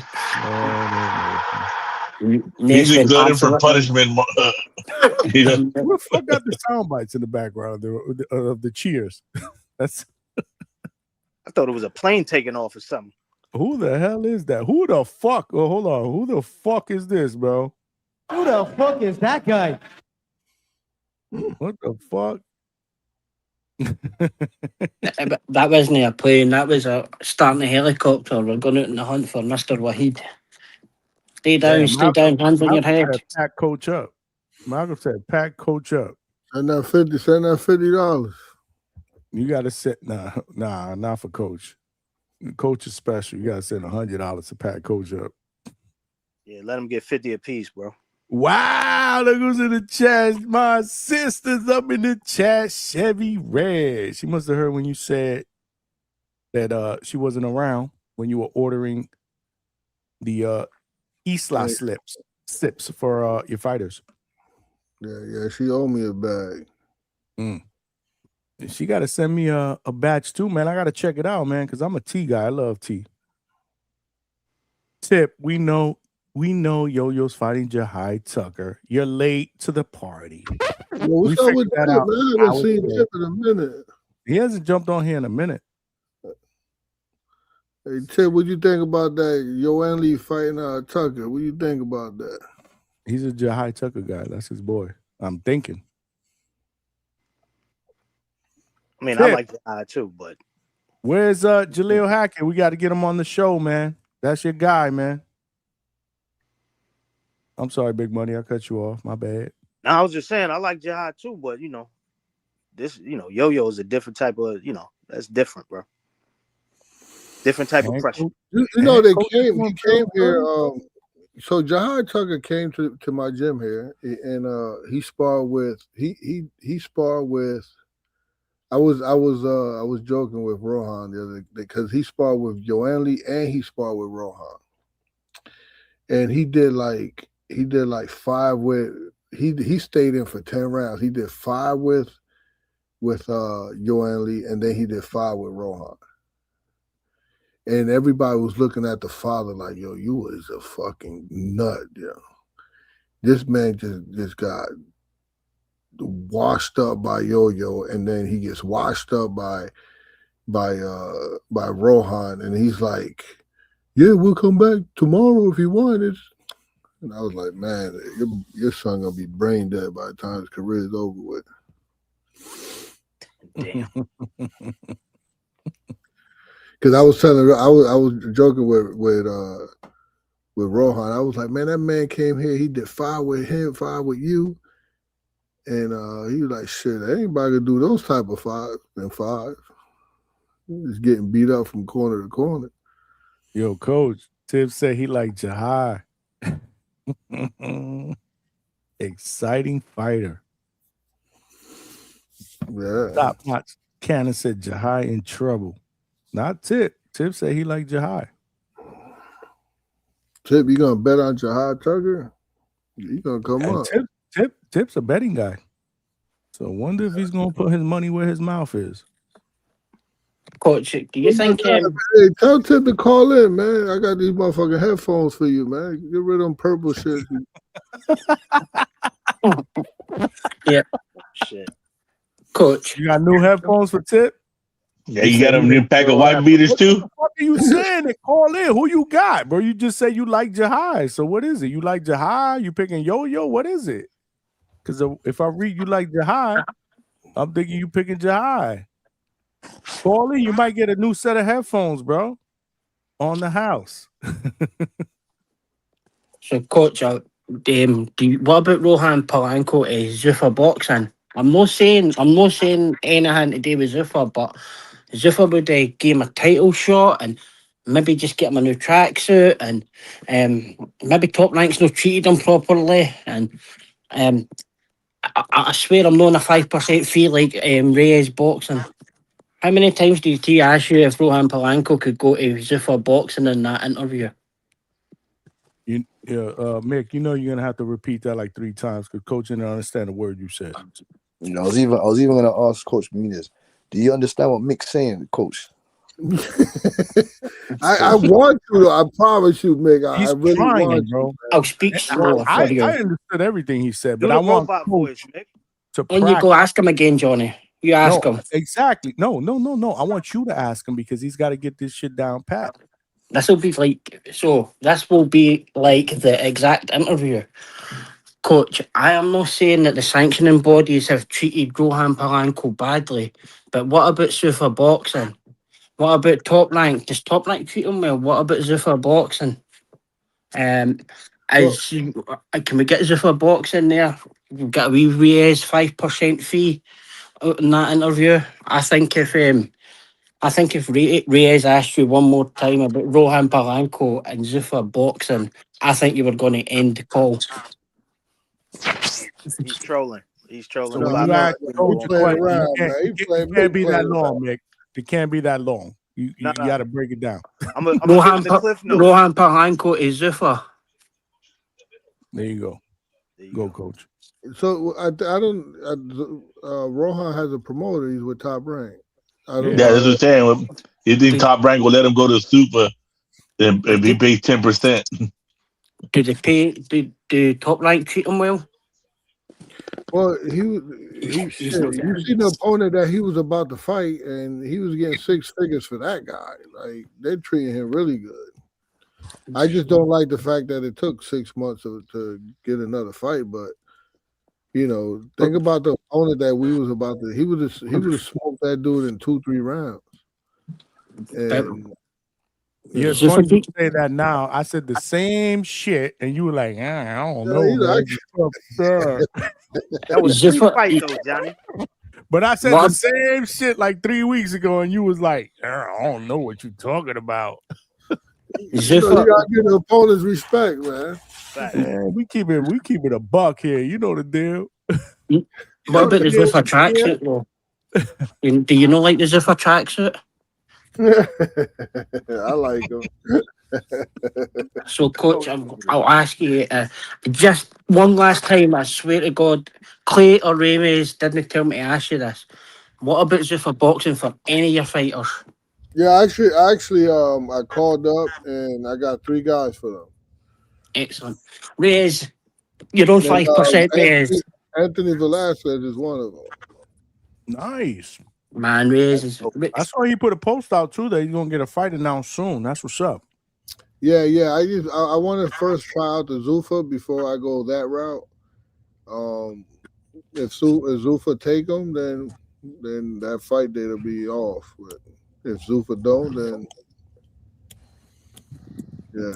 So yeah, I think he should be all right. I think and I have a young kid. I have I don't know what are their weights? Are they doing Coach, I'm very sorry. I was taking the piss out of the Reyes interview that he kept doing with you. I didn't really want you to get too much into the Zuffa boxing stuff. But and Zuffa do they skip over weights, so they do 126, and then I think it's 135, then it's 130. That's the lowest one, 126. No. I think they have I think they got 118, if I'm not mistaken. 118 or I got a kid that's 118, a former Olympian. I'll put him in Zuffa. Okay, yeah. They see that, so they don't do 168, they don't do 140, they don't do They don't do 130 either. They don't do one. They said the original 8 weight classes. Okay. Is 118 one of the originals? I'm not too. Yeah. Yeah. So I got a 118 for them. I got a 160 for them. I wish I hadn't started trolling though. Yeah. There's no 154. There's no 154. There's no 35. There's no middle ground. It's just straight 160. 160. Yeah. So it goes from 147 to 160. Yeah. 147 to 160, then 160 to 175. Yesterday. What is it, like 7 weight classes, if I'm not mistaken? 8. Yes, 8. Yep. Well, it did start at that, but like they had a 132 the first week. They had 2 135 lightweight fights at catch weights of 128 and 132. like most of the card are all catch weights, yeah. I But don't know. no, I want to apologise here because like I was only taking the piss out of No, the they're doing catches right now to let the guys get their weights settled before they, get their weights going. And I don't know if you caught the facts, Mr. Coach Bermudez. If you saw Bohachuk and Botayev, I would like to see Yo-Yo Hernandez against those two guys. I think he'll beat Boya. I think he'll beat. I think he can beat Bohachuk, and I think he can beat Botayev. So that's interesting bouts right there.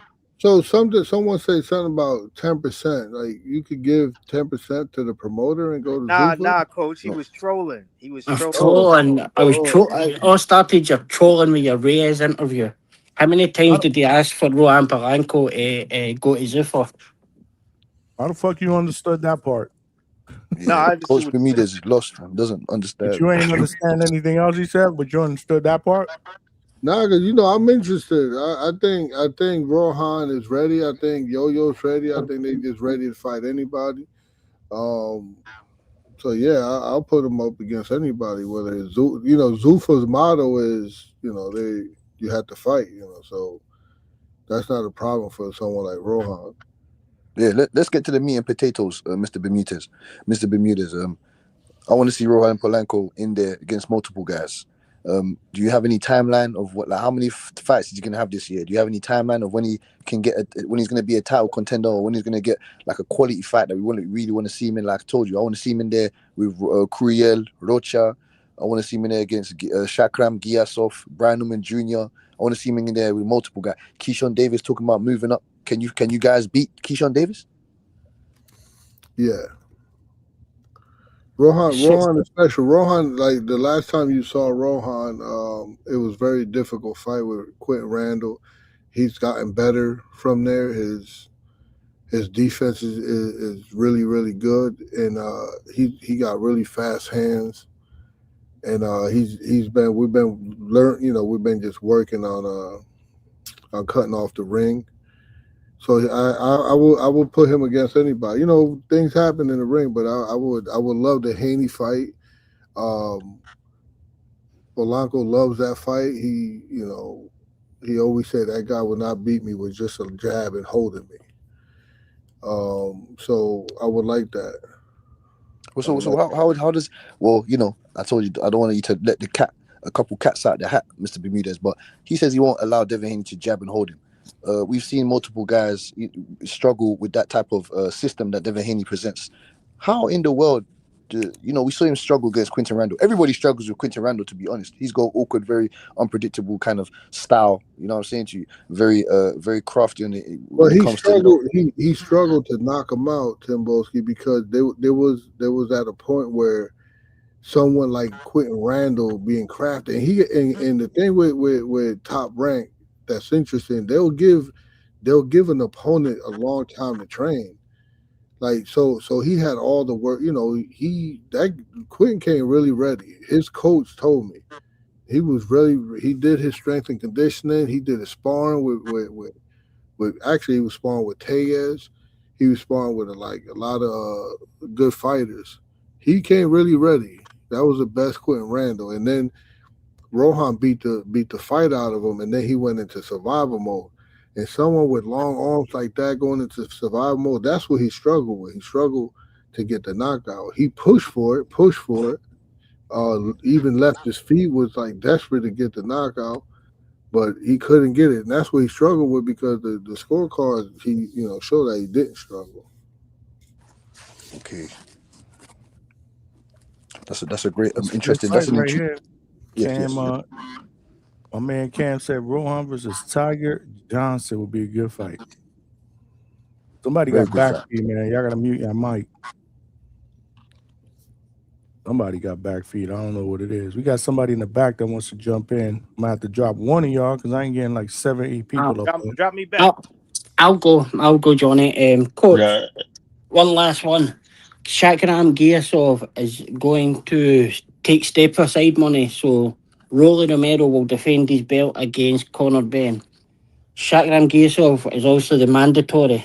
That's the fight that you should be chasing, because whatever one of the two idiots end up with the belt, Rolly or Conor Benn, Polanco or Garcia will beat the shit out of them. So that's where I would be tackling. That's where I'd be looking at. That is a Yeah, I like guaranteed. that fight. I like that fight. I think Gearsov is a good fight for us. I would love that fight. I mean, I would love the Tiger Johnson fight too, but he's getting beat up with young kids. So I'm gonna jump off anyway. Coach, hey, man, I appreciate you, man. Coach, you take it easy. You take it easy. But what about Polanco to Zuffa? All right. What's Polanco and Zuffa? That's what you get for trolling, Mick. Salute to Mick. El Consejero, what is good? Chevy Red said Tiger got to get his leg back on Devin and the little brother's badass. What up, El Consejero? What's up, Johnny? What's up, panel? What up? So listen, I would say that Polanco is a warrior. He's undefeated, hungry for for either belt, and ready to step up against anybody who steps in front of him. That's his mentality. That's the mentality that turns prospects into champions. So he ain't trying to cherry pick. He ain't giving no excuses. It's pure willingness to test himself and put himself in the fire. Facts. What did he do? What he did? An 8-rounder coming out of the Olympics, or was it 10? No. His first fight was a 6-rounder. Yeah, which it was in Mexico, and right. And I give all the credit. He went by himself to Mexico. I trained him, and I had to go to another fight, and then he was supposed to go with an assistant, and then the assistant got sick, and he literally went by himself. He went to Mexico. He picked somebody to wrap his hands, just picked somebody to be in his corner and fought. And it was outside in the heat. It was like right in the middle Oh, of the desert. yeah. He's he said a that's demon, bro.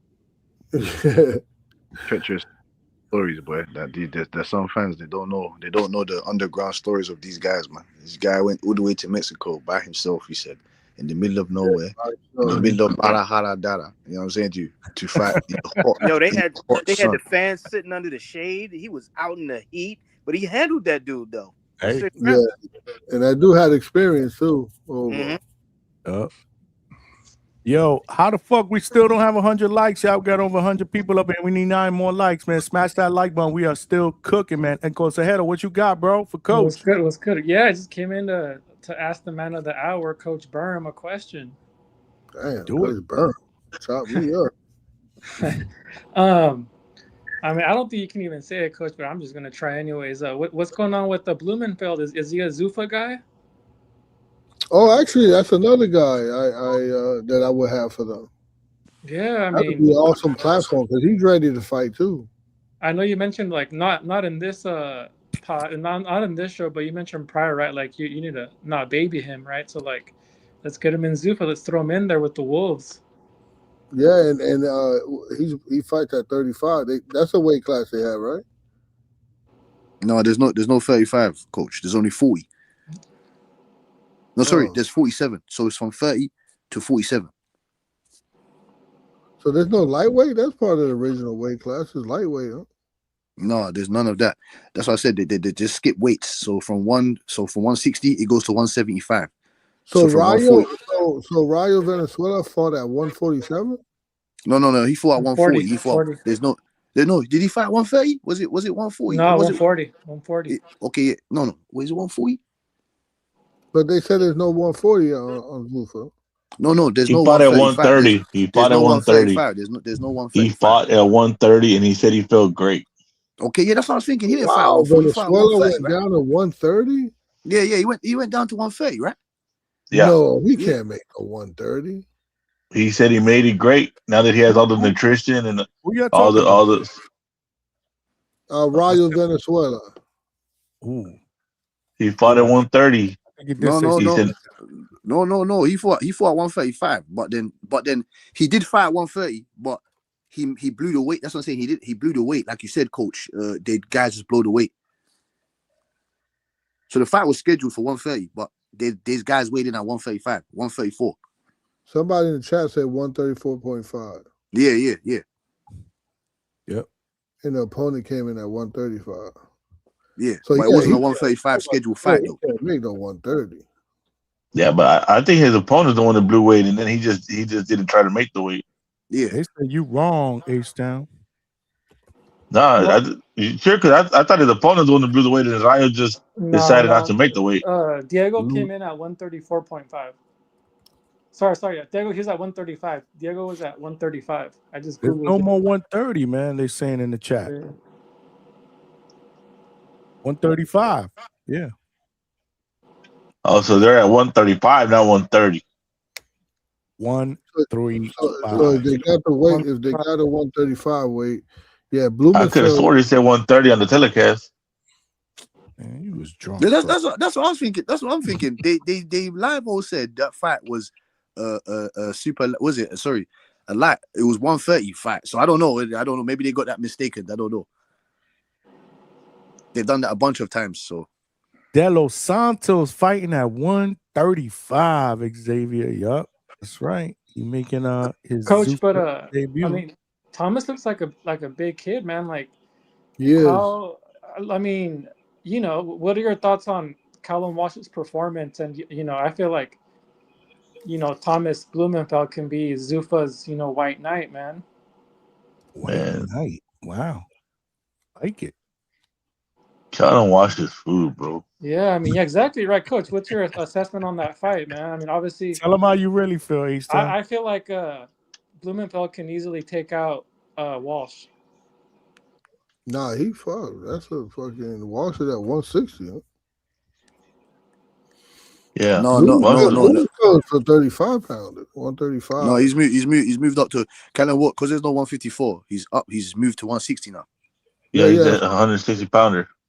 Yeah. And I wouldn't say Callum Walsh is food. I wouldn't say that. You know what I'm saying?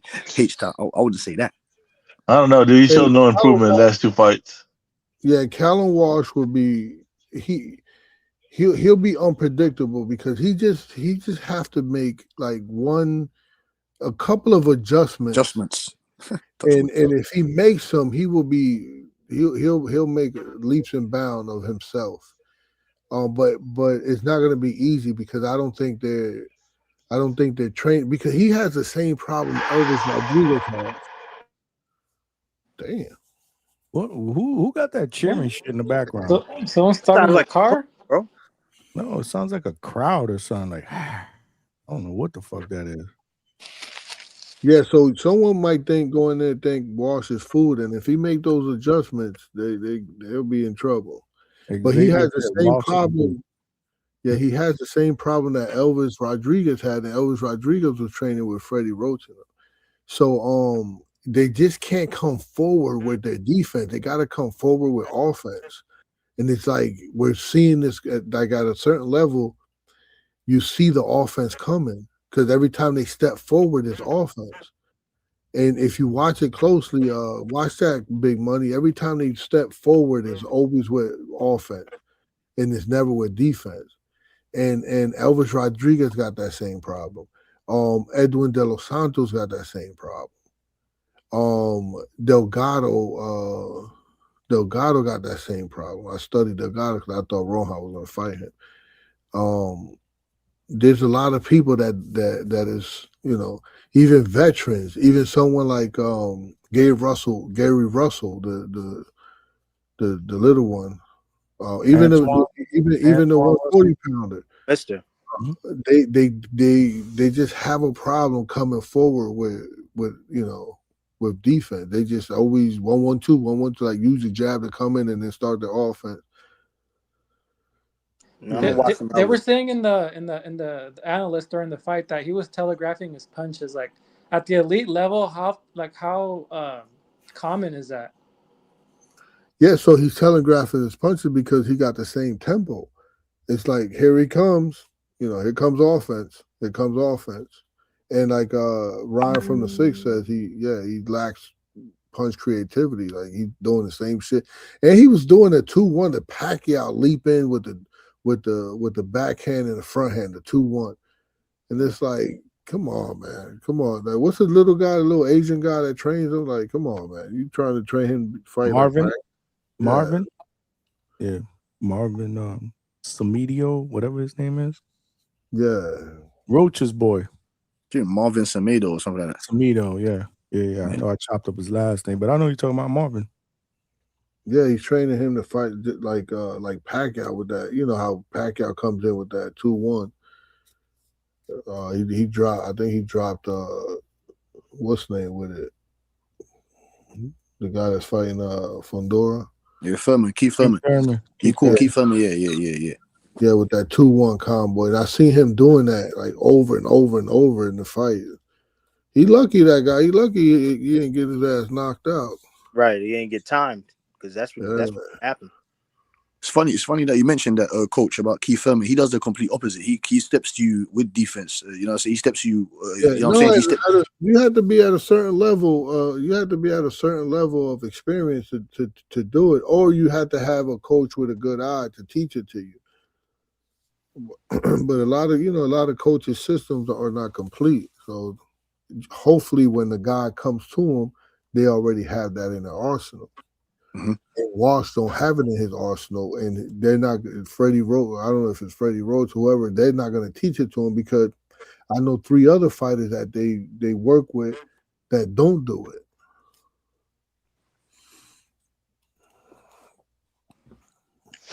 And speaking on that, coach, man, I wanted to speak to you about we're going to stay on the topic of coaches. Joe Goosen, former trainer of Ryan Garcia's. Now he's training Barrios. You're a coach. You understand what I'm saying? You're a coach, a professional one at the highest level. How do you see that type of relationship, or what kind of adjustments? Because obviously Goosen knows Ryan's game plan in and out. Maybe Ryan Garcia has changed his style or his methodology to what he does. How do you see him faring against an opponent of Barrios, knowing that his former trainer is in the other opponent, his other opponent's corner?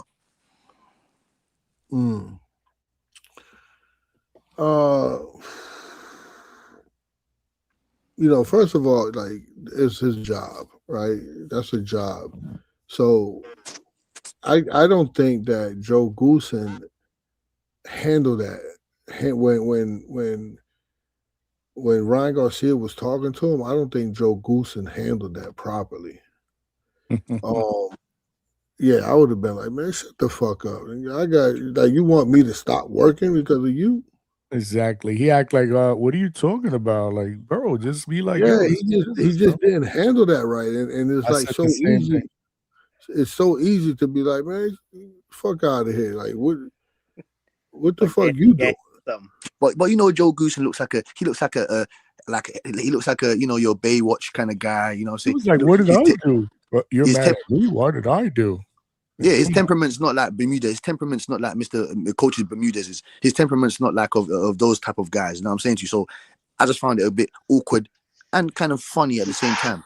But I just wanted to get your details on that. Yeah, Joe Goosen. I think Joe Goosen is an awesome trainer. I've been watching him and been knowing him for a long time. He's a heavyweight in the game. He's a Hall of Famer, right? Yeah, I would say so. Yeah. Yeah, I think he's a Hall of Famer. He remember way back. Hall of Fame. Yeah, he's a Hall of Famer, but I don't think he did anything with Ryan, because if I remember that camp, Joe Goosen said, "You don't train Ryan Garcia, you work with him," and then Ryan was coming to camp when he felt like it. So I think he just was collecting a check with Ryan. So there's going to be no information. Sometimes as coaches, we got to like take the heat for the fighter. Sometimes we have to make the fighters look good. Like, that's part of the fucking plan. But I remember him training. Remember a time when the Ruelas brothers? Yeah. Yeah, but remember he took them from nothing. And they was warriors. And the same with Diego Corrales. Remember what he did with Diego Corrales? He turned that guy into a different type of fighter. Yeah. So that kind, he got that kind of pedigree, man. Yeah, Goosen's a hell of a trainer, but people were wondering that the inside information he was going to have on Ryan Garcia, which I believe is zero, because Ryan was not training. Ryan was being undisciplined and doing what the hell he wanted to, So H-Town, you think Ryan Garcia's he's changed his methodology to his training? You think he's really training now? You think that he's got his head on his shoulders where it should be. Is that what you're saying? I mean, supposedly, I mean, he looks like he's in shape. He's in the gym. He said all he's doing is streaming and in the gym. That's the only thing he does. And he sets out a couple hours out the day to stream, and that's it. Everything else is the gym, according to him. But what he's really doing, he'd probably be fucking Instagram models right now, and you know. What do you have to say about that, Big Money, man? I mean, look, if he wants to fuck Instagram models, you know, it's a sex store for rich dudes. You know what I'm saying? He can do what he wants, but is he gonna be prepared for the fight? I mean, I hope so. You know what I'm saying? Like, I really don't want to see a lead up like we saw with Devin either. You know what I'm saying? Like, I want to see something that we can we don't have to have more conversations about. Is this really gonna happen? Are we gonna see a fight, or is he gonna pull out because of mental issues, or are we gonna see we're gonna see what we want to see, a real good fight? So I'm hoping he's taking it serious. He seems like he is, you know. But again, to A-Styles' point, who really knows? So I'm just, you know, I'm gonna be biding my time, watching whatever he puts out, and just kind of seeing if I can catch a thread. Is he focused? Does he seem like he's messing around? I mean, you're starting off on the wrong foot telling me that you're streaming every day. Like right there, you're telling me that you're setting aside time to do something that is just trivial when it comes to what you're supposed to be pursuing, which is the championship. Well, I mean, it's not trivial to him, money. That's income. But according to him, he's 7 pounds away from weight last week. All right. Well, I mean, hey, Let's see. and I get that thing about What, he got 3 more weeks? 2 more weeks? 2 more weeks, right? Is it? Yeah, 2 more weeks, Johnny. 2 more weeks and change. Yeah. In all seriousness, though, he don't need that money, bro. Like that's him playing around. You know what I'm saying? That's him taking time out of his day to have fun, I guess, and that's cool. But you know, the telltale is going to be the night of, because if you look sloppy in there, if you don't win, if you get a split decision that goes into Barrios' way, or even worse, a third draw, then we're gonna have to shit on you, because I know I will. And I'm going to be thinking about the fact that you were online punching, you know, that fat dude that's like a woman, or punching Krishan Rock, or, you know, whoever you're streaming with. But, you know, because that right there tells me your priorities have never really been boxing. Or maybe you just don't care because you hate Oscar. You know, we all know that you hate Oscar, and we know how badly you want to get away from him. And you already have an L on your record, so you might not care what happens in this fight, just as long as you get it over with. You know what I'm saying? But I guess the time will tell. We'll see you the night of the fight. 2 more weeks, man. 2 more weeks. I got somebody backstage. I got to flip somebody out, y'all. Yeah, get close to head out of here. You ain't saying out, that. man. Wait, hey, let me just well, you know, he packed on a lot of muscle pretty quick. Like, are we gonna have to question his endurance? You know, because I feel like if Mario takes it to the later, you know, second half of the fight, the later rounds, you know, how gassed out is Ryan gonna be? All right, I'm out, guys. I mean, if he's 7 pounds away from weight, he's in shape, bro. You don't worry about the gas tank if that's true. It's the strength. Bayless.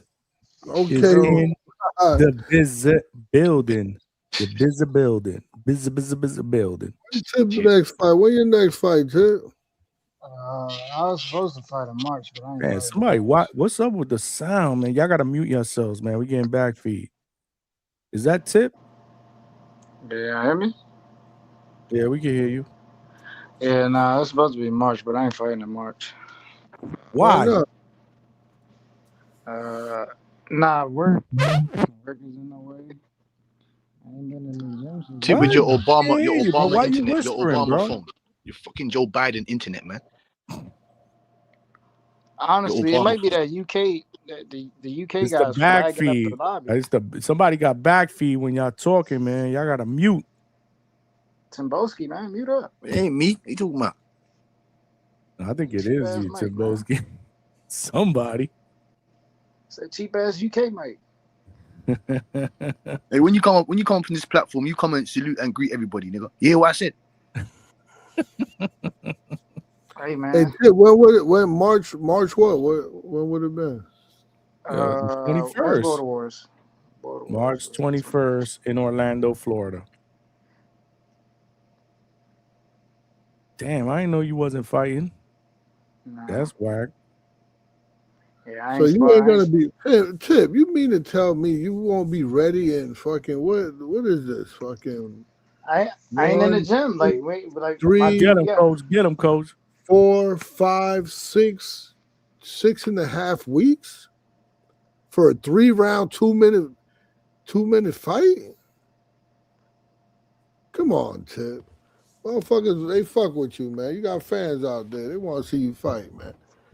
You talking about 6, you all those weeks, and you can't get in shape for 3 rounds, 2 minutes. Man, I'm telling you, it's Do we need to situational, start the man. GoFundMe, Tip?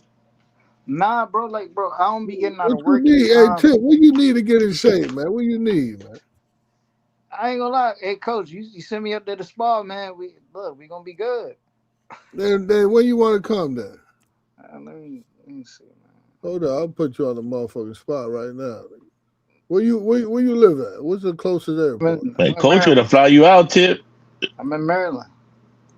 What's the closest airport to you? What's the 3 letters? BWI. Man, get your ass on that plane and go link Coach Heck, man. What the fuck wrong with you? What's wrong with you, boy? Tip, they had somebody for you to fight? Yeah, some short dude that live in Vegas. You said what? BW what? BWI. Oh, that was that little short dude they were showing on the treadmill running backwards, throwing punches. I remember now. Yeah.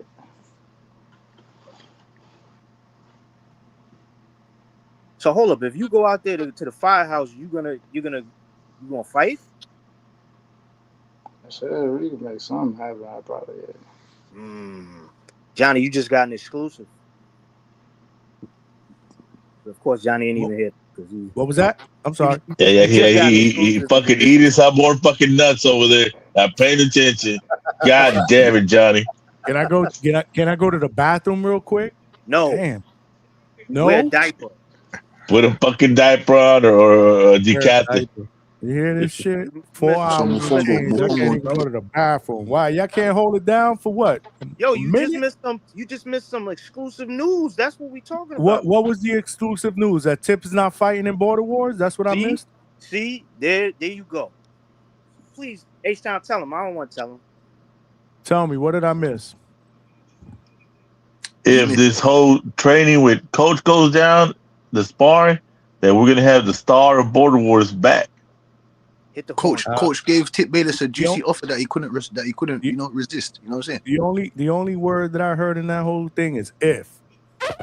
Is it gonna make it, are you going to the firehouse? Yes or no? They working it out, but that was quality hate. That was real quality, but they working it out. Let them work it out, bro. Yeah, damn. I didn't know you weren't a Tip supporter, Johnny. That's crazy.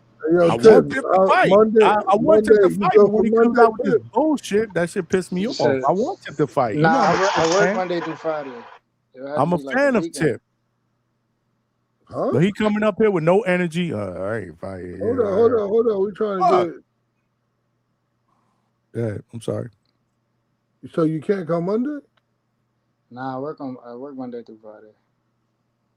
So you can't never come. What do you mean? What we doing? Yo, hold on, man. I'm already looking at flights for you. I'm about to get you a flight for Monday if you can make it. Look at that shit, bro. Tip, fam. You talking about this Monday coming up? Work on that day, bro. Fuck work on Monday. You call out sick, bro. No, but I'm saying if you come here, you gotta come here to the fight. Like, what? Y'all got to fight. Y'all got to fight on Monday. Yeah, don't worry, Mr. Bermuda. Don't worry, Mr. You gotta stay. I know Tip Bayless. Anybody got $50? No brain in his head. Rice grains in his head. He's not understanding nothing. Did you hear what he said, Mr. Bayless? Yo, man, it's always the unathletic dudes talking, man. Hey, yo, man. Hey, Tyson Fury punched up your boy. Man. Hey, Tyson Fury had your boy crashing out on the show today, man. So shout out to all the unfit looking niggas, man. Hey, man, he said he got proof. Yeah, which proof, man? Which fucking proof, man? Proof that you got your ass kicked, man. We're just waiting on the proof of evidence. Listen, man. We don't want to hear your nonsense, Tip. Break down, or finish off your bits and pieces with Coach Bermudez, and then I want you to break down Jahir Tucker against Yo-Yo. It's as simple as that. I ain't gonna lie, I was just watching the film, man. Coach, I'm a betting man. And I always go to Coach when I got my picks, just like confirm whether or not what I'm gonna do. Now, if I'm betting on Jahir Tucker and Yoneli Hernandez, I'm taking the over. What they doing? It's a 10-rounder or a 12? 10. Do you know that? 10? Yeah, I'm taking the over. Why would it be a 12-round fight, Tip? They're not fighting for a belt, sir. Yeah, that's why I asked if it was a 10 or 12, because that'll indicate whether or not they're fighting for some type of belt. So do you have belief in Yoneli Hernandez's power? See, that's the thing, right? Like, I think with a fighter like Jahir, like he do a lot of upper body movement. Like he like to twerk, twerk his body in certain motions to slip punches a lot. Like when I was watching Yoneli, what was that fight he had before Chiron? The Mexican guy. Yeah, like he wasn't throwing a lot. Like I don't see Yoneli breaking dudes down. Like it's like everything's a hard punch, but he don't like really break a fighter down. And I feel like with a fighter like Jahir, with him doing so much movement, you have to break him down and actually work behind your jab. And that's not what I see with Yoneli. I don't see him do that. Now, what he did do against Chiron, he did frame Chiron a little bit and touch Chiron every now and then with a jab. Like he touched Chiron to the body more than he touched the opponent before Chiron. I did like that. Now, if he does that more, I have a feeling he'd put more fighters down. I believe that Yoneli Hernandez will overwhelm Jahir Tucker. I believe he's the bigger, stronger workhorse. We've seen him touch guys, and their reactions is a bit different. Kyron Davis is the best guy that he's fought. You know what I'm saying? Resumes don't win fights, but Kyron Davis is a sturdy, shrewd opponent. He's very durable. We've seen that with multiple other guys that he's been in there with. I believe that he beat Elijah Garcia, right? Or did he fight? Kyron Davis. Yeah, Kyron did a lot. Yeah, so I've been impressed with Kyron Davis. So I was impressed with that. Yoneli Hernandez, the way he broke him down. He did drop him. I think it was in round 1. Oh, no, round 2. I think he dropped him. So that was kind of impressive for me, the way he broke him down. But Tip is right. You know what I'm saying, in certain aspects of what you were saying. It's just the fact that I don't know if Jahir Tucker will be able to keep Yoneli off of him. You know what I'm saying to you? I don't think he's. What do you mean? Hold on. That's the way Yoneli fights is the type of way that's the type of fight Jahir likes. He likes that type of fight. Well, he ain't seen this type of monster. He hasn't seen this type of. When I say a monster, I'm saying to you that the dynamics of the guy. You know what I'm saying to you? He's not your average. He's literally gonna look to counter Yoneli all night. I'm telling you, like I could just watch 5 minutes of it and just see what he does in the first round. The first 3 rounds of each fight is gonna tell me what Jahir is gonna do in every fight. Mm-hmm. He's gonna look to slip and counter. That's all he's gonna look to slip and counter. He's gonna fight on the back foot a lot. And if he does fight on the inside, he'll stay there. He has no problem staying there. What do you have to say about that? Big money, H-Town. I gotta do more film. I'm gonna do my film study on Jahir and Yoneli, and then I'll come back. You know what I'm saying? Like that's something because the fight's happening. So at some point we're gonna have to give our takes, and when I do give my take, it's gonna be behind doing my film study on both. I'm gonna be biased. The Yo-Yo by knockout. I don't need the film study. I got Coach, and I believe Coach. And Coach is training monsters down there. So yes, I just believe he'll be a bit too much for Jahir Tucker. I just believe he'll be a bit too much unless Jahir Tucker can, enhance his IQ, use his feet. Because I do believe he might have better feet than Yoneli. He might. You know what I'm saying to you? I want to see if Yoneli can make mid round adjustments. I want to see if that power does carry late. I believe it does. You know what I'm saying? Because he's got a whole leap of knockouts, but obviously against opponents that are not on his level. But Jair Tucker seems to be on that component, slash elite level. So I want to see what he's going to do or how he breaks him down with the footwork and athleticism. I want the agility, the evasiveness of Jair Tucker. All right, watch this. Give me 3 people on your Nelly's resume. You got Kyron Davis. He fought, I think the last fight he fought was La Cruz, if I'm not mistaken. And he fought Bryce Henry, if I'm not mistaken. That's the fights that I watched of him. That is correct. That is correct. You can't do this shit to me, Tip Bayless. I watch real boxing. Okay, cool. No phone being used. No phone is being Dela used. Cruz? Is Dela Cruz a better fighter than Lorenzo Simpson? What was that? Sorry, Tip. Is Dela Cruz a better fighter than Lorenzo Simpson? I haven't seen them two fight each other, so I'm not too sure. But if you ask me, on paper, no, he's not. Okay. Is he a better fighter than Troy Williamson? On paper again, no, he's not. Is he a better fighter than Nicholas Flores? On paper, no, he is not. Is he a better fighter than Francisco Verón? On paper, no, he is not. Okay then, man. Like this is my thing. But you're missing the point, Mr. Bayless. I said on paper. Listen, because I don't want to bullshit around Coach, bro. Like I'm looking at the body of work. Like the body of work is going to tell me anything. Like Jahai is fighting up in competition. We only know Yo Nelly for beating the dog shit out of Kyron. Mm-hmm. That's where he made his mark. So you can't. I expect the bookies, right? The bookies will probably favor Yo Nelly because Yo Nelly is the puncher in this situation. But I think what people undermine is Jahai's boxing ability, bro. And this is what I'm trying to point out. Like he's gonna look to box and it's just that stylistic matchup. If you're not gonna work behind your jab, it's gonna be a problem for you. He's just gonna slip, counter, and punch all night. He's already lost. He's experienced a loss, so he knows where he lacks, bro. So you just gotta build off of that. I'm telling you. Yeah, he's gonna try to be the matador against the bull, but hey, I mean, you can't go off of Yanelli's resume either because the man's been avoided. So it's hard for you to say he's got all these names or better names because the guy's being avoided. How can he get the names if they don't want to fight him? Nobody wants to sign on the damn dotted line. Hey. And salute to Jahai for taking the challenge, Now we're gonna see is Yo-Yo really the monster? And to me, you're gonna see the monster. Hey, H-Town, when the fight came up, he took that fight really, really fast. I ain't gonna front. He was confident in taking that sign of the dotted line. That's what you need, though. It's an interesting fight. I like the fight. Yep, I like it too. And I think Tip isn't wrong in what he's saying. He's actually on point. You have to look at all aspects of it, but that's what we'll do too. We'll look at. I know exactly what Tip says. I don't want to keep going on the game plan, even though I don't think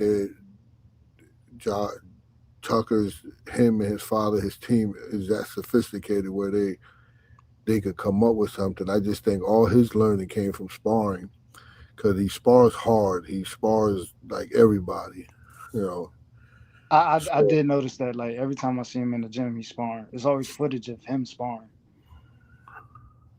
Yeah, he does a lot of rounds. Yeah. So just angles make sense as the matchup, the matchup style, because Yoeli brings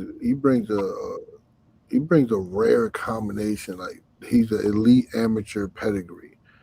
So when you think about that alone, that boxing that Tucker does, I don't think that would confuse Yoeli when Yoeli's,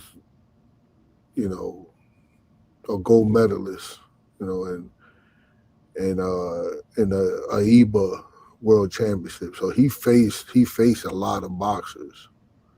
Yeah, he comes from the technical side of boxing, Yeah, so that's what I'm getting at.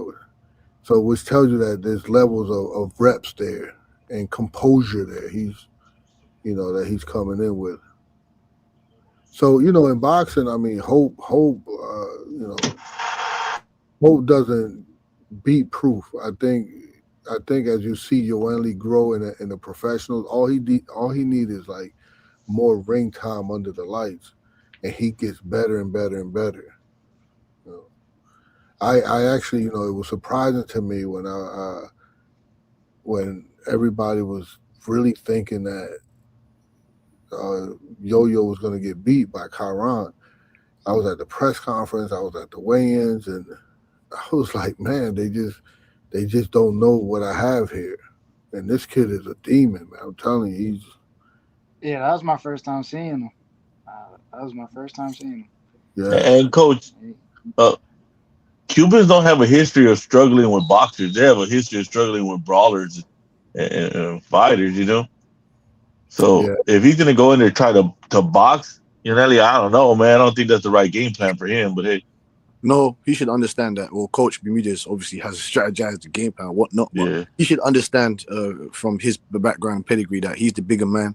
He does have an effective jab that Tip failed to mention that he does have an effective jab.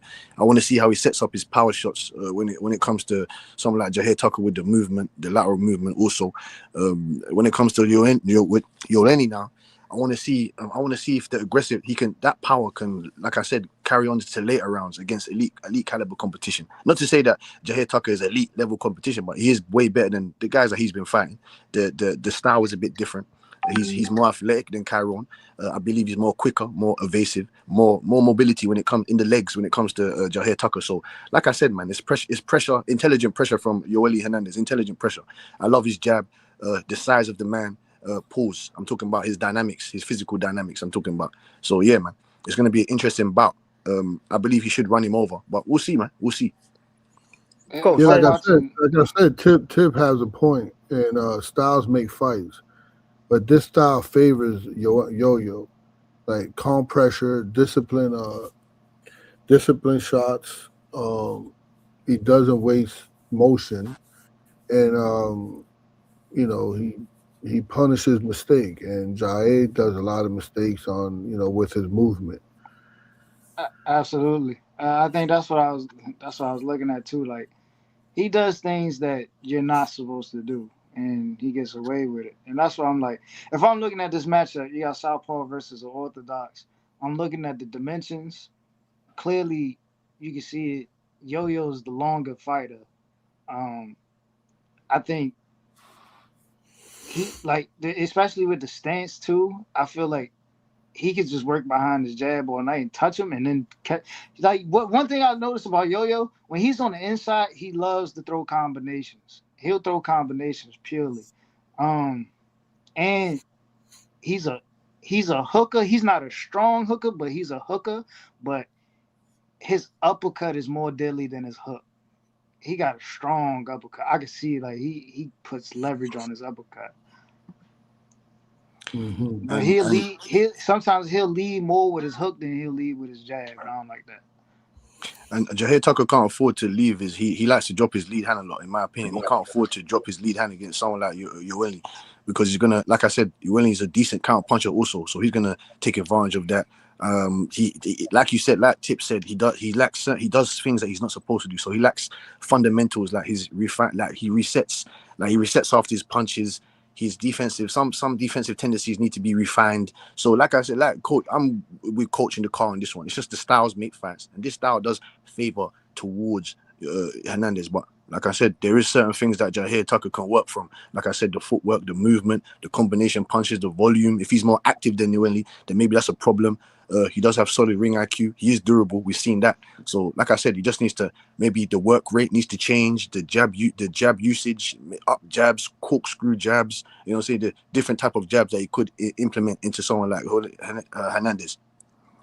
There was Tim Boski. I think you missed out on something that Tip says. Tip, who you said was a southpaw? Yo, Nelly's a southpaw. Yes.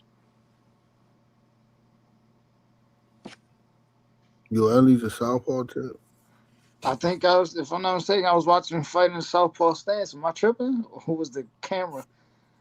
Must have been it must have been camera because he's orthodox, but you said he's southpaw, so Nah, bro. I've seen him fight in southpaw, but he's an orthodox Yeah, fighter. let me see. One fight I was just watching, he was fighting in the southpaw stance. My man Malcolm Square Business with the $2 said strong panel tonight.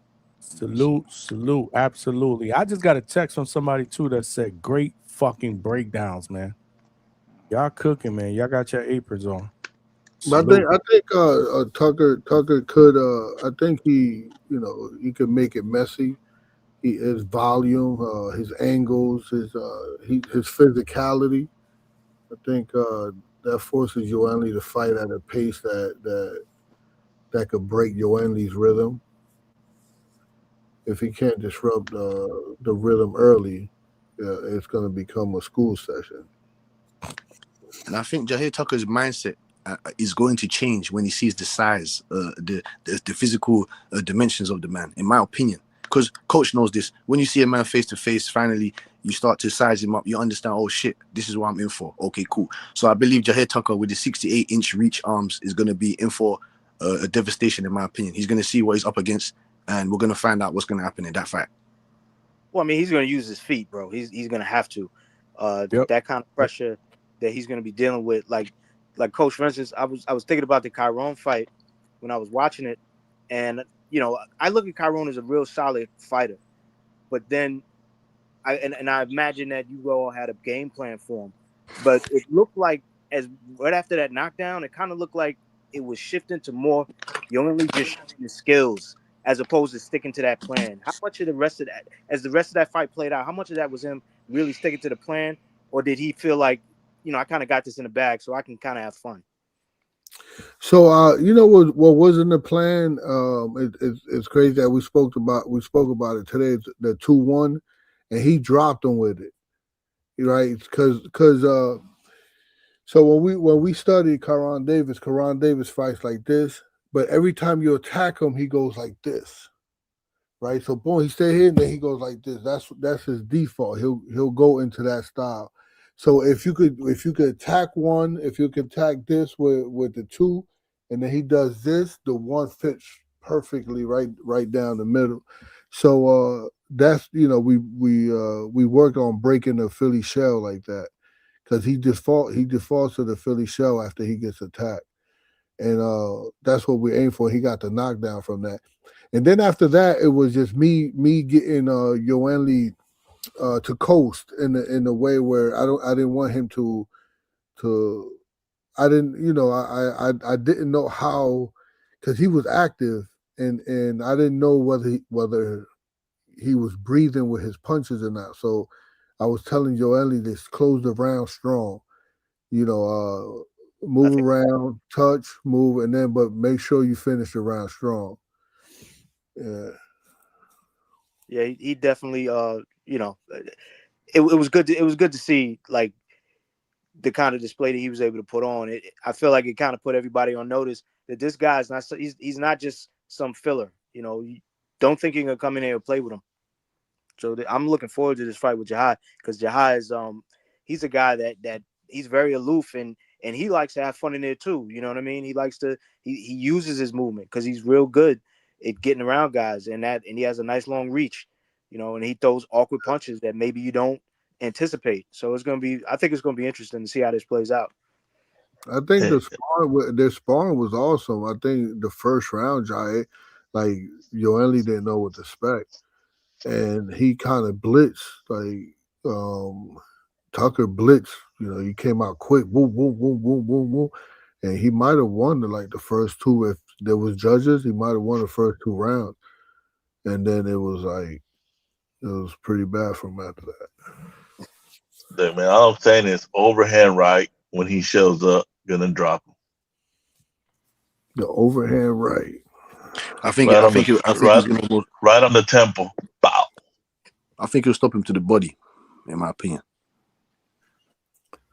Left hand, straight to the body. I mean, if Jahai wants to stay on the inside with him, I could see something like that. Well, he likes to hang out on the ropes a lot too. Yeah, that's what I'm saying. He's going to catch him on the ropes.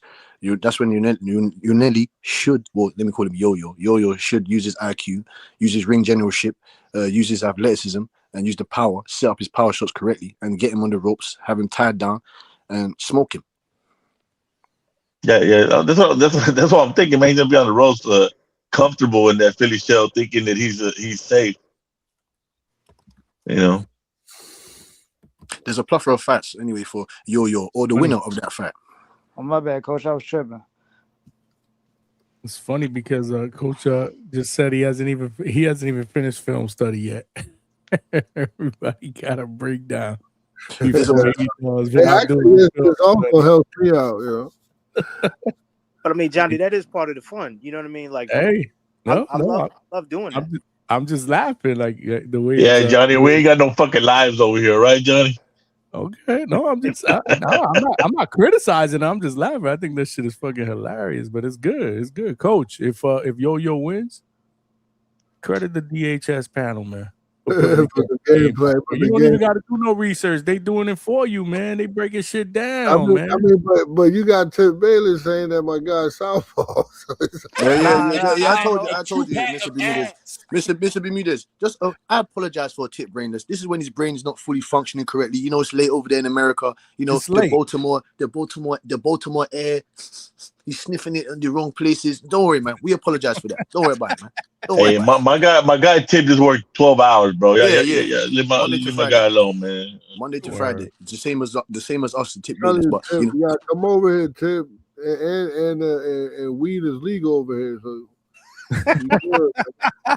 Mr. Bermudez, and Johnny, you know, and Big Money, everyone on the panel. I want to fling some 160 names out to you.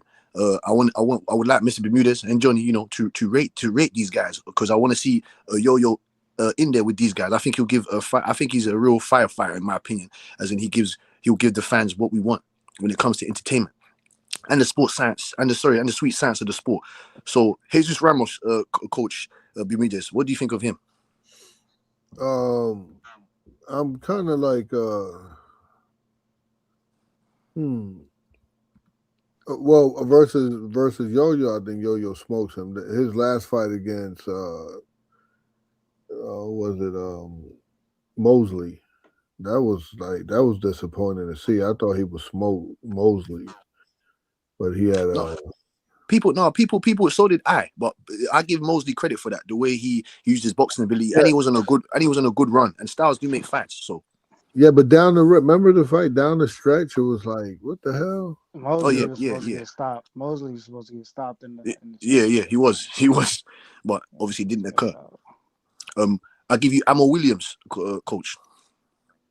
Oh man, you giving us pretty good names. Because we would love to fight both of those guys, especially Ramos. But I just think Ammo Williams I think he's a tough guy. He backed out of the fight against Uri Cedeno, which I thought he should have fought him. Well, I think he's but he got some fight, he got some experience. I think he's is it 20-1? Yeah, correct. Right? Yeah, he's a real fight for you.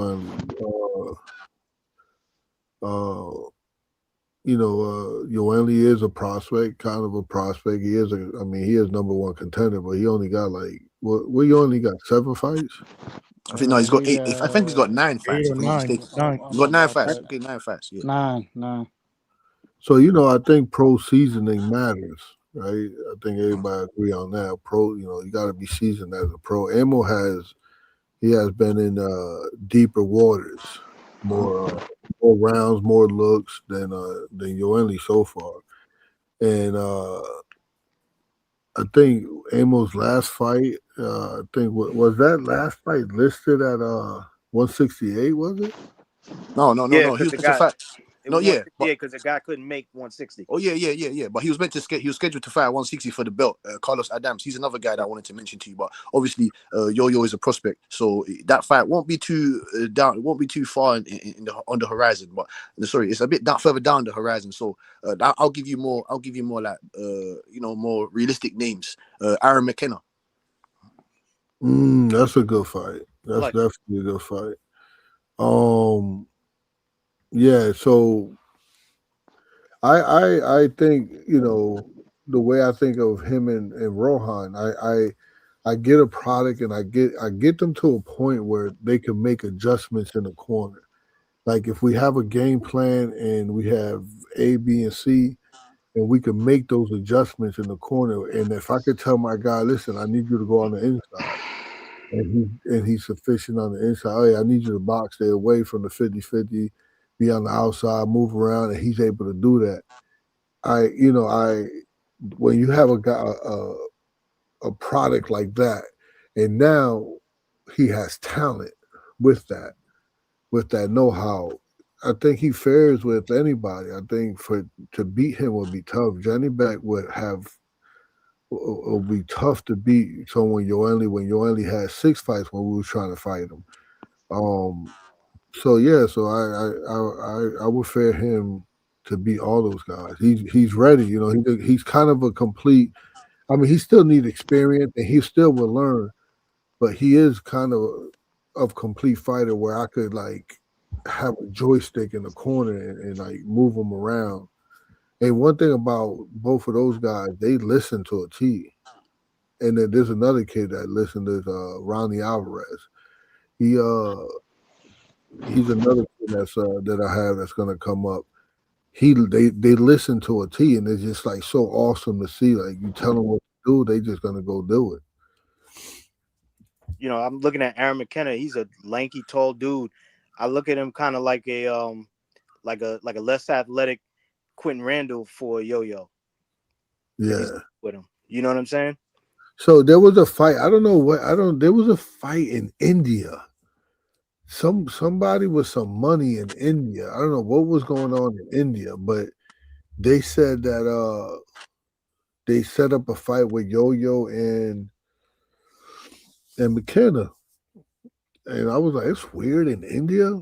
And it was paying like a lot of money. It was like, yeah, definitely a fight McKenna. And then I don't know what happened. I think McKenna and them said no.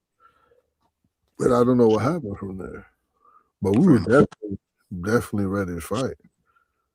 And speaking of prospects, coach, man, you gave your breakdowns on Jesus Ramos. You gave your breakdown on Ammo Williams and Aaron McKenna.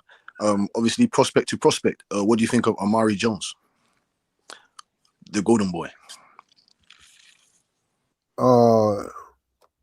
You saying that with for Hernandez? Because these guys are gonna meet. Well, they should meet later on down the line. You understand what I'm saying, coach? So I just want to get your perspective on those guys. I got some European guys for you also. Trust me, I'm in love with the 160 division. I'm in love with divisions that people don't really care about because their fighters ain't in there. So I care about all fighters. That's why I ask. Not if Oscar has anything to do with it, they're not gonna meet. Amari Jones is just way too green, man. Yeah, I think he's a U.S. prospect. He could put in. You could put him in with Yoeli right now. I think, but he's still a step behind on. I wouldn't do that. Proven at high level.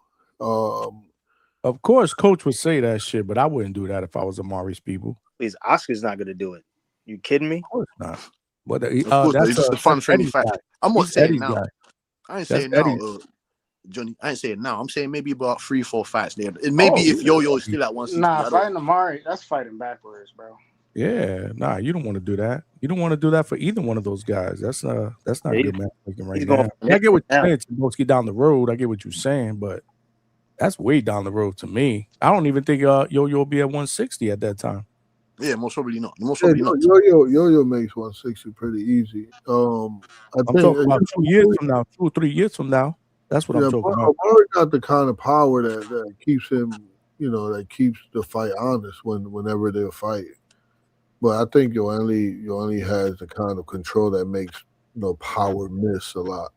So amateur. I gotta mute that mics when he's talking because I don't know what's going on with the back feed.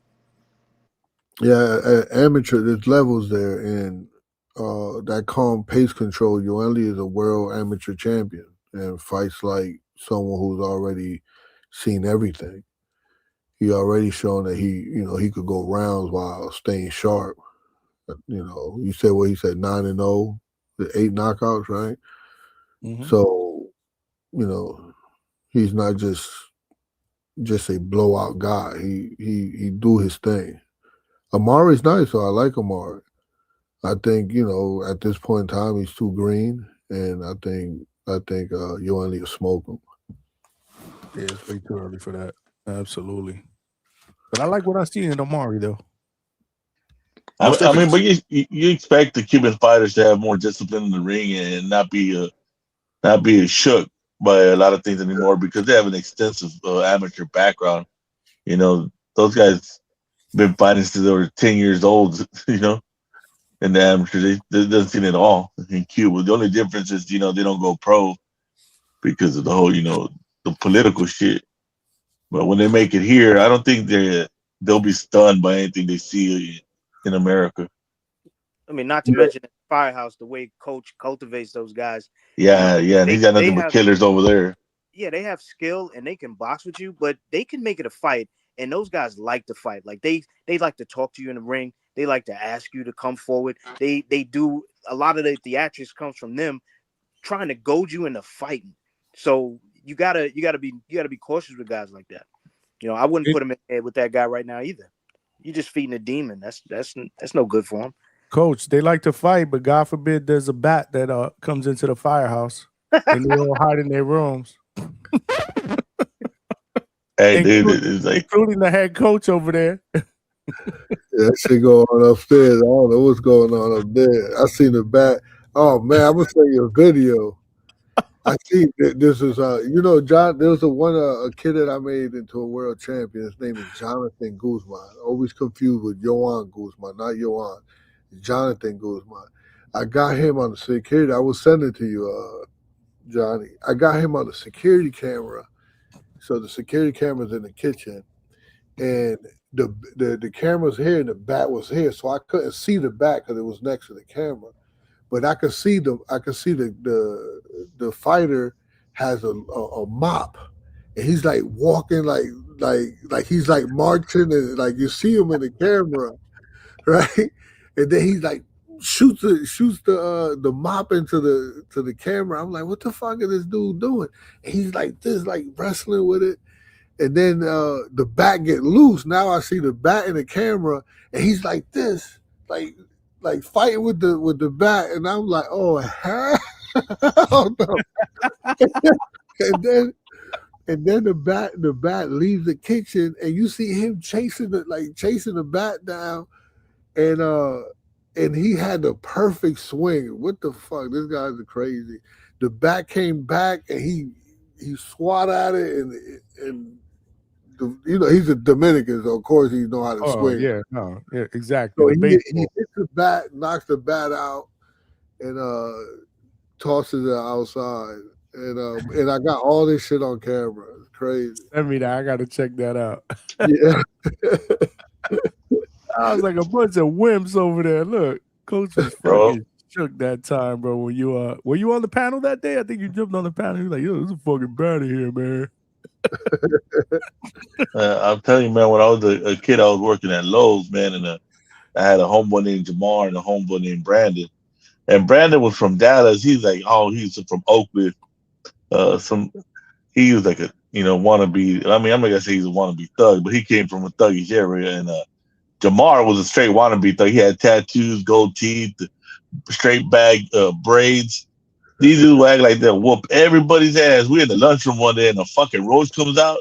Man, these dudes fucking take off flying like it was a fucking, like someone had a AK aimed at them. Like, what the fuck's wrong with y'all? Oh, that fucking roach, dog. Fuck that. Fuck, I don't fuck with no roaches. What, especially the ones that fly around? I don't fuck with it was one of them. One of the big ones that flies around. Everybody's brave until the roach takes flight, bro. Bro, that's what I knew, that if you want to beat any gangster, just throw a roach at him.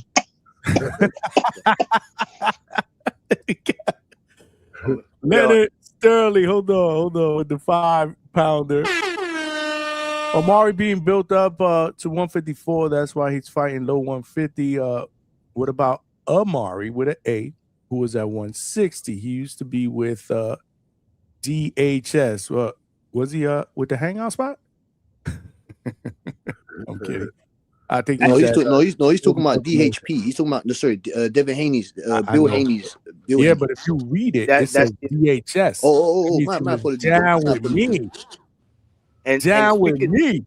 and real Down quick, with Johnny, Johnny, down with a hangout spot. real, I know real what quick, he meant. I know exactly what Amari he's talking about. I think he's with Golden Boy Promotions. So right? salute to you. Yeah, that's what I wanted to. I was actually about to try and get ahead of, because somebody in the chat was saying that too. No, you're right. I do confuse the Omari and Amari sometimes. Yep. Freudian slip. That was my bad. Yeah. I think they were talking. So which one were you talking about? O or A?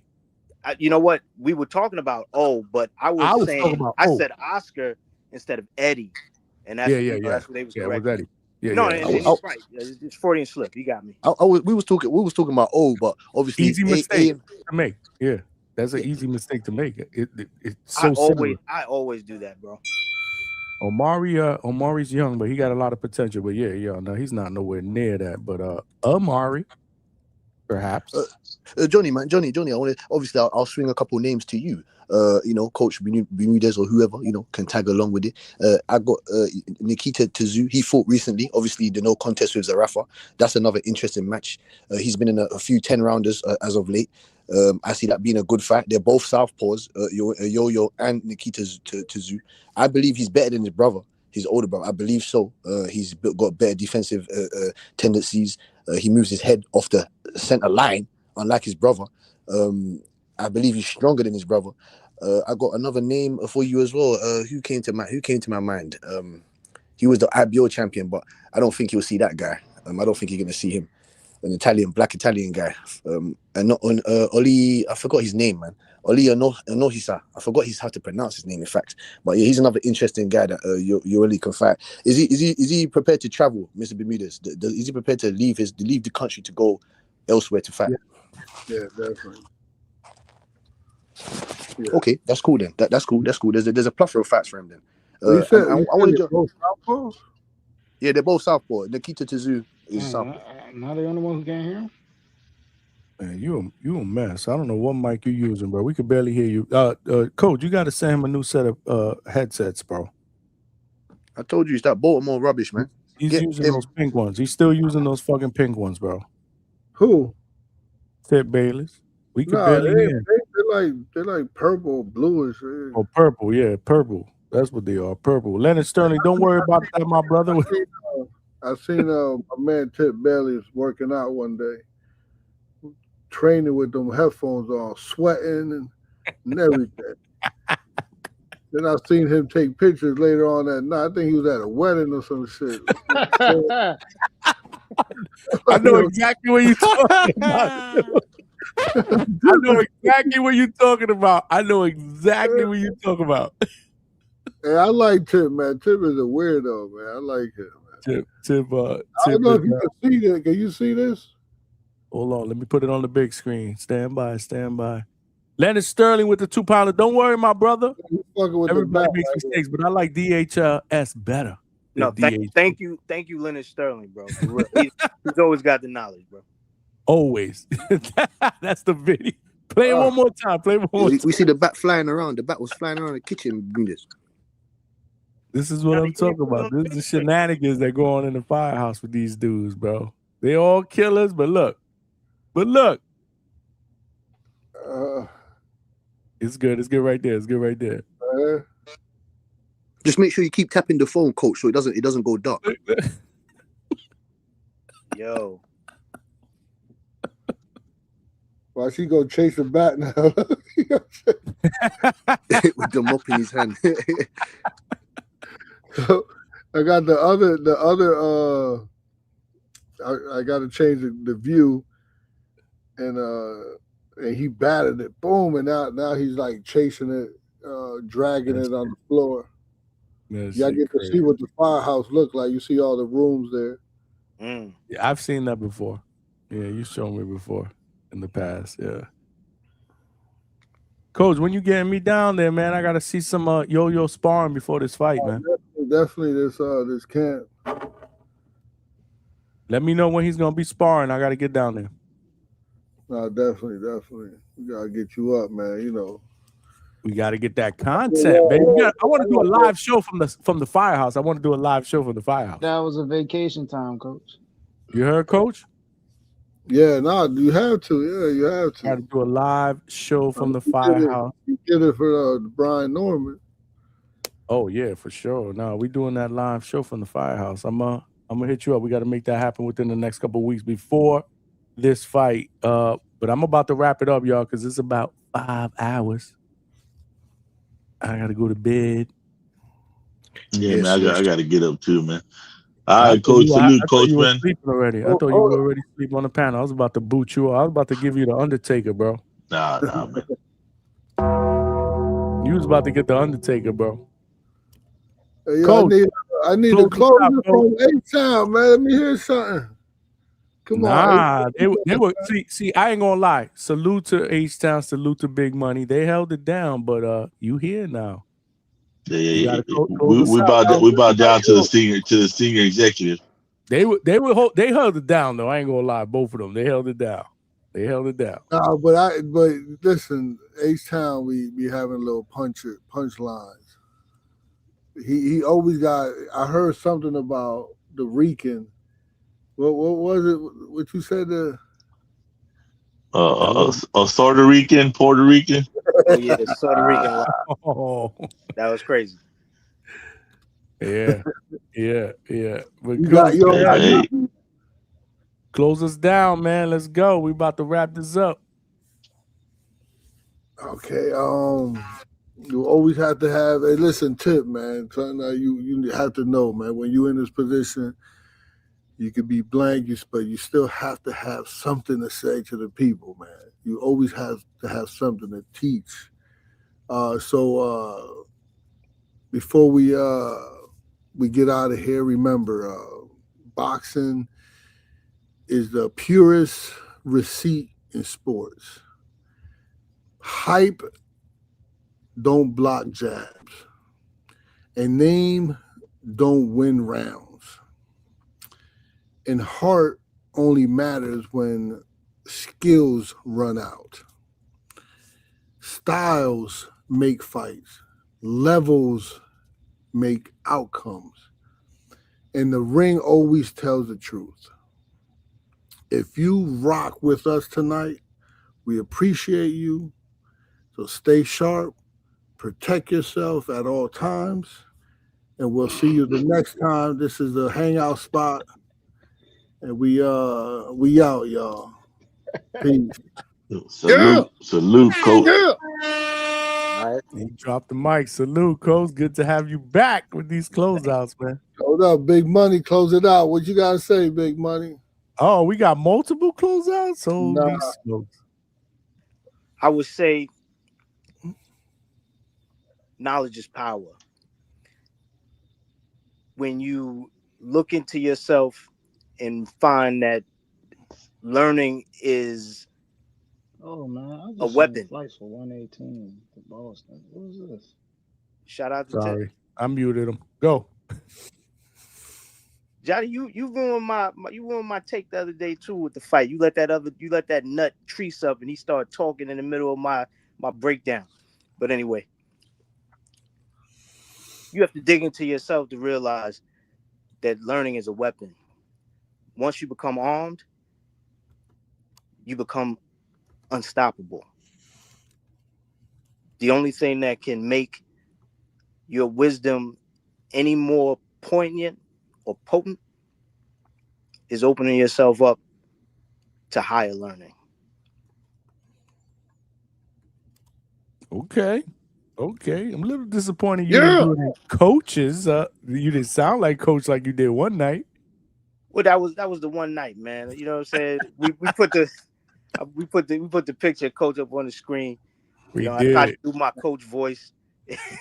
He did the coach voice, Coach. That shit was hilarious, man. I don't have that graveliness, so I couldn't maintain it. But yeah, man, that now the H-Town. Come on, H-Town. I mean, what can I say after those two, fabulous speeches? But